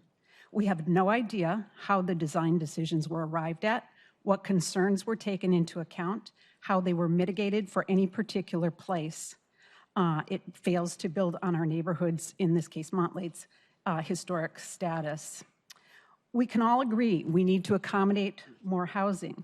Every neighborhood needs to do its share. We're not anti-change. Yes, I have a house. I'm sorry. I worked for it. I moved here as a young person. I'm sorry I have a house. I hope someday you get to have a place to own as well and not just rent, because rent is difficult. But also one of the best things about Seattle is our distinct neighborhoods. I think it's one of our crown jewels, how they're connected, how they play off of each other. And that vibrant mosaic wouldn't be here without the stewards who've understood the place and have cultivated the communities, the trees, the gardens, and the good energy of this place over time. Not just said, let's just change it every 5 years. Okay, we're at a critical juncture, absolutely. We can build something inspirational that serves as a model to other cities, or we can quickly rip a hole in the social and ecological fabric of our communities, doing irreparable harm to our neighbors. We urgently need the leadership of the council. Residents, where I live, were given no direct notice about the biggest change to Montlake in its history. Please, please, please slow down your actions on this proposal. We need time to engage the community and develop a proposal to an alternative plan to present to you, which we want to do. We want to do. Thank you. Thank you, Susan. Next, we have Barbara, followed by Rachel. Hi, hello, my name is Barbara Wright, and I've lived in the Montlake neighborhood for over 35 years. Thank you for the opportunity to comment on the proposed comprehensive plan. Seattle is defined by its unique and lively neighborhoods. As we look to update the comprehensive plan, it's critical that we adequately address the community and take time to craft a plan that preserves historical and cultural fabric of these marvelous neighborhoods. The current zoning proposal for the Montlake neighborhood needs some thoughtful revision, as it does in other parts of the city. There are only 8 businesses in our neighborhood. The community needs to be collaboratively involved in a new proposal, and we need some time to be able to do this. I am really alarmed at the lack of public involvement in this proposal. The proposed reduced setbacks for multifamily units will decrease trees and greenery. As a former Seattle-King County public health employee, I worked on how land use decisions impact public health. This current proposal doesn't take into consideration on how it will impact public health. Reducing greenery, reducing setbacks from busy streets, increasing pollution and noise does not create a healthy community. A well-designed comprehensive plan can find ways to incorporate density and address all housing needs in a pleasing and healthy way. If this current proposal is implemented, it will be harmful to health and harmful to our city's unique characteristics. I urge you to slow this process down. The city could do some upzoning to meet the state requirements and do a thoughtful process that includes public input and protects the health, the cultural fabric, the history, and the character of our city while increasing density and ensuring housing for all. Thank you very much. Thank you, Barbara. Next, we have Rachel, Paul, Ann, and Jim. Is Rachel here? Going once, twice. Rachel is here. Is your name Rachel Bin Schummel? Okay, but you are Rachel. I apologize. I'll say your last name. Okay, Rachel's not here. Paul Chapman, you are recognized. This is exciting. I feel like I'm back in a youth group all-night lock-in. I'm Paul Chapman. I've lived in Queen Anne, Ballard, Wallingford, Capitol Hill. Good evening, Council. Thanks for your time tonight. You all likely have your minds made up, so I'm not going to try to sway you. Instead, I want to notice a few things. First, let's notice how the demographic of commenters has shifted over the evening from retirees and house owners to renters and workers, and how the nature of the comments has changed along with it. Second, let's notice that we had a plan that preserves more trees. Bruce Harrell scrapped that plan. Let's say it together. Density is good for the trees. All together, density is good for the trees. Third, let's notice the contradictory statements we've heard tonight from tree advocates who are now mostly gone from this meeting. A lot of people came here to say, I speak for the trees. But while there's a lot of angst about trees we might lose, including naming those trees at risk, I want to contrast that with how impersonal their asides sound when they say, I of course support more housing. But what? Tonight, from the tree advocates, I've heard little of the people we've lost. Kids who had to move away, friends who couldn't afford to live here, our homeless neighbors dying in the streets. But think of the trees. Think of the trees. So I want to speak about the people. Your kids and mine who want to live here as adults, for LGBTQ youth trying to escape Texas, for climate refugees escaping the heat of the South, the single parent struggling to make ends meet and live near where they work, even for the council member whose salary really isn't even enough to allow them to buy and... Thank you, Mr. Chapman. Next, we have Ann Scott Tyson. Thank you. My name is Ann Scott Tyson. I'm a homeowner in Northeast Seattle where I grew up, and I'm here to talk about poor planning. State law wisely recommends higher density in proximity to major transit such as light rail, which is permanent. The city's plan to put high density along bus routes could make sense for high priority routes connecting centrally located hubs, but definitely not as the sole reason for upzoning in neighborhoods where routes are changing and transient. For exactly this reason, I'm representing about 700 members of my community who have signed a petition to oppose upzoning from NR3 to LR3 along a wholly residential tree-filled segment of Northeast 45th Street between 38th Avenue Northeast and 45th Avenue Northeast. This isolated, narrow spur is located outside of any neighborhood, urban, or regional center. It lacks any consumer business or a grocery store, has had irregular or zero transit, and is not appropriate for higher density. The proposed zone change to 5-story buildings here conflicts with state law HB 1110, which requires middle housing that's compatible in scale, form, and character with single-family houses. This short segment of Northeast 45th Street has no priority rapid or high-frequency transit, only a dead-end bus turnaround and rest stop for drivers. All buses here are marked terminal. Transitory bus activity must not be the basis for permanent upzoning in areas like this that meet the definition for neighborhood residential. It truly seems like a mistake in the plan. Please correct this planning error. And please, if the city seeks to be successful in adding higher density in a community, ask the community where to put it. Let's have truly meaningful engagement. Thank you so much. Thank you, Ann. Next, we have Jim Gant. Jim, followed by Keith Rohraback, Jordan Singer, and Darlene. Good night, council members. My name is Jim Gant. Thank you for the critical work that you're doing, standing where the government meets the people. I know how important that is. I spent 22 years fighting for our country so others could have a home. Now I'm here fighting again to keep mine. As a 100% disabled veteran, displacement is a real threat to people like me, as well as seniors and others on fixed incomes that live around me. I know my neighbors very well.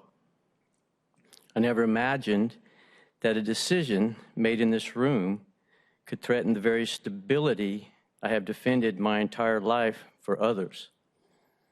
The proposed rezoning from NR3 to LR3 on Northeast 45th Street isn't just lines on a map. It's my home, it's my community, it's my peace of mind. I gave everything I had to serve this incredible country. I'm asking you to protect the place where I finally tried to find some peace. Please just reconsider the proposal. This is not just policy. It's about people who live in this vibrant community and want to stay here. I want to thank everyone who's here tonight.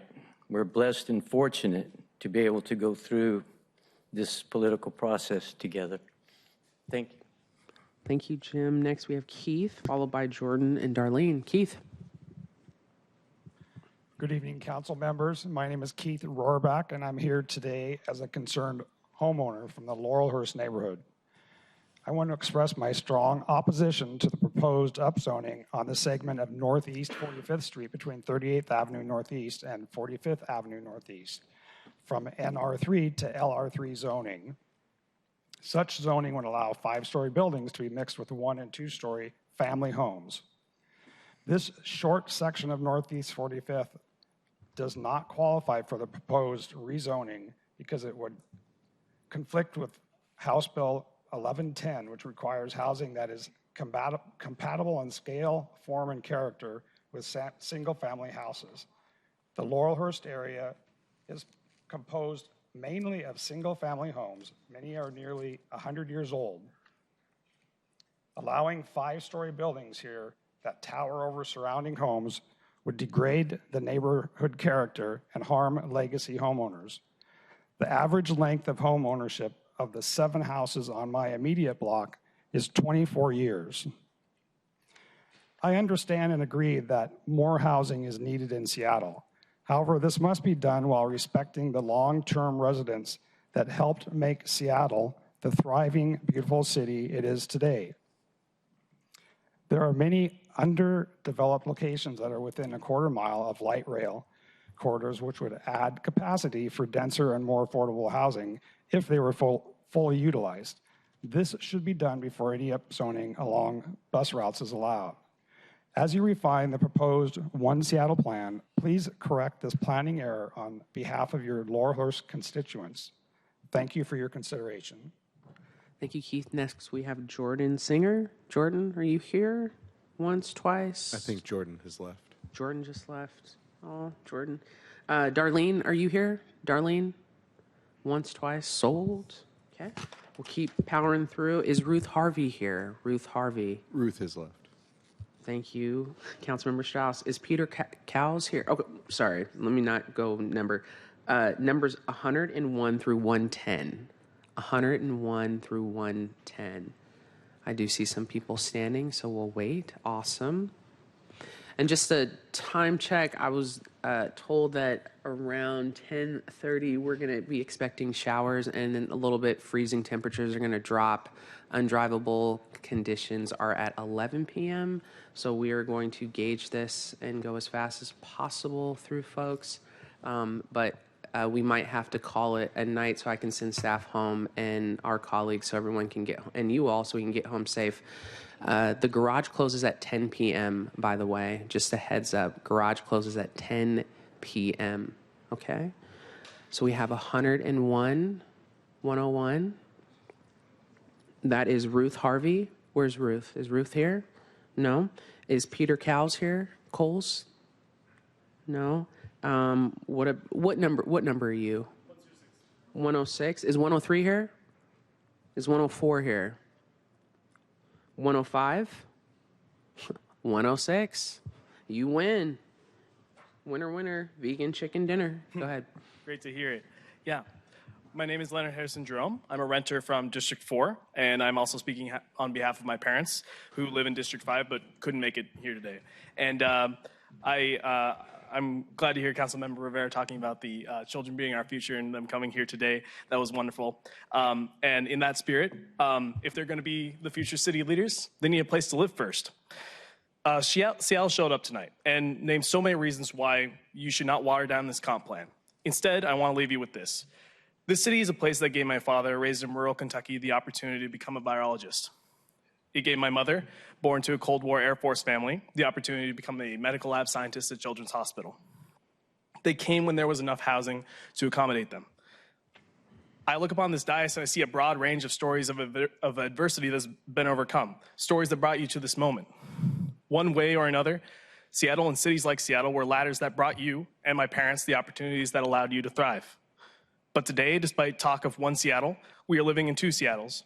One for those who managed to get here in the 1990s or earlier, and another for everyone else. The message seems to be, blessed be those who already got theirs. Everyone else, try renting. The people that come here for that opportunity should not have to face the choice of living outside of the city or of displacing people who already live here by fighting over an artificially limited housing supply that we have actively chosen to preserve. Apartments don't sacrifice neighborhoods. They enliven them. They bring new energy, new families, new stories to our communities. They help undo a legacy of Jim Crow in a bygone era of racial covenants and economic oppression. I appeal to you, do not pull up that ladder behind you. Do not let Seattle become a city that turns away the next generation of dreamers, innovators, and essential workers. Let's create a Seattle and comp plan that still has room for stories like my parents and for the countless stories yet to be written. Thank you. Thank you, 106. What number are you? 109? Okay, do we have 108 here, Robert? 109, Kevin? Awesome, come on up, Kevin. And then we have 110, Andrew. And then I'm going to ask speakers 111 through 120 start to stand up, and you can use both mics. Go ahead, Kevin. Mic's yours. Hi. So my name is Kevin DeHaan. I live in an apartment in the neighborhood of Capitol Hill, and I'm one of the luckiest people in the whole world. I'm lucky because I live in a quiet, cozy apartment with plenty of fresh air, far from a freeway. I'm lucky because I don't need a car, and I can walk to visit my friends, to my grocery store, to my local bakery. I'm lucky because I live in a vibrant, welcoming neighborhood in a thriving city surrounded by some of the most incredible natural beauty on the planet. And I support more dense housing and at least the mayor's comprehensive plan because I don't think that we should be trying to lock down and lock out people from my favorite city in America, and because I believe that everybody should get to be as lucky as I am. Thank you. Thank you, Kevin. Is Andrew Lynch here, number 110? Is that you? Hey, Andrew, come on. Welcome. My name is Andrew Lynch, and I first want to say that no one from Overflow has gotten to speak yet. This system is not super great. I think we need to be shuffling the speaking order at the beginning to provide equity for people that work 9-to-5 jobs. But I want to thank the council, and I especially want to thank everyone that's still here and hasn't left yet. People are obviously leaving. I live in Upper Queen Anne, car-free with my wife in an apartment building. We love the walkability of Queen Anne Ave, the ability to constantly support the local businesses, to be able to walk up to Fremont, to walk down to Seattle Center. Those local businesses thrive when density is added. The barista at one of the coffee places recently told me how excited she was that the Safeway apartment building had been completed because it was going to bring in so much more business and more tips. We love where we live, but it is far too expensive to live there. We are all in the middle of this housing crisis, and we urgently need more housing right now. Our friends recently were able to afford to move into Queen Anne by moving into a townhouse. My wife and I are hoping to do that someday, maybe. But we need more housing options like our friends were able to move into. I support the mayor's plan, but I wish it went further. I urge you, please do not cut anything from it. Thank you. Thank you so much. Appreciate you. All right, speakers bless you. Bless you. Speakers 111 through 120. 111 through 120. You're next. First with Jerry Stanton. Is Jerry Stanton here? No. Next, speaker 112. Yes, Dave. All right, followed by speaker 113, Dale, and then 114, Leo. Evening to all. Good evening. Well, contrary to a few recent comments, not all the tree advocates have left the room. Okay. And also, contrary to comments, I saw a good many children here earlier that expressed their desire to have trees as part of their environment. You know, and kind of with that beginning, I would say that, you know, Seattle really needs both affordable housing and tree canopy and greenery.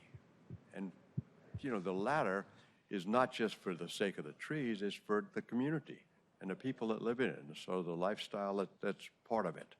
Okay, so we can't do one without the other. And I think the current plan of this proposal as it exists kind of is really weighted towards market value development and a willingness to decimate the tree cover. And there's a question about what percentage is really going to be affordable housing. You know, so I would suggest the plan needs to have some serious tweaks to it and stuff, both to see how with multi-unit development you could include more tree cover and greenery and stuff. For example, you know, not reducing the setbacks so and that there can't be any trees, and having so much of the setbacks being hard cover rather than greenery. Just one example of that. You know, but I think having an either/or, you know, attitude towards this whole plan is short-sighted and stuff. And I think the plan, I'm not opposed to you know, community centers or to the idea of say mom and pop cafes, little groceries and stuff in neighborhoods. I think you know, the single-family neighborhood itself needs to change, but let's not throw the baby out with the bathwater. Thank you, Mr. Dave. Is Speaker 113 here, Dale? No. Speaker 114? Awesome. Thank you, Leo. Followed by 115, Andrea. Council members, thank you for your time and your consideration. Thank you, everyone in the room, for being here on this important topic. My name is Leo Kitchell. I'm a resident of Madison Park. I've born and raised in Seattle, lived here for over 20 years. I'm speaking in support of strengthening the One Seattle plan. I'm excited to see more density come to my neighborhood. Madison Park isn't exactly the bastion of walkability that some other neighborhoods might be, but I'm really excited about the prospect of bringing in new businesses, bringing in new community members. This is a truly special opportunity we have in front of us all to shape a Seattle that works for all of us. I grew up attending Epiphany Elementary School in Madrona. I'm very excited about the prospect of that neighborhood seeing more density as well. It's really a neighborhood that I cherished growing up, and thinking about letting more people in our city join in that really beautiful place is something that's important to me. But frankly, the most important thing is we have a housing crisis, and increasing housing supply is the key lever to helping fix or mitigate this crisis. And so please take this rare opportunity that's been put in front of you all. Consider strengthening the One Seattle plan so it makes the city that I know and love somewhere that more people can join in with. Thank you, Leo. Speaker 115, followed by, so speakers 115 to 120. If that is you, please stand up and I'll go down the line. I got you, 115. Please get ready. So speakers 116 to 120, please start lining up in the middle. Go ahead, Andrea. Thank you. My name is Andrea Vitalich, and I live in District 6. I was recently redistricted from 7, so anyway, I wanted to talk a little bit about the North Magnolia proposal. Contrary to popular belief, Magnolia is not just the boulevard full of multi-million-dollar enormous mansions. My neighborhood is diverse. It's a mixture of rental housing, townhomes, condos, and mostly, except where they've been bulldozed by the developers, modest single-family homes like mine. My dog walker lives in my neighborhood. My favorite grocery checker lives in my neighborhood. It really is a community.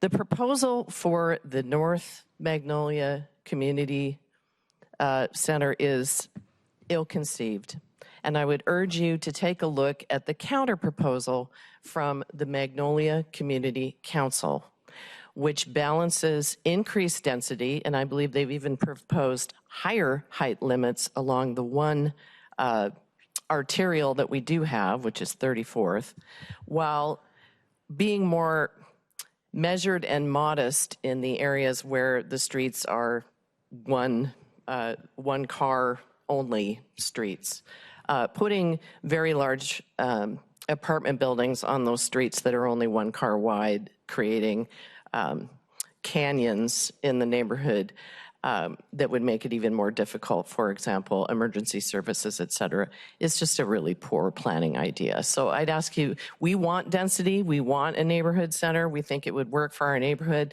Just consider the counter proposal, please. Thank you.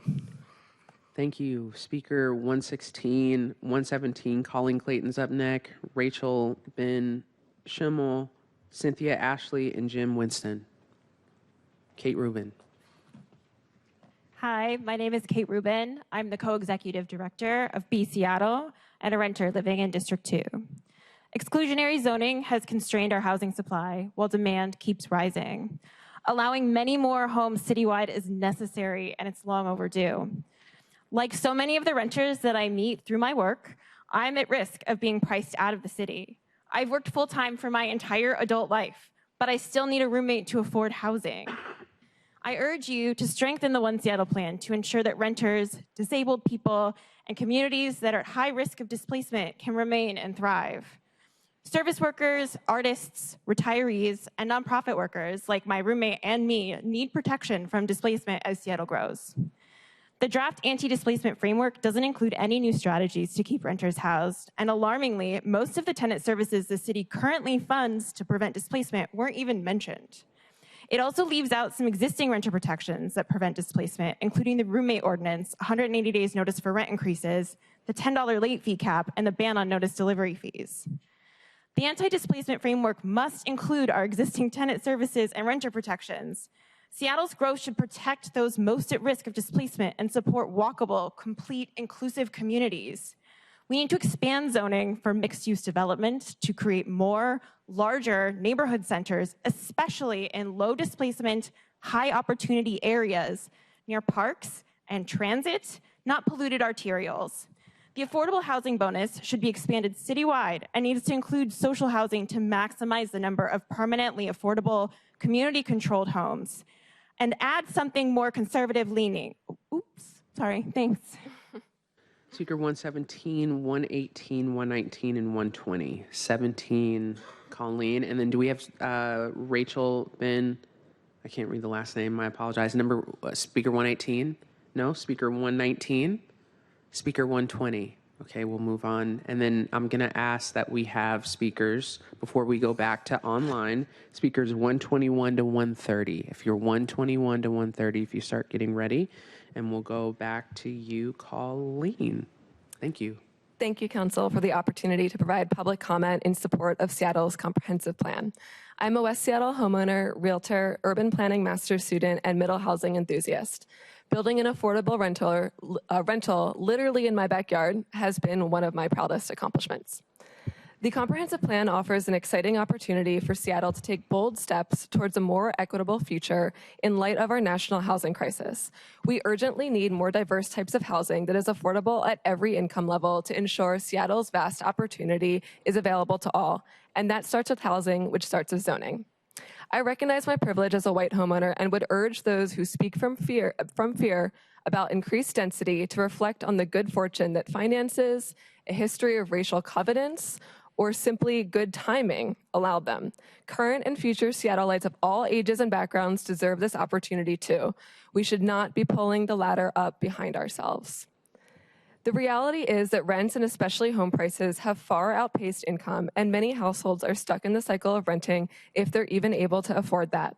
The burden of growth should not continue to fall on historically redlined areas or result in more suburban sprawl. Far worse for the environment, for the trees, for the orcas.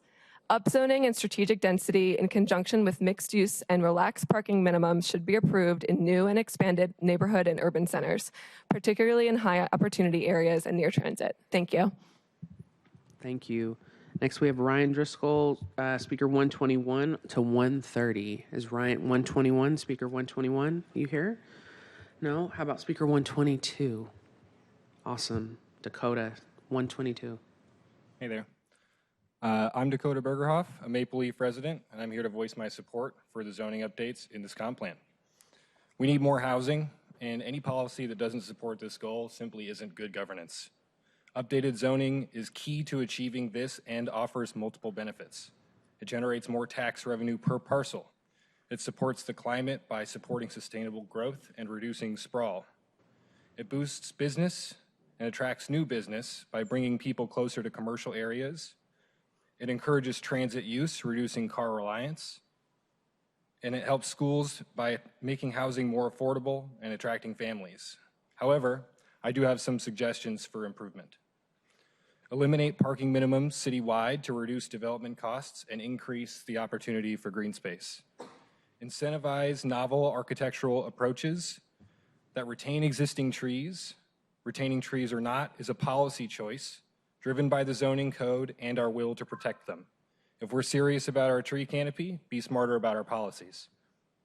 Incentivize small-scale, neighborhood-based developers and collectives who wish to develop their lands themselves.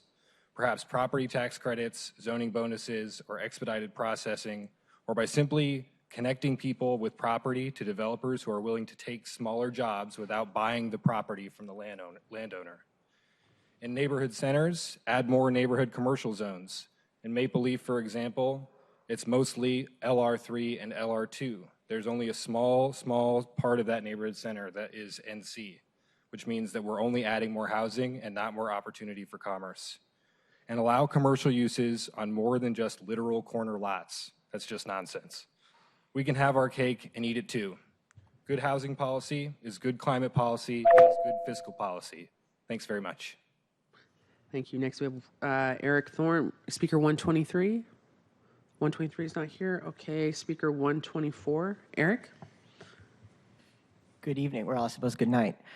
My name is Eric Nielsen. I'm a lifelong Seattleite, born and raised here, and literally never lived anywhere else. I grew up in what is now the District 7 corner of Magnolia, where my parents and grandparents still live. But I don't live there anymore, and my family, my wife and I may not ever be able to live there. The American dream of home ownership is practically impossible for young people, young families like me in Seattle. And the choice for us is stark. We can move to Federal Way, or as far as we can before the mortgage approves, or we stay at the mercy of our landlords, who just yesterday sent me an email saying they're raising my rent. My wife and I, however, we are in Seattle still. We're in Mount Baker, a historically redlined community. And unfortunately, we are the face of displacement and gentrification because we're living where all of the housing has been built, in the Rainier Valley and the Central District, the places that have the highest displacement risk. If I were to be able to try and live where I grew up in Magnolia, I would need an income for just basically the most entry-level home in the entire neighborhood of about $240,000 a year. For perspective, my parents bought their home in Magnolia in 1993 for $283,000 total, which is $613,000 today. The solution is clear.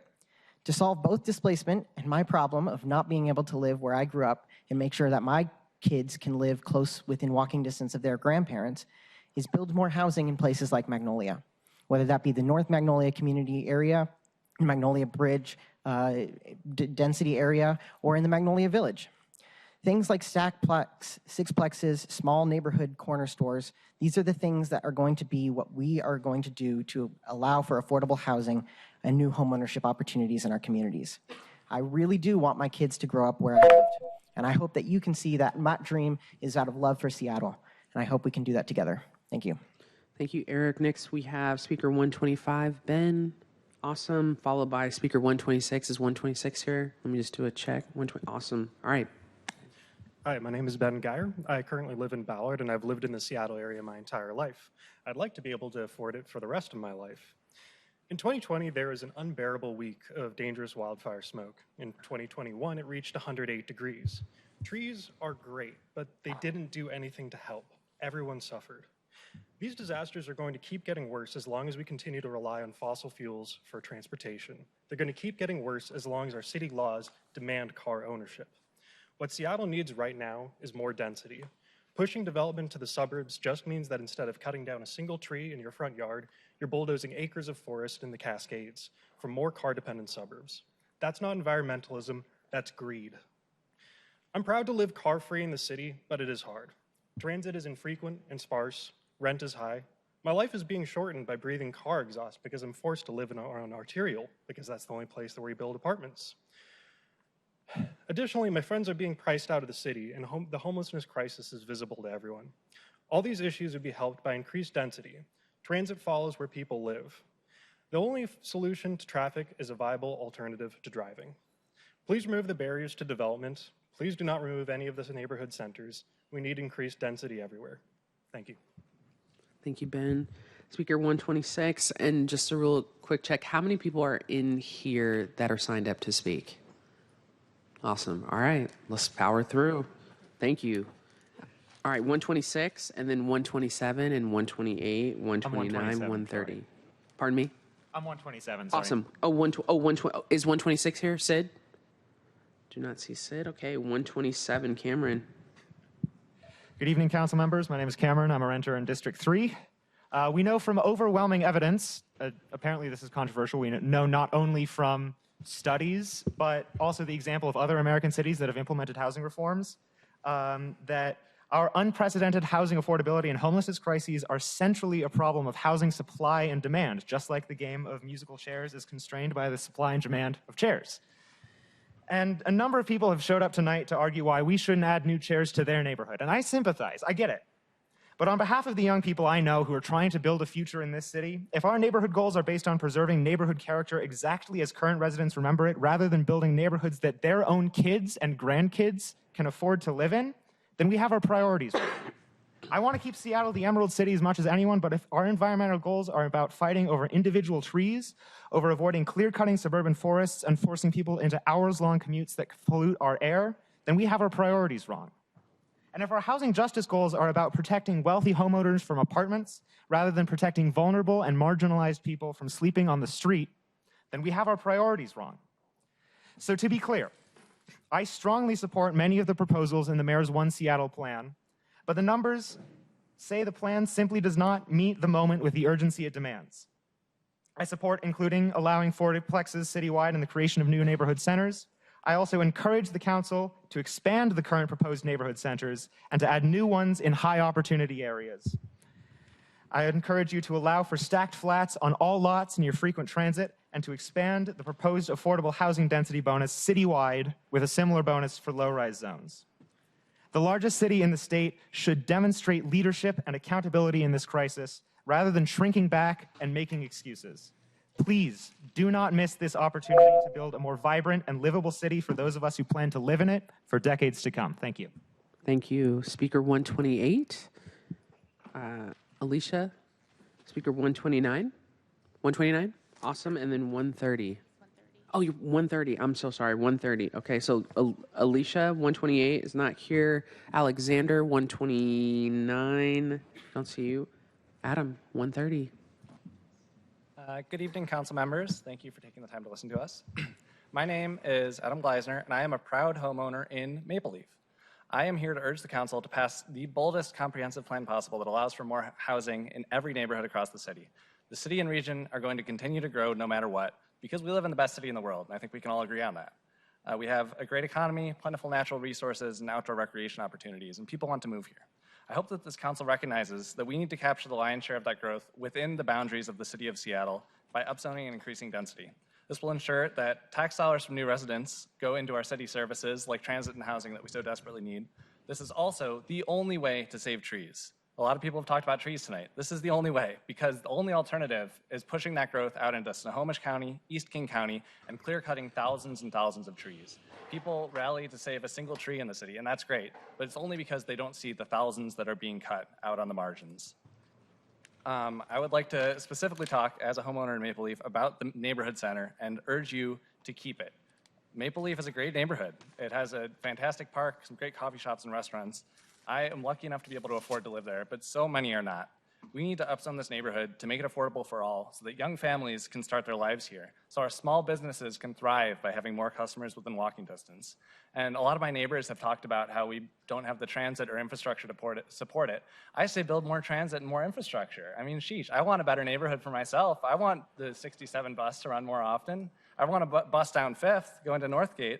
Like, we can build better things, we can have better things. And I know that this neighborhood center and all the other neighborhood centers across the city will make neighborhoods better for the people who live there and for everyone to come. So in conclusion, please keep the Maple Leaf Neighborhood Center, please pass the strongest comprehensive plan possible, and make the right choice for the climate and for the city of Seattle. Thank you. Thank you, Adam.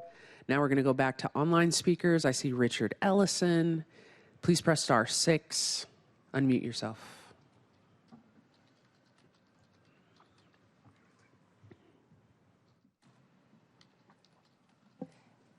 Richard, please press *6.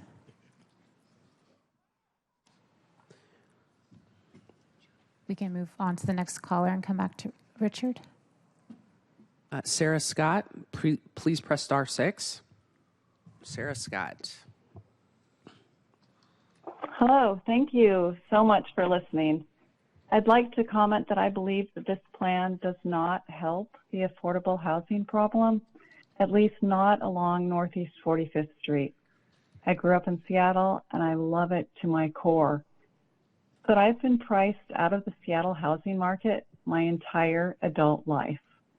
I heard someone say that this plan would give a chance for a barista to be able to live there. Sorry to say that this is rubbish.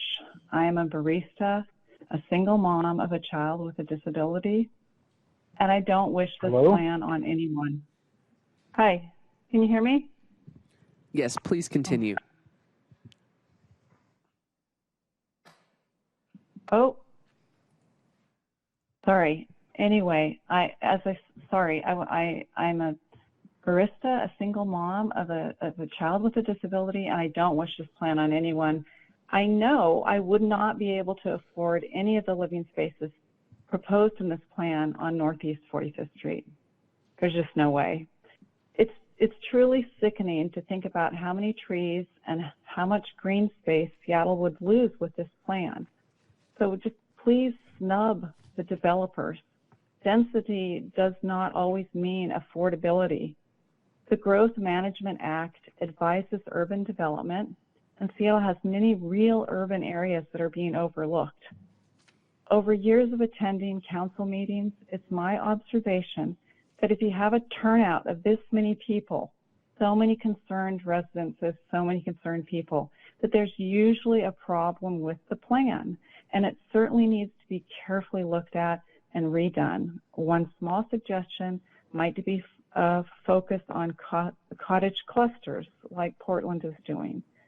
Thank you so much for your time, and hope everyone has a nice evening. We're going to go back to Richard Ellison. Richard, please press *6. After Richard Ellison will be Jordan Hume. Hello? Hi, please start. Hello, council members. Glad you're surviving tonight. My name is Richard Ellison. I've lived in Seattle since 1981, but I am currently a retired adjunct biology professor, and I bought my house in District 4 when I turned 50, and then I rented out rooms to help pay the mortgage. If we can save trees while building, why not? This tree versus housing argument is being fabricated by developers in flames. If we can build housing with trees, why not? For many decades, one of the 4 core values of the Seattle Comprehensive Plan used to be that Seattle was to be a leader in environmental stewardship. But somehow that got removed from the comp plan. Why? Because developers felt threatened by environmental regulations. Now we are losing our big trees, and Seattle developers continue building lot line to lot line, removing all the trees, leaving barely any room to plant any new twigs. Where are the kids supposed to play? Why can't Seattle support tree retention like Portland, Oregon? They required 4plexes since 2020, but also required 20% of the lot to be saved in multifamily and 40% of the lots to be saved in neighborhood residential areas for tree retention. Now, our current FEIS found no significant negative impacts on plants and animals. How is this possible? They say, well, impacts could be avoided or mitigated through permitting processes. But we know that this is currently a false practice.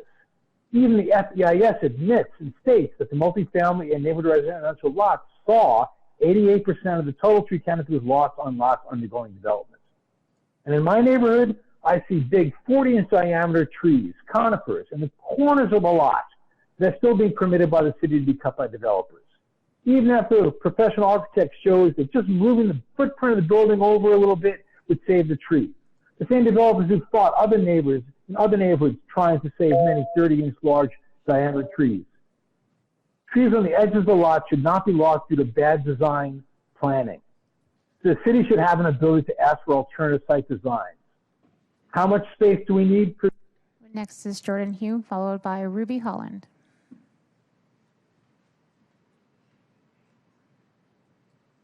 Hi, my name is Jordan Hume, and I'm a resident of Capitol Hill. I would like to express my enthusiastic support for the One Seattle Comprehensive Plan and its efforts to increase density and improve housing options for all Seattleites. You know, in the 10 years since I've moved to Seattle, I've had the pleasure of living in a variety of neighborhoods across the city, each with their own unique charms. But it hasn't always been easy to find a place to live. Over the years as a renter, I'm far from the only person who's had to cope with rising rents, tiny basement studios, and living along loud and sometimes unsafe roads. Like many renters, I've watched the idea of home ownership grow increasingly out of reach. I do feel very fortunate to be able to afford a place on the hill, however small, but I regret that for many people and families, that's simply not an option. I also particularly regret that many people, especially trans men and women, want to move to a city like Seattle for their own personal safety, but find housing to be prohibitively expensive. And that's not a hypothetical. I regularly see comments in social media voicing these hopes and concerns for people who really wish they could afford to move to Seattle. And we will never address the root causes of homelessness without addressing our housing shortage first. We need urgent action. Rents are actually falling right now in cities like Austin, Texas, because they have been building housing for years, and lots of it. There's no secret sauce to lowering rents other than simply building housing. This is not the time for us to slow down and review. Trees do not shelter and protect our neighbors. Homes and communities do. I strongly encourage the City Council to maintain the neighborhood centers in the plan and to continue its focus on building as much housing as possible. Thank you very much. Thank you. Our next caller is Ruby Holland, and Ruby followed by Will Bishop. Ruby? My name is Ruby Holland. In 2023, the City Council approved a bill to see if MHA was creating affordable housing. The mayor vetoed it.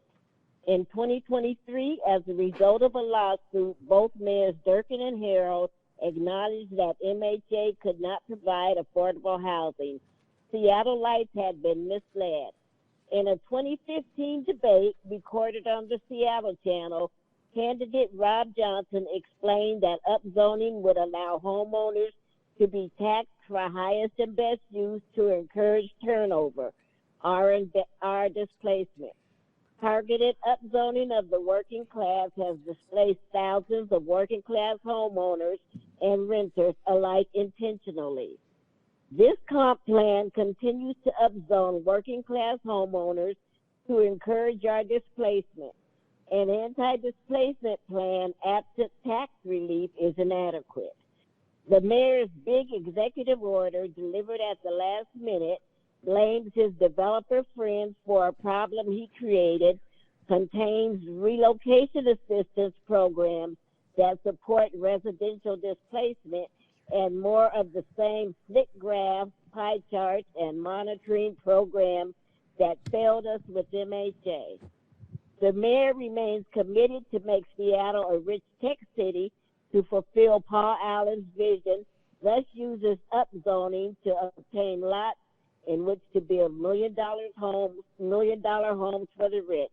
He does not want affordable housing in Seattle. I fully support HB 1110, which will not displace homeowners, but encourages homeowners to create affordable housing for our neighbors. Please reject this comp plan for continuing to cause harm to renters and homeowners alike and not having an adequate Thank you. Our next speaker is Will Bishop. Following Will will be Rebecca Loving.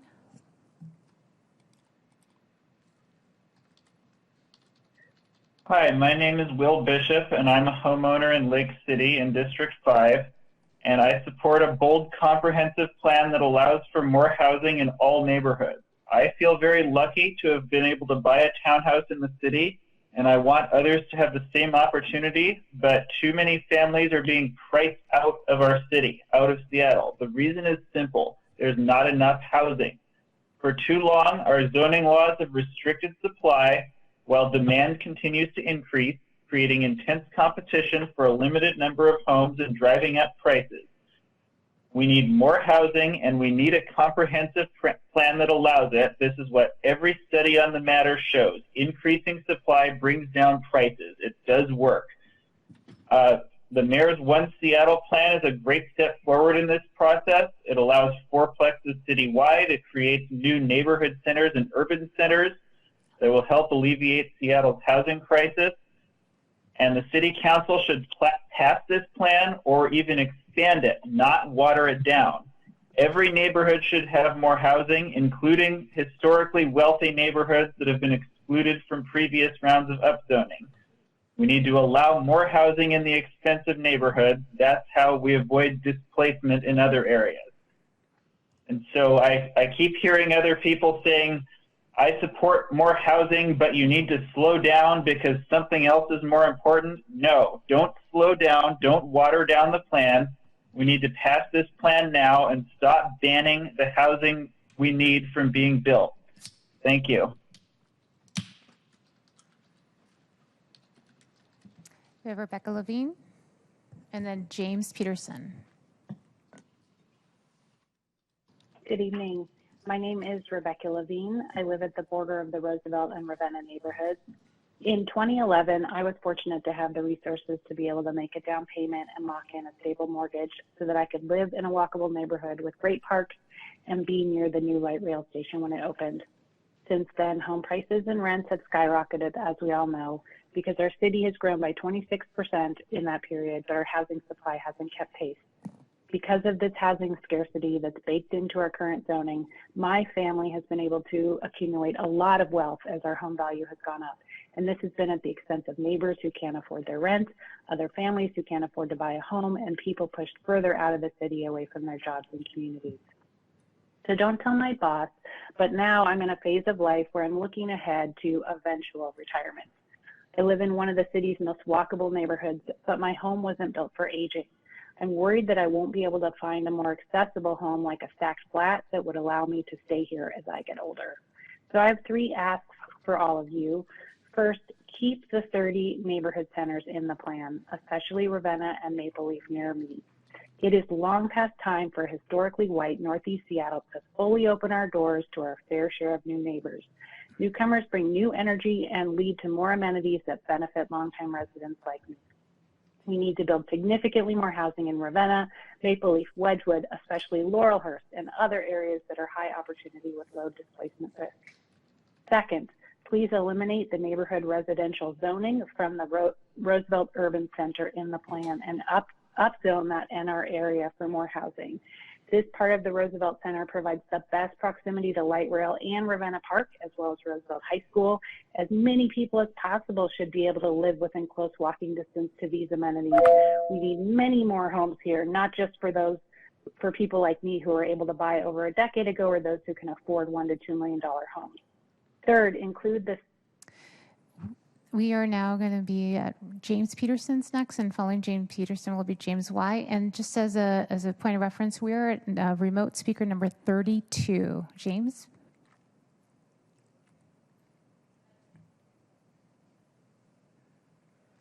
James Peterson, please press *6.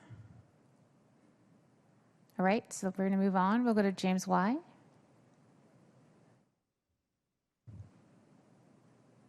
James Y.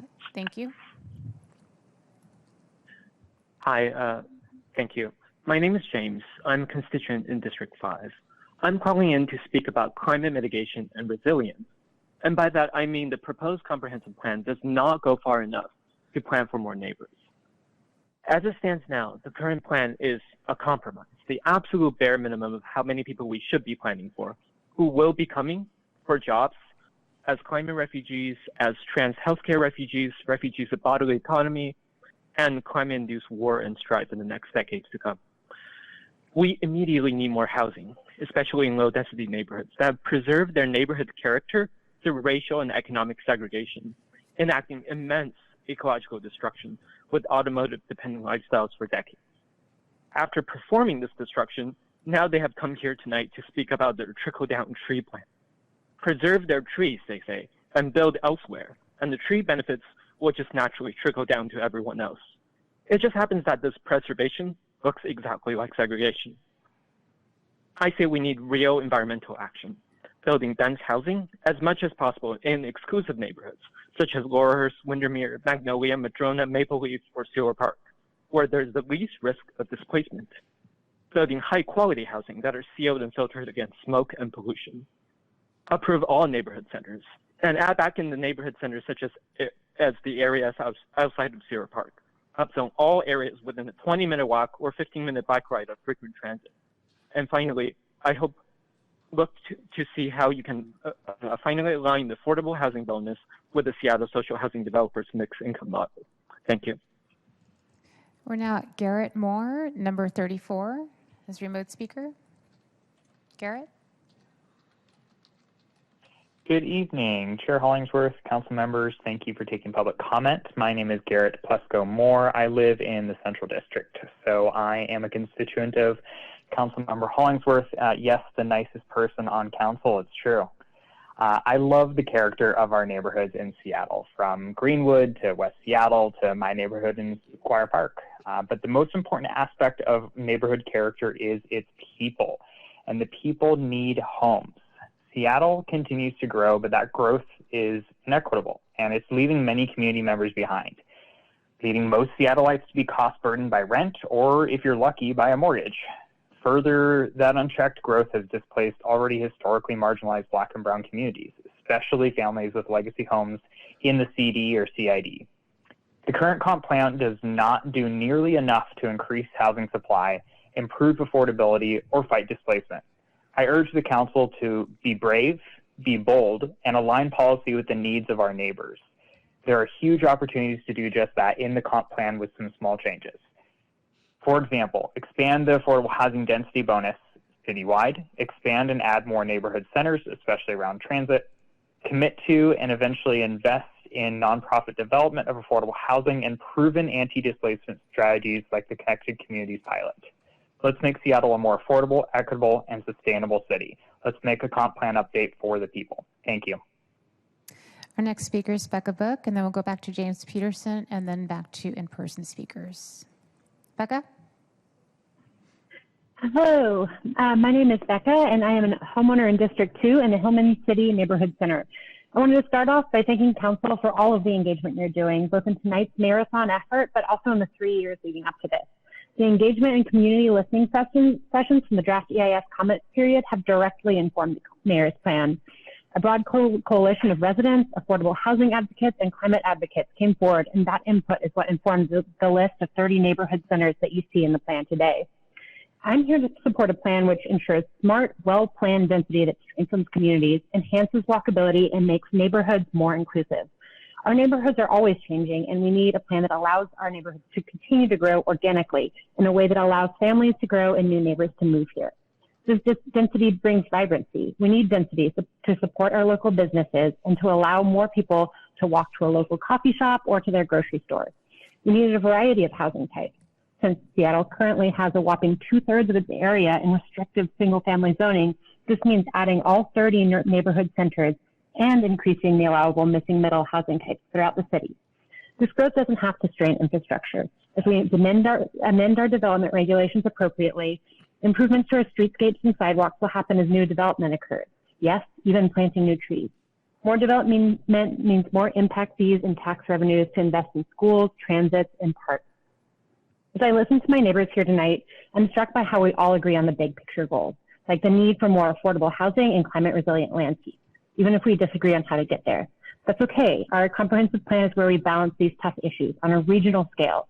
Allowing density in Seattle supports overall tree canopy by protecting connected ecosystems and accessible open space in the region. This density is key to meeting our emissions reduction goals through addressing sprawl and reducing vehicles' mild travel. Please address our housing crisis and environmental crisis through welcoming new neighbors into the 30 neighborhood centers that are rich with services and increasing density in the city to protect. We have one last speaker for remote. Oh, just a quick reminder, garage closes in 10 minutes. 10 minutes, the garage across the street closes. Thank you. We have James Peterson as our last remote speaker. Press *6, James. All right. Oh. Can you hear me now? Thank you. Yes. Go ahead. Thank you. I think I was unmuting too early.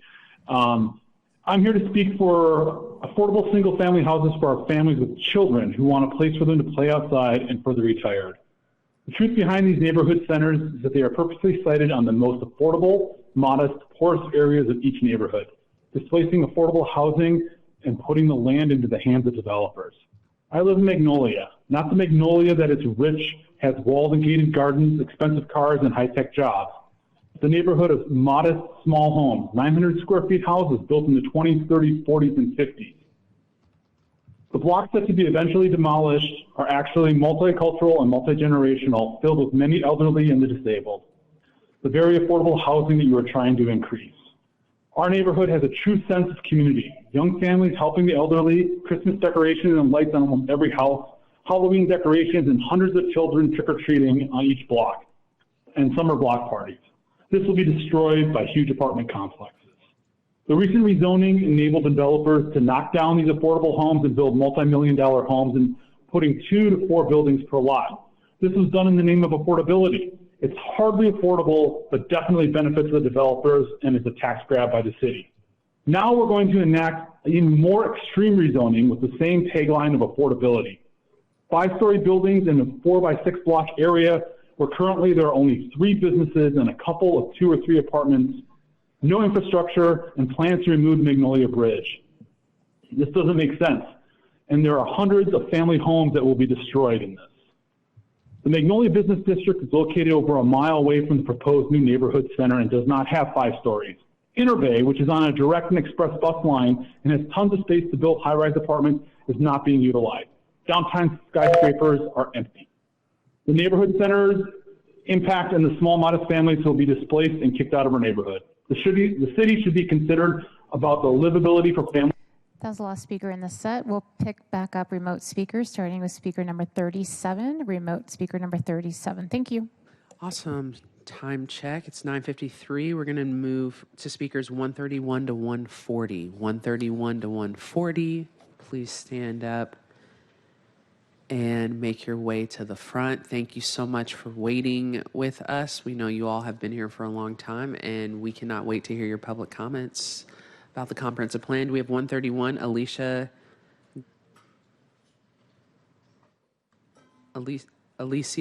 awesome, and then followed by 132, 133, all the way down to 140.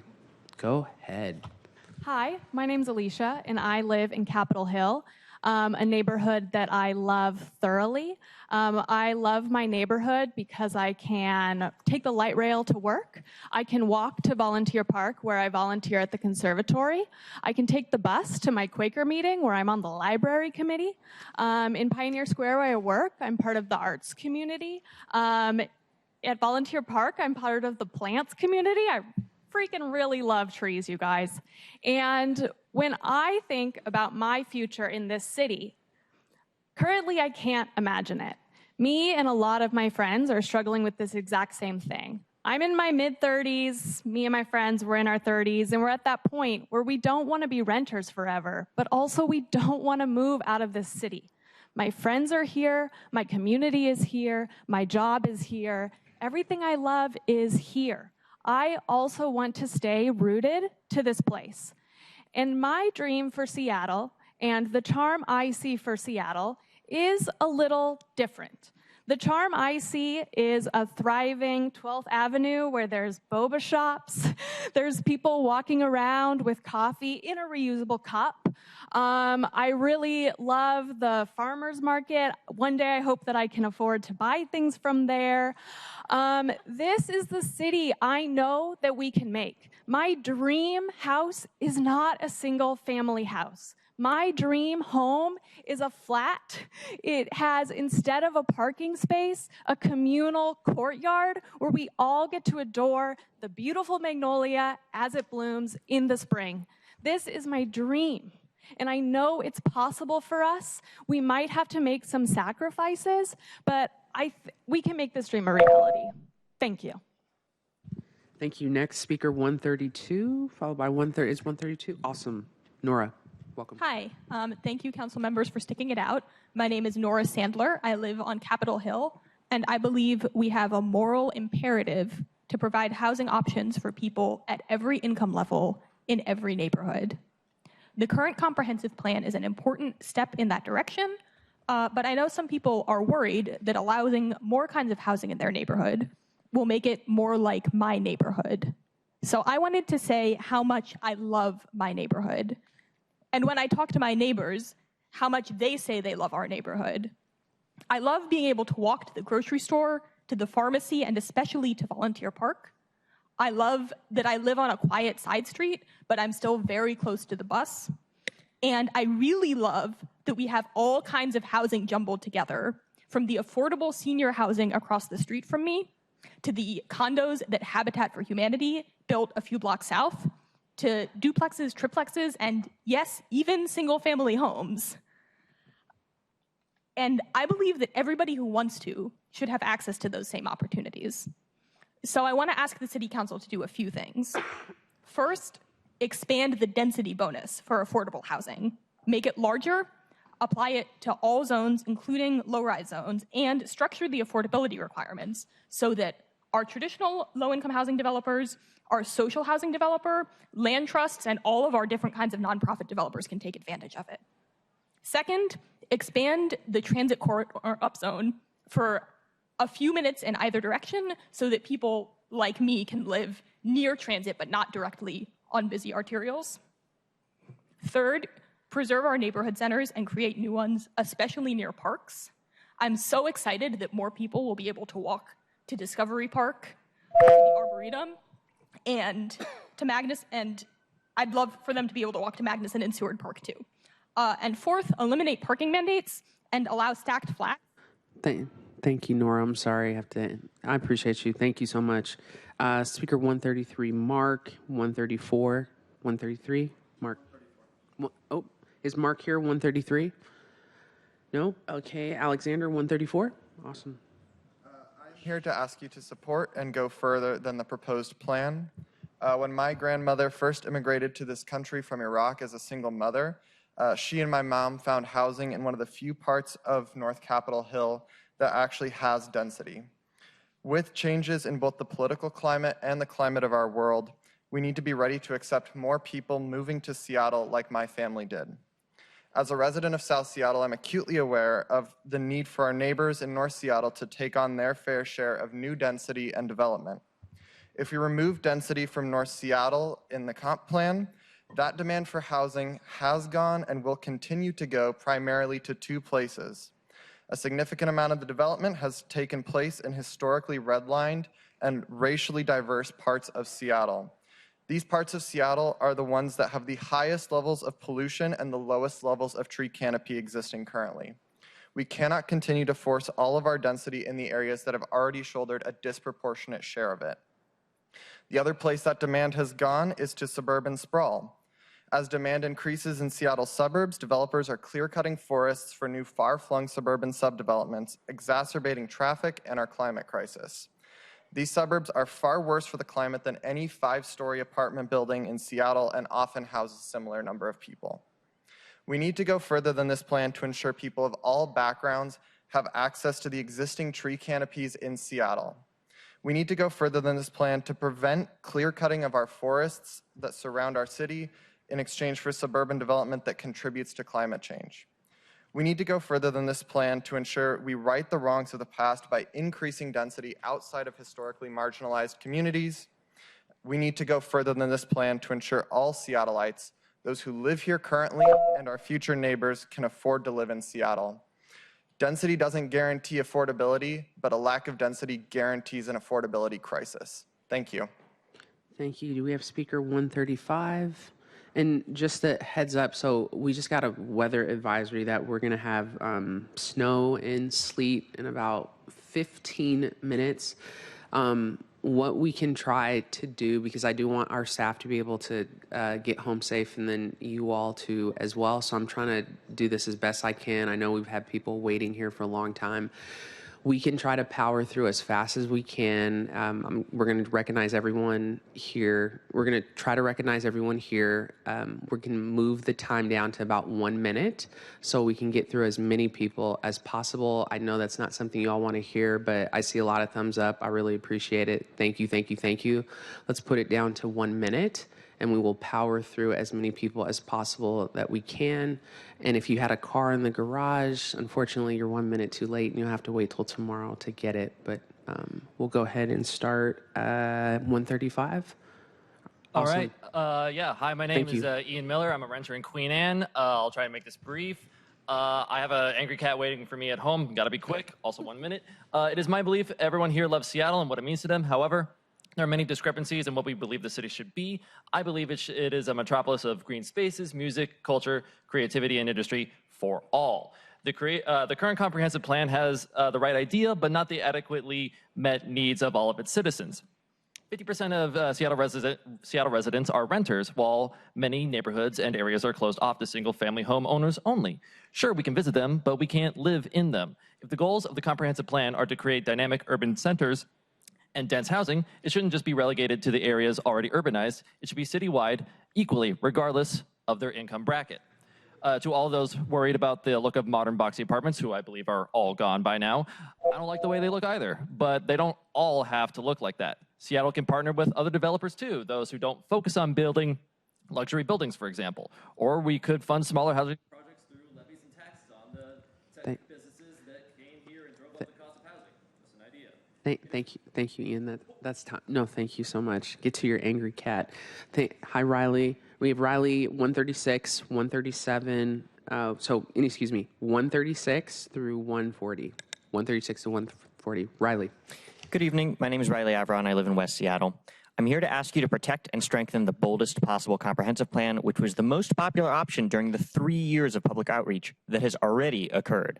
I've heard much concern tonight about neighborhood character, but the character of my neighborhood is not about its physical attributes. My neighborhood's character isn't in the height of the buildings, it isn't in the size of the front yards, and it isn't in the number of parking spaces for cars. My neighborhood's character is the people who live there, not the buildings they live in, the people. And we are already pricing those people out of my neighborhood and all of the others in Seattle. If we don't allow changes to the physical nature of the neighborhoods, then the real neighborhood character, the people, will continue to be forced out as they are today. Each of you has said we're in a housing crisis, so please, let's act like it. Building dramatically more homes is the only sustainable way to protect people being priced out today. Please protect and strengthen the boldest possible comprehensive plan. Thank you. Thank you, Riley. 137. Hi, council members. I'm Lainey Cloyd, and I live and rent in West Seattle. I'm here to ask that you please strengthen the comp plan. My neighborhood is going to be significantly upzoned, and for the good of the neighborhood and everyone in it, it needs to be. It's good for us to have more housing and more housing options. It's good to have a neighborhood where everyone who wants to live there can and not be priced out. I love my neighborhood. I want more neighbors to share it with and share it for the long haul because building densely is far better for the environment than urban sprawl. So to that end, please give us the comp plan that speaks directly to how much housing Seattle really needs to build. Please restore the original Alternative 5 zoning proposal, and if you can't do that, which I get, please don't cut anything. Thank you. Thank you so much. 138. Then 139 if you want to jump over there, and then 140. Hi, I'm Shri, and I've lived in Seattle for almost 7 years, and I was fortunate enough to afford housing in existing mixed-use zones near transit in Capitol Hill and Queen Anne. I was always able to walk or grab a bus anywhere that I needed to go, to work, to shop for groceries, to patronize local businesses, to visit my friends, to attend dance classes, even to come here today and do so much more that truly makes me feel like I live as part of this community. I want more of my neighbors to have the opportunity to experience this version of what Seattle could be and the lively, welcoming communities that we could have if we had enough homes for everyone and more ways to get there.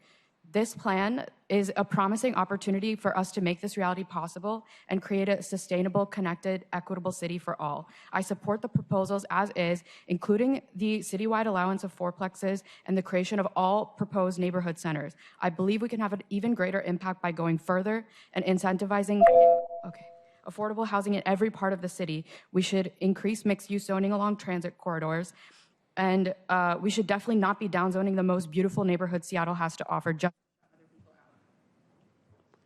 Thank you so much. Hi, Laura. Hi, my name is Laura Gardner. My husband and I are lucky enough to own a home in West Seattle. We believe more people should be able to live in the most livable parts of the city, like our neighborhood, which has transit, sidewalks, and walkable amenities. Within a 1-mile radius of our home, there are 7 grocery stores. We instantly became a 1-car household upon moving here and only use it for a few trips a week because we can easily meet our needs nearby. The change I am most afraid of in my neighborhood is losing schools and more small businesses. This is why I support larger and more numerous neighborhood centers as proposed in the original Alternative 5. More neighbors means more students, more employees, and more customers, lower prices and fewer closures. Choosing only a few small areas to upzone makes those areas feel targeted and defensive. Allowing for growth across more areas of the city will enable every neighborhood to change a little, but forces no neighborhood to change dramatically. Please restore Alternative 5. Thank you. Thank you, Laura. Is Andrew Reed here, speaker 140? All right, 141 to 150. 141 to 150. 141 to 150. Brennan, you are up. 141 to 150. Go ahead, Brennan. Start when you're ready. Hi, I'm Brennan. I live in West Seattle. I'm here to ask this council adjust the comprehensive plan to incorporate more neighborhood centers, basically everything that's in Alternative 5. Welcoming new neighbors means more customers for our local businesses, more tax revenue for all of the things that we're struggling to fund right now, our schools, police departments, infrastructure, public transit. More neighbors means more tax revenue for all of that stuff. The current plan puts most of the housing on busy arterials that are loud and dangerous. I don't necessarily mind living in an apartment, but I don't want to live on a busy street where I'm hearing traffic go by every day. So I'd love to see the bonuses for transit corridors be expanded a few blocks out. There's no single solution to our housing crisis, but if we don't build houses, it's only going to get worse. Building as much housing as possible has to be the first step. Thank you. Thank you, Brennan. 142, Pamela, is she here? No, Ian, 143. Ian. Hi, Council. Thank you so much for still being here. I'm a proud Seattle renter. I want to strongly support drastically more mixed-use, walkable, transit-oriented housing in every neighborhood in Seattle. I think it is well past time for serious action on the housing shortage and the car pollution epidemic. I originally wrote a whole little speech out here about how density is green policy and is social justice and is good fiscal policy and et cetera. Over the last 5 hours, I think all of my talking points got covered, so just put me on the head count in your head there. And at this point, let me just plead somewhat ironically for urgency. Please do not let anyone's specific perfect for their specific area be the enemy of the good. I do not think this comp plan is perfect. I wish it was much bolder, but every day we delay merely allowing denser construction in this city is another day of car-driven sprawl and rising rents and more people being priced out or marginalized people being excluded from moving here at all. So please let more people enjoy this beautiful city that I love so much. Thank you. Thank you, Ian. Next, we have Andrew, 144, followed by Michael, 145. Awesome. Good evening, Council. My name is Andrew. I've lived in Seattle for nearly 15 years. I'm a homeowner in Columbia City. I love my neighborhood. I love Seattle, and I'm very, very lucky. I'm lucky because of my career to have bought at the right time and a million other stupid little things that had to align just right for me to still be here in Seattle. I have several close friends who have had to move. These are renters, and they've had to move out to Tacoma, to Olympia, and to Minneapolis. So every time I see new density changing my neighborhood, I celebrate it. We are in a housing crisis, and density means more people get to live in this amazing city. Keep or expand every neighborhood center, expand corridors to 5-minute walk shed, upzone adjacent to parks, just like we do arterials. And please upzone my neighborhood and every neighborhood. Seattle is growing, and future residents should not need to rely on luck like I did to live in this beautiful place. Thank you, Andrew. Michael's next, and then we have the other Andrew. Michael. Hi. Oh, you're the first Andrew. I got you. Go ahead, Michael. I'm Mike G. I'm a homeowner in Green Lake, and I've been here for 6 hours to support the mayor's comprehensive plan. I moved to Seattle 15 years ago from Dallas, and when I moved here, I fell in love with Seattle's walkable urban villages. Yet in that time, despite lots of changes and growth, housing has only gotten more expensive year after year. Housing affordability is a generational crisis, and we should act like it. The plan is a good start, and I hope the council will go further to address the housing crisis. Frankly, I'm disappointed that my neighborhood is still NR. We should increase housing choices throughout the city, allow stacked flats on all lots, and increase height limits and remove parking minimums. We must expand mixed-use zoning along transit corridors to create space for childcare, small businesses, and corner stores. This has worked in other cities. In Austin, Miami, and Memphis, rents went down last year because they built more housing. We could do the same. I love this city, and I would love to be able to share it with more people. Thank you. Thank you, Michael. Andrew, number 1. Thank you very much. Thank you for your time. Thank you for staying. I have, actually, I was so in a rush to get going that I missed your joke. I really appreciate that. Thank you. Yeah, so I'll be quick. I had a really great, clever, insightful comment prepared, I swear, but then my phone died. So I'm just going to wing something else. It was going to solve this whole crisis, I promise you. Let's see if I can remember this, though, instead. Not like the brazen giant of Greek fame, with conquering limbs astride from land to land, here at our sea-washed sunset gates shall stand a mighty woman with a torch, whose flame is the imprisoned lightning, and her name, Mother of Exiles. From her beacon hand glows worldwide welcome. Her mild eyes command the air-bridged harbor that twin cities frame. Keep, ancient lands, your storied pomp, cries she, with silent lips. Give me, your tired, your poor, your huddled masses yearning to breathe free, the wretched refuse of your teeming shore. Send these, the homeless, tempest-tossed to me. I lift my lamp beside the golden door. Thank you, Andrew. Speaker 1, that was pretty dope. Speaker 147, Madalena, no. Speaker 148, Daniel. And then Speaker 149, are you 149? Awesome. You know where you're going. 150. Rebecca, are you here? No? Okay, don't go yet, Daniel. I'm going to ask that we have speakers. I cannot count, so I need to read. Speakers 151 to 160. 151 to 160. All right. Daniel Jones, let's go. I'm a renter in District 1. I've lived in Seattle for 15 years. I want to urge the council to adopt an ambitious, comprehensive plan without removing neighborhood centers or further diluting density allowances. I love where I live. I can walk and take transit to most places. I rarely have to drive anywhere. There's restaurants and parks nearby. But like a lot of people, owning a home has remained frustratingly out of reach. So I'm faced with the dilemma of either leaving the city or staying and just accepting that I'll probably never have the security of home ownership, making it difficult to consider having kids or starting a family. Over the years, I've seen friends and family face similar dilemmas, and many of them have made the choice to leave.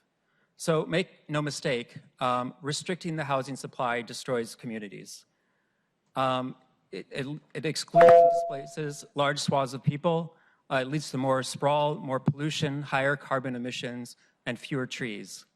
So I urge them to adopt the comprehensive plan. Thank you. Thank you, Daniel. Hans. Howdy, y'all. I'm Hans Rasmussen de los Rios. I want to start by saying I support the gentleman's who recommended mixing the numbers. I think there's a lot of younger working class folks here who couldn't show up until later, and they now can only speak for a minute, and they got to stay late. Not all of us can show up at 2 p.m. to get in the door early. I'm an architect who's focused on middle housing for the past 11 years. It's a lot of ADUs, some smaller units. A few years ago, I asked myself what I could do more about this. I became a small-time developer building affordable housing. And I think that this proposal doesn't do enough to support affordable housing. If I could make one recommendation, it would be to lower the threshold of the amount of affordable housing you need to do to get the bonuses.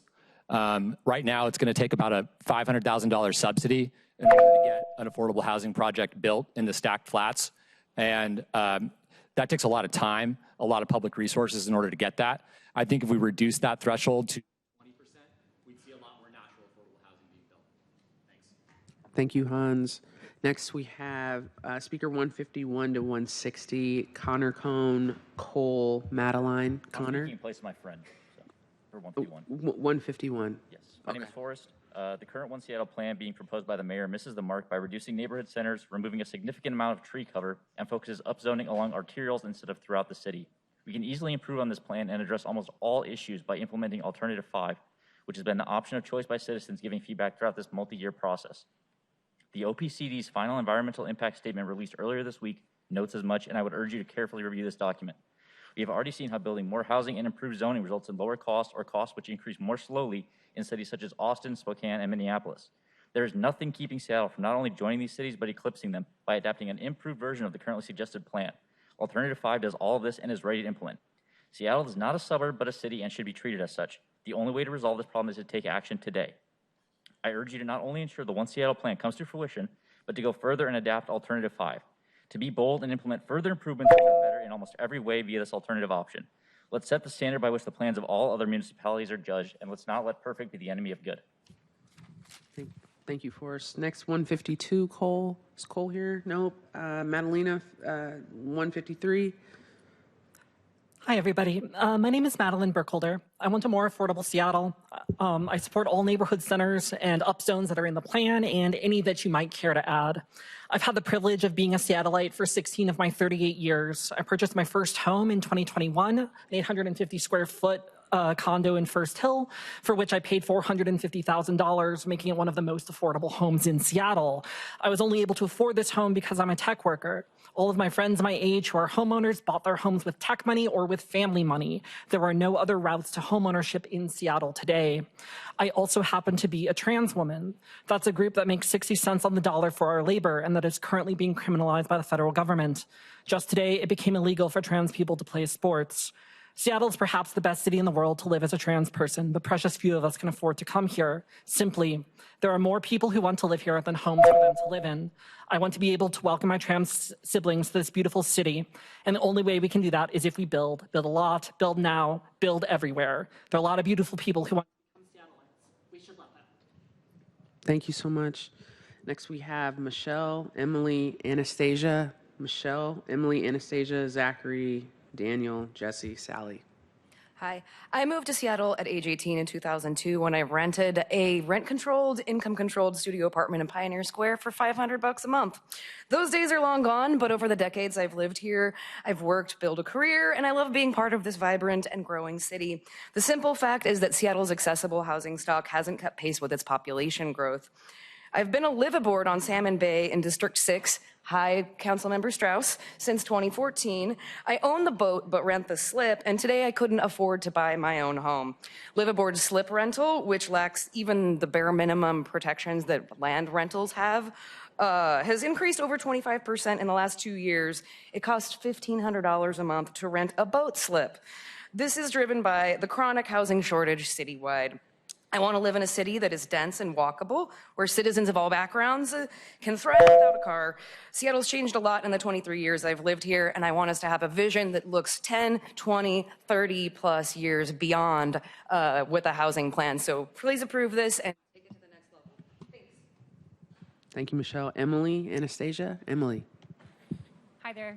Thank you, council members, for your time. My name is Emily Pike. I'm a renter living in Ballard. I work downtown at Pike Place Market, and I'm a volunteer staff member at a fringe theater on Capitol Hill. I've been blessed to live, work, volunteer, and make art in some of the densest neighborhoods in this city. Density has not only made my life in Seattle possible, it has made it beautiful and rich.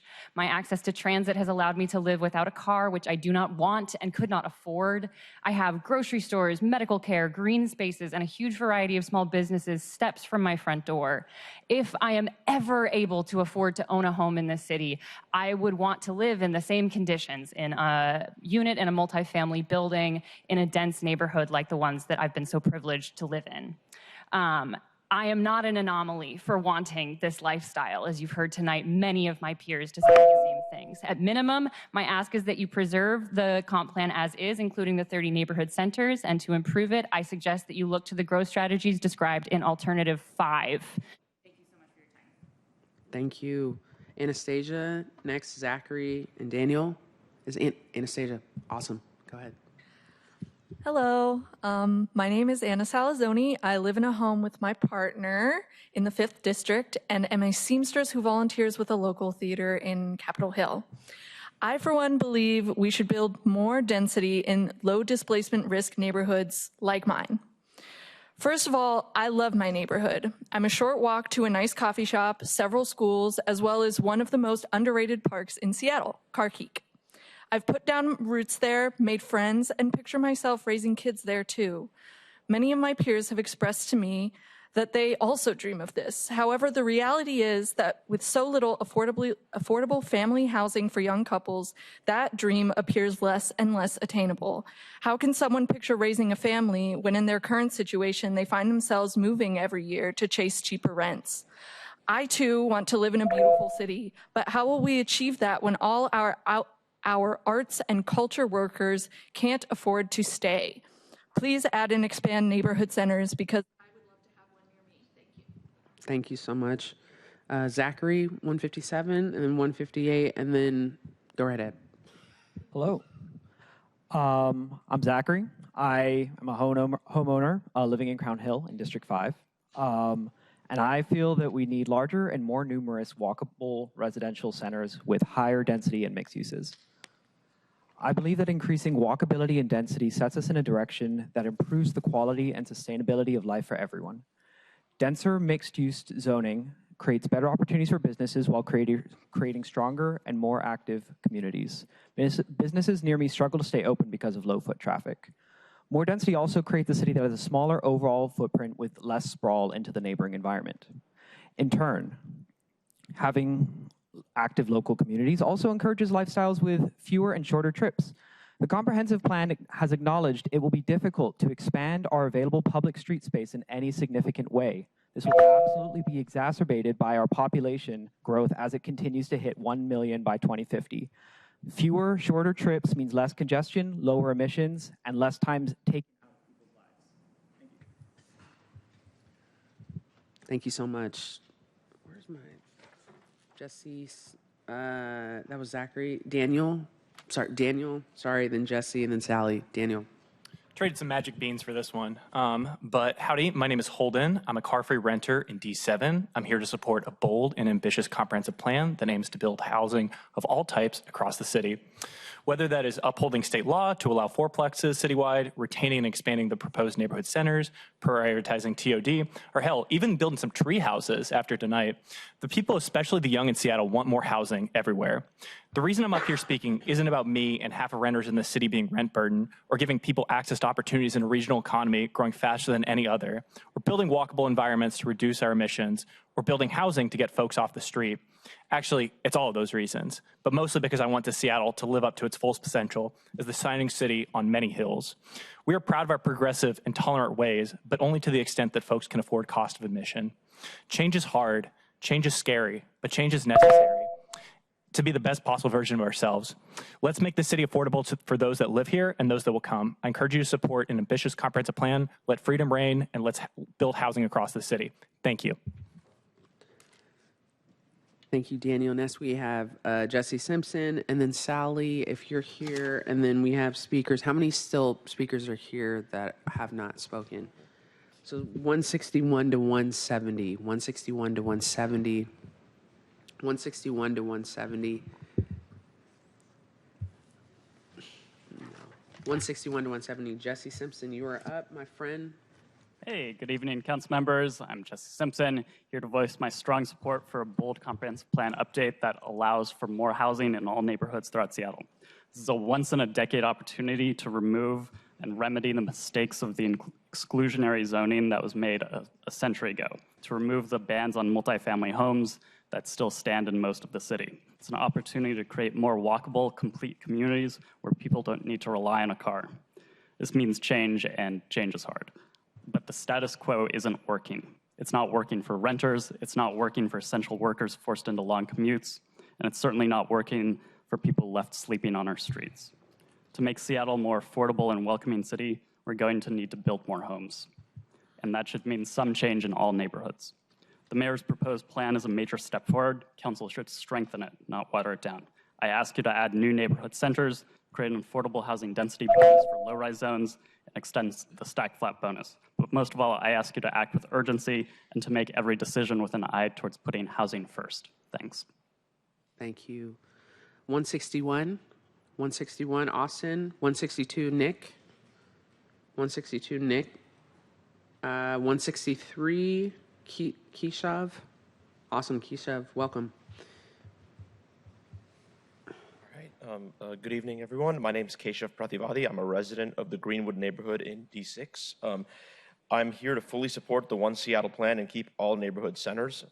As a relatively new resident to the city moving from Dallas, I really fell in love with Seattle relatively quickly. However, it hit me just as fast that I actually might not be able to become a homeowner in the same neighborhood that I live in.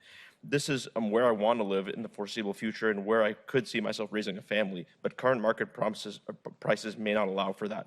However, the One Seattle plan takes a small step forward in making my dream of living in Seattle actually come true. At the heart of this is neighborhood centers. In Greenwood, our neighborhood center is home to my grocery store and some of my favorite bars, restaurants, and coffee shops. It allows me to get what I need without having to drive and also support local businesses very easily. On top of that, these areas offer me mobility. I can get to downtown, the airport, or Linwood with a minimum of one transfer on a bus or a train. I think Seattle should lead by example in the city, among cities in the area. We have 150,000 planned. Thank you so much. Next, we have Nina, 164. Are you here? 165. Oh, my apologies. Gave me your ticket so I could speak for her. Nina, 164? Yeah. Okay. She's not here. 164. And just before you go, just so I can set expectations, it's starting to rain, and we have reports of snow in Queen Anne, and it's going to start getting really... going to increasing, so we're going to have to be able to power through these last speakers through 170, and then we're going to unfortunately have to adjourn, and so that means that if you are here, you won't be recognized to speak. I know you're probably really angry, and I really do apologize, but I have to. We're stopping at 170, which is going to be around 10:30. The people that are online, unfortunately, we're not going to be able to hear you speak. There are going to be more public hearings, and we're going to try to go back with staff to figure out how we can navigate and accommodate more speakers and everything. So I just really do apologize, but I want to thank you all for coming. And so right now we're at 164. 164. Right. Thank you, Council. And we don't make these decisions lightly, but I also have to make the decision for the safety of our staff and you all and other council members. Thank you. Thank you, Council. I'll try to burn through this. In regard to the North Magnolia Neighborhood Center, I'm not asking that it be removed, but I'm here to mention some concerns and constraints of the community. I live in Magnolia. The location was added very late in the process, holiday season 2024, with no outreach to residents who were notified by developers trying to snap up their properties. This is insufficient time for resident review and input. I request a one-year extension that is needed so Magnolia people are treated comparably to the rest of the city. The plan is overkill for transportation. It's a peninsula with two old lane bridges, one of which the council considered tearing down a couple years ago. It's not a frequent transit zone with poor bus service, no light rail connection, rapid ride, or even Ballard. So that is a concern that would need to be addressed by the plan. Stated goal of the plan is to open pathways to home ownership and wealth building. I didn't see that in the plan. Really? Okay, parking. I know everybody hates parking, but your city website several years ago said 91% of renters have cars. Go figure. Thank you. Do we have speaker 165? 166. Awesome. Thank you. And then speakers 167 to 170, if you are here, please step up. 166. Pauly. Thank you. Yeah. Thank you. My name is Pauly. Good evening, Council. Pauly Terracone. I'm a resident of District 4, and I'm here to voice my support for ambitious increases to Seattle's housing capacity in existing residential zones citywide. I've been in Seattle for a little less than a year. I came for many of the same reasons as those before me. But there's also no shortage of reasons for me to have come from where I came from. I'm a queer person that came from Indiana, which is currently a petri dish for many of the efforts of Project 2025. And it's important to note that while many come to Seattle for the opportunities, some that I got to pursue, there are many we should anticipate who will come from dire political environments. The One Seattle plan in its current state does not reflect this reality. While the addition of fourplexes and 30 city centers are strong aspects, it's just not enough. We need incentives for dense and affordable development and flat stacks near transit stops. We're all here because the leaders of yesterday dreamt of it, and we should extend that vision to those who will come in the future so that we can have room for all who wish to join. Thank you. Thank you, Pauly. Do we have speakers 167 to 170 in here? All right, it's 10:30 right now, and I'm going to make... Madam Chair.